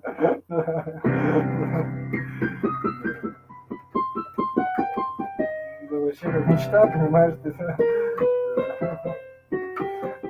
Ну, получает, у тебя обратный совет, нет, ну, Света говорит, ну, я просто к чему говорю, гипотеза такая, мужская активность любая приветствуется, только она тебя, если она тебя не убила. Точно так же, как вот ты выходишь, ну, как в компьютерной игре. То есть тебе надо, вот время идет, ну, у тебя время твоей жизни, там, 5-10 лет, да, и тебе надо пройти, то есть, как бы, ты идешь, и ты там, да, то есть, либо ты со Светикой, либо, да, то есть, как бы, и начнешь рыпаться, там, у тебя раз, какой-нибудь там, что-нибудь упало, там, да, раз, вся жизнь потерял, а она у тебя одна оказалась, например. Ну, ХП потерял, ладно, так бы, да, не важно, я просто к чему говорю, да, ну, как бы, а как, ну, да. То есть любая активность, которая тебя не убивает, и которая даже тренировка тебя может убить, если она неправильная. Ну, если уж так говорить.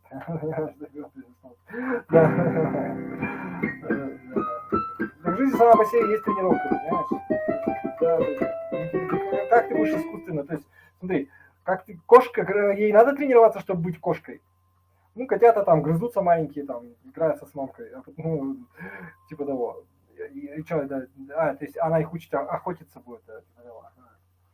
Ну, они пример просто, как они ее принимают, просто, как они же не сидят, не учатся там, да, перенимают просто, и все так же, когда, ну, нет у нас, но это не касается, ну, может быть, меня это не касается, да. То есть социально адаптированы.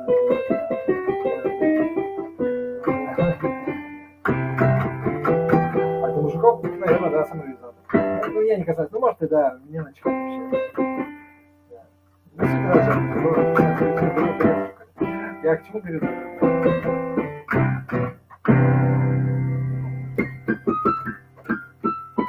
Ну, да, вот про женскую.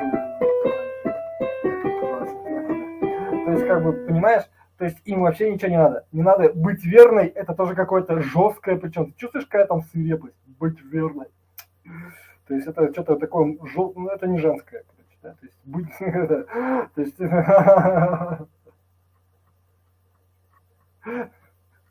ну да, ну, долгая история, понимаешь?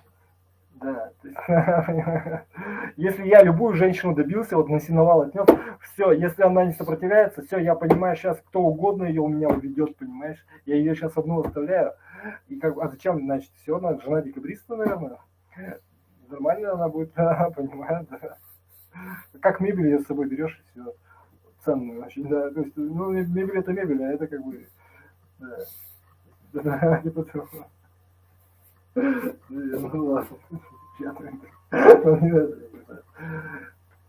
Ну ладно, ну это плохо, что ли? А в чем проблема-то? Ну, коробку побольше одешь, и все. Ну, я, ладно. Да я, ну, как бы просто де-факто. Мне это помогает, потому что можно мыслить по-мужски, то есть абстрагируясь. То есть, как бы, то есть планировать. То есть, возможно, жизнь, ну, да, ну и ладно, ну и что? Ой, папа, ой, папа. То есть абстрактное мышление, оно помогает выживать. Это вообще кора головного мозга, это вообще мужской фактор. Ну, то есть как это? Это отличает мужчину от сам как бы надоело уже. Да, то, что делает мужчину мужчиной. То, что делает человека, отличает от других видов, так скажем, да. Да. Способность, да, у них тоже, кстати, такое есть. Абстрактное мышление, логика. Неправильно, что ли? Понял, да. То есть, да, вот я тебе про это и говорю, то есть вне личности. То есть тут никаких, да, то есть не может быть никаких вот, взаимосвязей. Нет, ну, если в математике там отношениями называют взаимосвязи, там, ну, как бы там, в технике то же самое, там, если там шарнир, то есть они как бы относятся друг к другу, на самом деле они просто взаимосвязаны, имеется в виду, что они. Также здесь мы говорим про финансовые отношения, если то ты мне, я тебе. И я тебе, ты мне, как бы, если нет, то все, значит, я буду банкрот, ты банкрот, и я банкрот, значит, это сдалось, пошел в жопу. Ну, к примеру, да. И это нормально. Если ты так делать не будешь, то, да, как бы, нет других вообще вариантов никаких. Ну, поскольку ты мужчина, ты можешь еще что-то из этого. Может и так тоже, да. Но это уже, ну, смотри сам, как бы. Это твои проблемы, это уже какое-то изгияние. Оно надо или нет? Наверное, когда жизнь сама покажет, потребность такая в обществе, ну, не важно. Я к чему говорю это? Потому что иначе это в сумасшедший детский сад превращается, понимаешь? Мы с тобой, например, делаем, ты мне поставляешь детали, я делаю из них что-то, у тебя закончились детали, и что, и как бы так не получится, понимаешь? То есть, и, соответственно, прибыль из него будет взять. Ну, нет, это совет, нет. Я просто, нет, да, про мужское мышление, абстрактное мышление. Абстрактное мышление – это мужское мышление, понимаешь? Просто способность мыслить. Трезво, адекватно, без традиций, без relationship, без эмоций. Понимаешь? Ни за, ни против, просто как оно есть. Объективно. Бога нет, все, точка. Вопросы есть? Если бы он бы был один для всех, ни одна религия бы тогда не была нужна вообще. Ее бы, то есть, следовательно говоря, вообще бы не существовало вообще религии. Ни одной. Все, точка. И никаких верований вообще. То есть верование – это когда я себе что-то выдумал и утешаюсь об этом. Можно утешаться наркотиком, можно утешаться верованием каким-то. То есть, да, но вот это он имеет в виду. Типа, ну, способность к какой-то мыслепередачи, телепатии. Да? То есть передача эмоций на расстоянии, а может быть каких-то каких-то мыслительных, каких-то, типа, да, ну, квазимыслей, скажем так, или ощущений, ну, неважно, бред какой-то, не суть. Такое существует, и такое, как бы, насколько я знаю, в сегодняшней психологии все это, ну, не обязательно даже рапорт, то есть это и психология толпы, это и психология, там, скажем, да, взаимоотношений людей, как бы, да, и НЛП в том числе. То есть это известно всем, как бы, понимаешь? То есть это просто факты, которые мы просто с такого ракурса на них не смотрим, понимаешь, что это какая-то там передача, что-то там. И сильно загоняться не надо, потому что, да, понимаешь, потому что это область шизофрении уже. То есть и шарлатанов как следствие. Да. Ну, я просто, да, это все, у меня такой ответ. Адронный коллайдер на это все нужен, понимаешь? Вот нужен инструмент. То есть раньше были молотки, микроскопы, сейчас электронный микроскоп уже тоже не катит, не совсем, ну, адронный коллайдер даже что-нибудь еще круче, да, типа того. Ну, теоретически, да, то есть, если нету инструмента, который может это пощупать каким-то образом, увидеть, как это, что вот что-то вот так вот, и никто это не может опровергнуть, то, значит, этого нету, понимаешь? То, ну, то есть, как бы, то, это все область домыслов. Ну, как бы не то, что то никто не знает, то ли есть это, то ли нет это. То есть оно то ли, если гипотетически оно есть в таком виде, то оно может так работать, а может так, и всяк. А вот не в этом вот виде. Или вот эта гипотеза, да, вот так. И это тоже область теоретической механики, да, и так далее. Да, понимаю, но ты все равно это далеко не уйдешь. Все равно самый лучший способ это все теоретическое до тех пор, пока какие-то неопровержимые, ну, типа коллайдер там какой-то, пока какой-то инструмент как бы не получил какую-то искру из этого, скажем так. То есть какой-то де-факто уже, который нельзя спорить, да. Ну, типа молоток, что ли, искра, да. Ну ладно, да.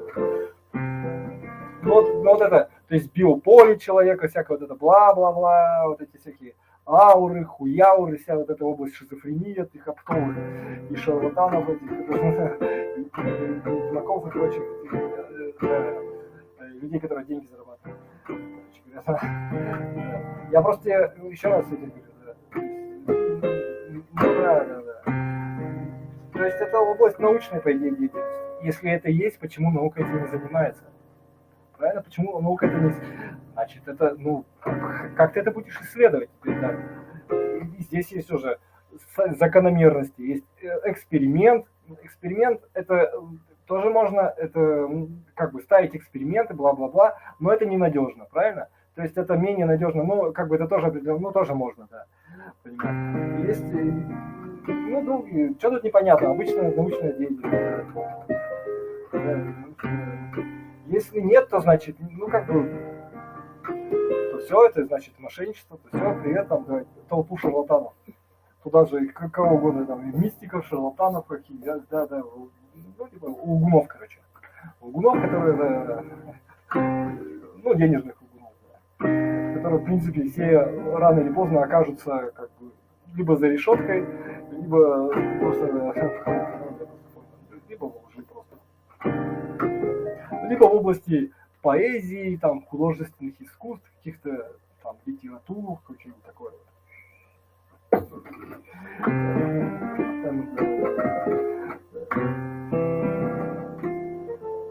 Что тоже можно, да. А-ля Скрябина, какие-то. Ну, наверное.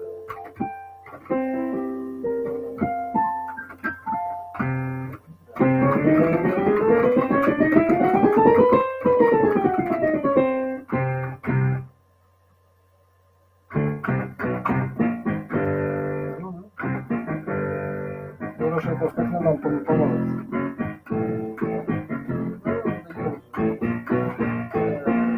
Я тебе сейчас точнее скажу, никто тебя не спросит.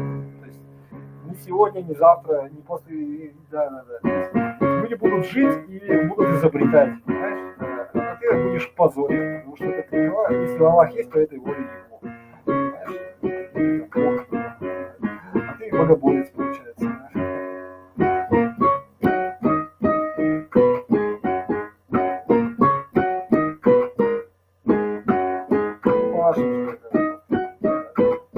Я не могу поверить, что я такую химию несу.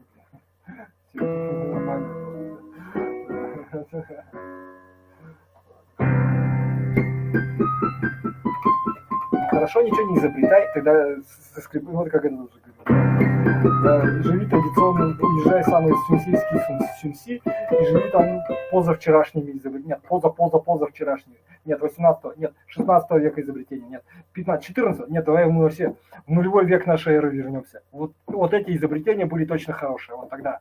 Вот, или нет, до того, как колесо изобрели, давай, может, нет, вообще надо просто соскрести голову. Я уже издевался,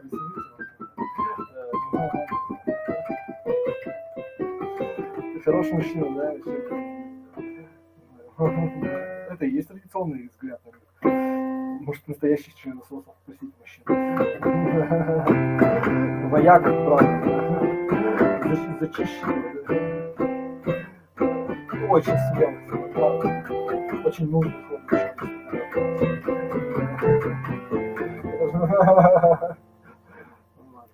Это уже долго.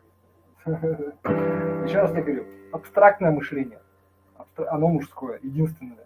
Объективное, без всяких, без ни плюс, ни минус, без пафоса там и без принижения. Да. Ну или как временно, меня не касается, все равно, то есть, да, не надо, меня уже раздражает. Абстрактное мышление, это единственное, ну то есть вот просто нормальное мышление, правильное, объективное, адекватное, мужское, расчетливое, холодное.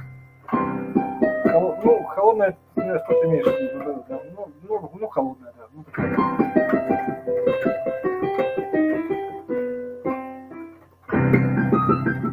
Это не то, что хорошо, то есть без этого ты не выживешь просто. То есть не было бы просто, людей вообще бы не было без этого. Ни одного вообще.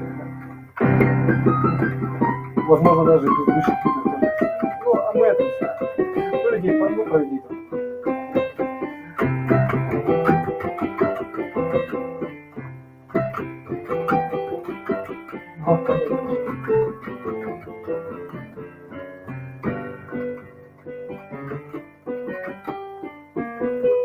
сейчас мне можно было бы деньги давать за шоу какое-то.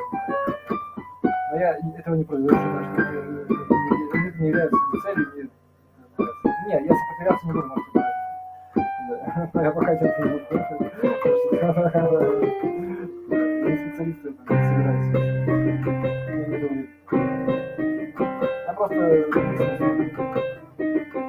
самотерапия, если угодно, еще как-то. Художественный самоэксперимент такой художественный. Ну, да, тоже так.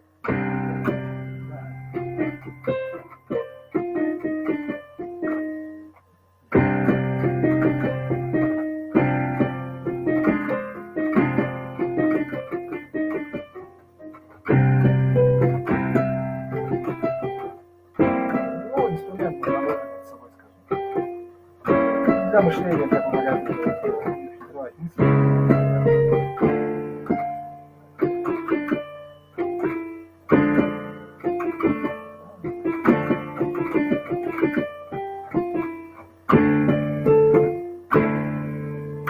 И помимо этого еще много их задач. Ну, собственно, да, нет.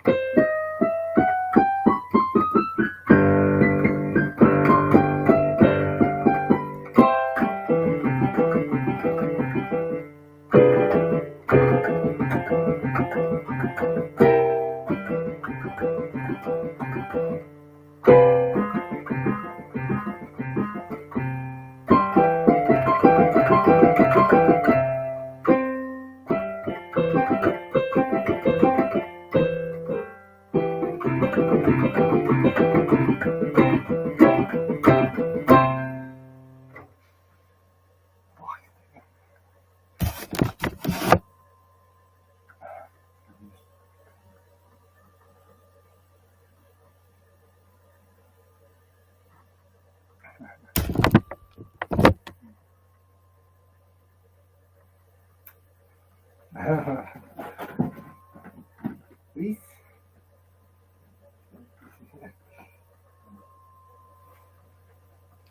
Так.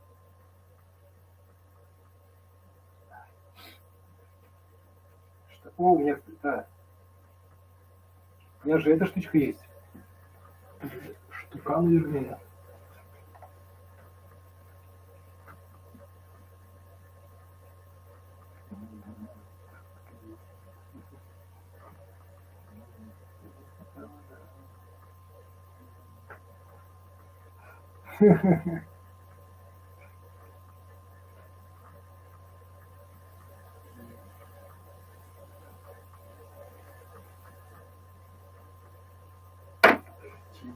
Где?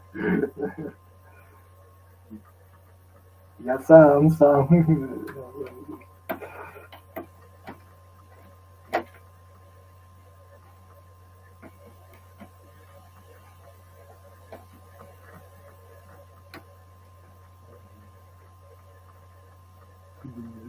Урбанизация.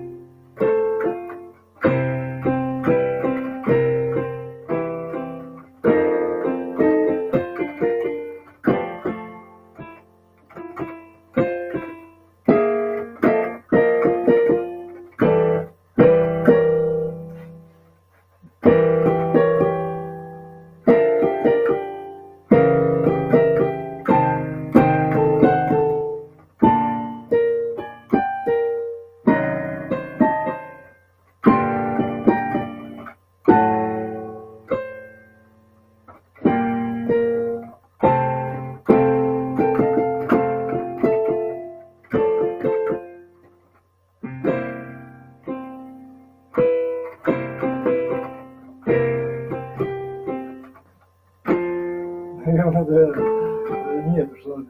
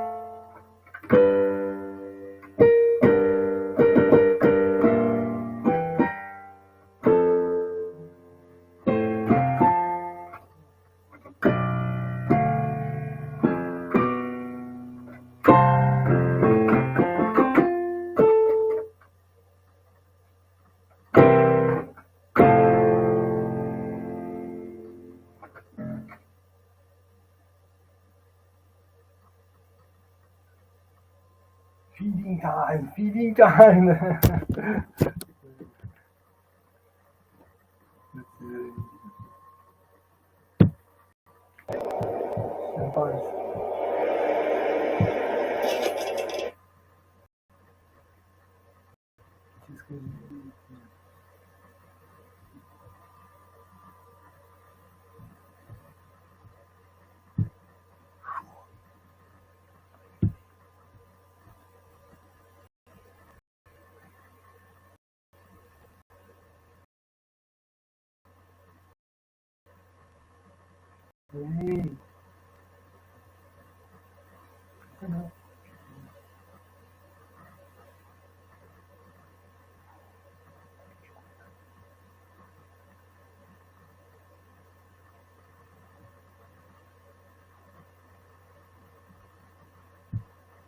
Я в вас верю.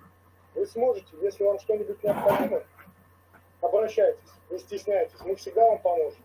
Бог с вами, победа будет за нами. За сутки оперативно-тактической авиацией и ракетными войсками были уничтожены 36 военных объектов Украины.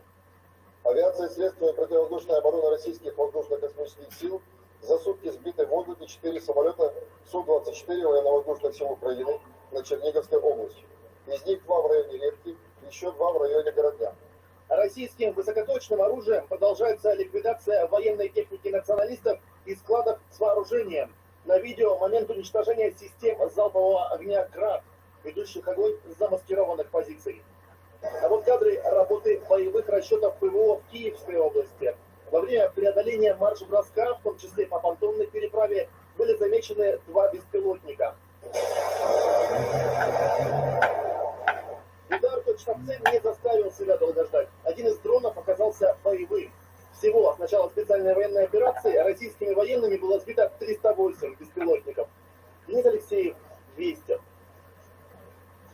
Уже до конца марта «Газпром» должен изменить действующие контракты таким образом, чтобы перевести расчеты за поставки топлива в недружественные страны на рубли, а Банку России необходимо обеспечить возможность проведения этих платежей. Поручение Владимира Путина, которое сегодня будет опубликовано на сайте Кремля. Напомню, глава государства потребовал отказаться от оплаты в долларах и евро на совещании с Кабмином 23 марта. Ну и вот теперь понятно, о каких сроках идет речь. Ну а между тем, вице-канцлер Германии сегодня же заявил, что платить за российский газ в рублях категорически не намерены, как минимум страны G7. А может ли эта позиция измениться? Обсудим с постпредом России при ЕС Владимиром Чижовым. Он на прямой связи со студией. Владимир Алексеевич, здравствуйте. Добрый день. Как вы думаете, готов Евросоюз попрощаться с российскими энергоносителями или только европейские политики готовы? Я думаю, по большому счету не готов не только Европейский Союз, но если говорить о серьезных политиках, то я думаю, что они тоже в душе не готовы. То, что мы наблюдаем сейчас, я думаю, что во многом это первоначальная эмоциональная реакция. Конечно, объявление нашим президентом новой системы оплаты за газ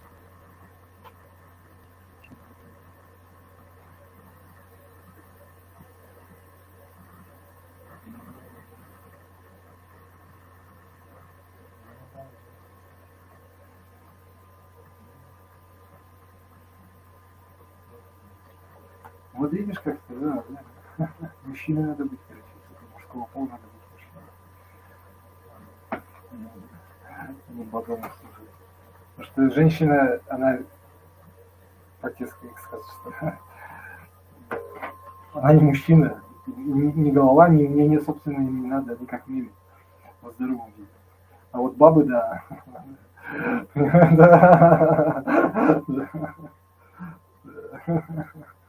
Это уже меня не касается. Как укротить? Ну, а что их укращать-то? Берешь и ласкаешь, и, ну, я про жену свою, решаешь, ласкаешь. Ну, как-то так, да. Ну, по идее, так. Меня не касается. Ваши варианты, это даже интересно, да, и полезно, главное. И всем вообще.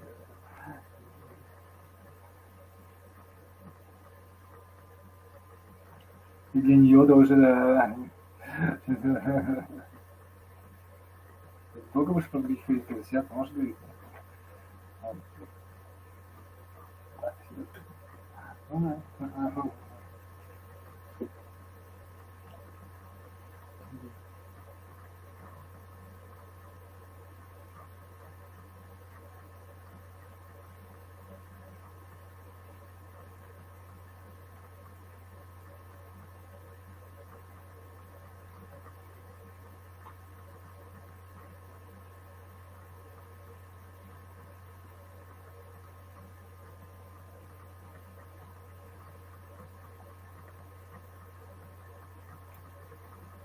Hello everybody, I'm Sarah and I'm a recorder player. The 6 Brandenburg concertos from 1721 are, in my opinion, some of Bach's best works. And let's face it, number 4 is the best one. These concertos are really special because each one is written for a very unusual group of instrument soloists, a concerto grosso. In number 4 we have not only 2 recorder soloists, but a very virtuosic violin solo as well. I'm going to show you how to play the first movement, but first, let's listen.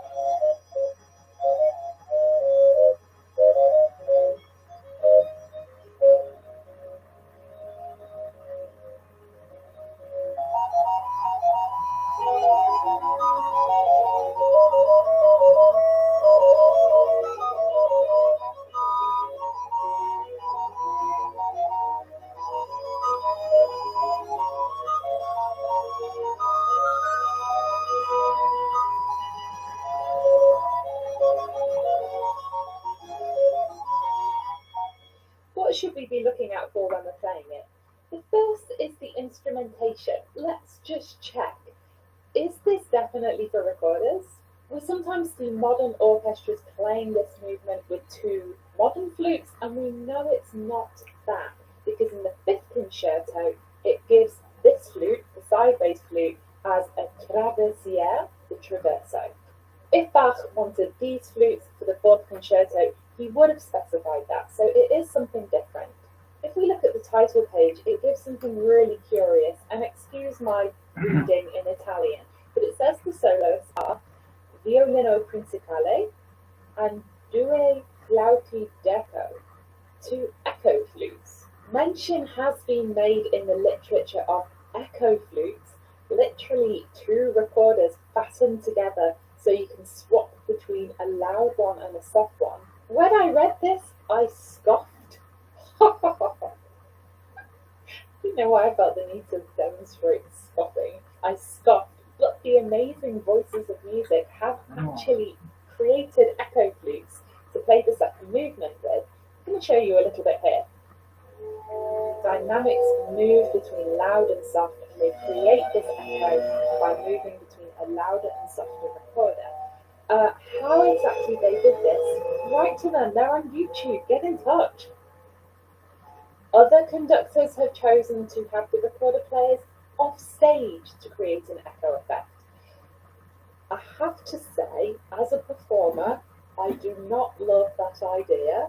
You got to try everything once, but I don't want to perform a concerto off stage. But for the rest, yeah, this music fits the range of the alto recorder and it works.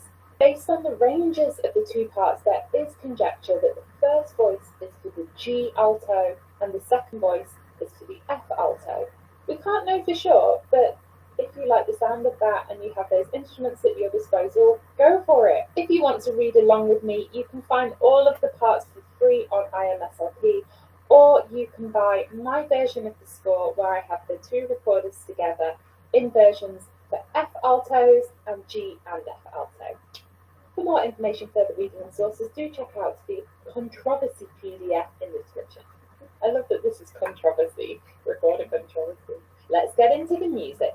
This first movement is characterized by these grandiose arpeggios. I think that's one of the most recognizable and just wonderful openings in the Baroque. And I love that Bach gave it to the second voice. In this movement, the second voice is shadowing the first quite a lot. You're on the lower harmony. You're not in the spotlight so much. So yeah, give them the whenever you have any arpeggiated figure, you want to get to know that whole arpeggio like the back of your hand, up and down the range. So if we have, you want to extend that as high and low as you can.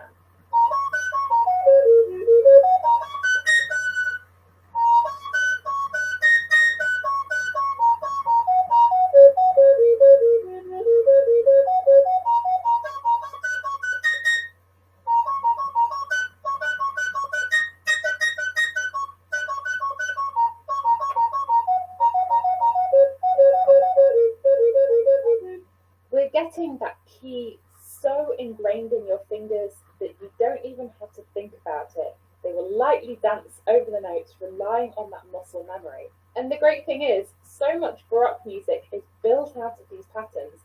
If you practice this for one piece, it's going to make the rest of your music in that key so much easier. If you are voice 2 and you're playing this opening, let's just talk about that. So I don't often give musical direction on Team Recorder because I'm very aware that this is a one-way conversation. In a lesson, I will work with my students on the musicality, we'll have a back and forth, we'll try things out. In this medium, I don't want to tell you how the music should be played. So that's why I prefer to give you the tools and you can make the decisions. But I'm going to share one little bit of experience. You don't need to do too much with this opening. Let the music speak for itself. If you do loads with it,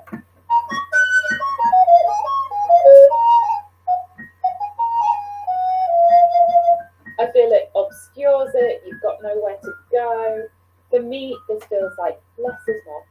I'm very open to other opinions, let me know in the comments. Important technique tip, tuning these long notes. Brandenburg 4 is full of tied high notes.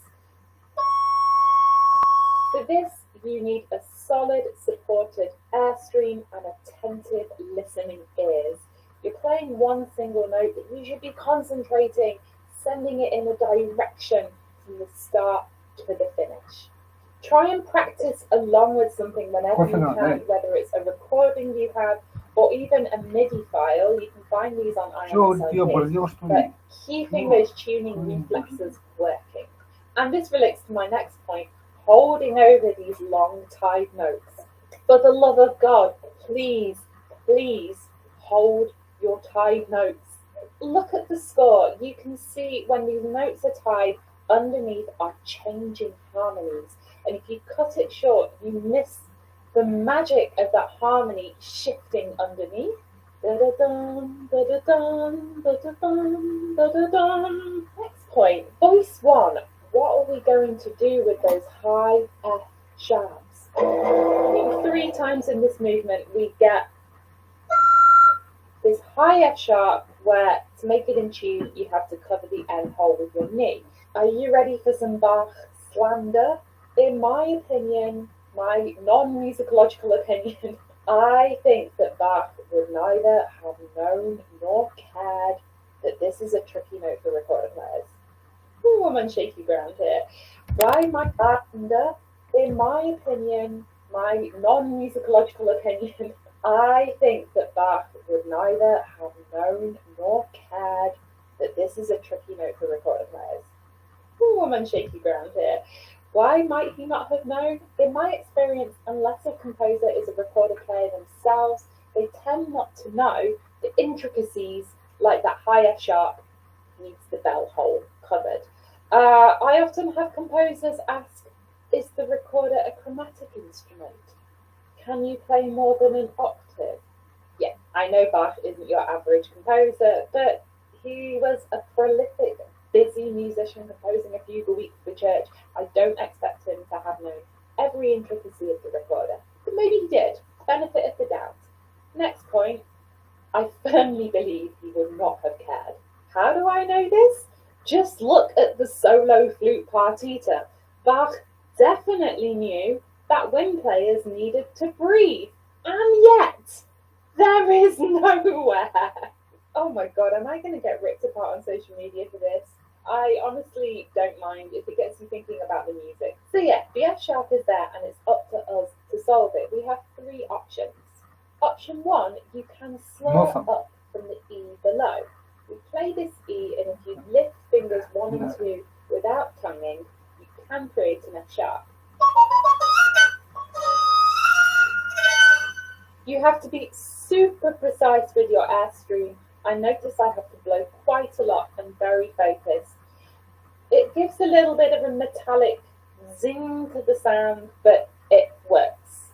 Option 2 is that we play it with the end hole covered. So this is very possible. I do often see resistance So this is very possible. I do often see resistance to people getting to grip the N hole cupboard.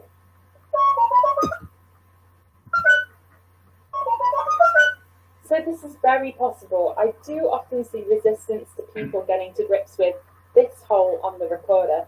And although it's a bit tricky, it's new. It's a technique that if you put time into, it's very possible. Now I did trawl the Renaissance and Baroque recorder fingering charts for you, although this note is often not specified. They had knees in the 18th century, so I think they would have figured it out and done it. That was scientific. Option 3 is that you play the first voice on a G alto, and then you get these fingerings which work beautifully. So choose from those options as you wish. Rhythms. The second voice especially has some very interesting rhythms, some syncopations, some hemiolas. We want these secure and well articulated. It's important to practice them slowly, really feeling where each note falls within the beat. I noticed the tendency to rush in this music, especially with the syncopations. We think we're behind, so we rush ahead, but actually if we relax a little bit, it all falls into place. The same goes for these passages with really crunchy fingerings, looking at you, voice 2. In this passage, we have 17 notes in a row that are sharpened. My brain does not like reading this, so I like to rely more on my muscle memory. I'm taking short sections and getting it into my fingers away from the music, and I find this really helps.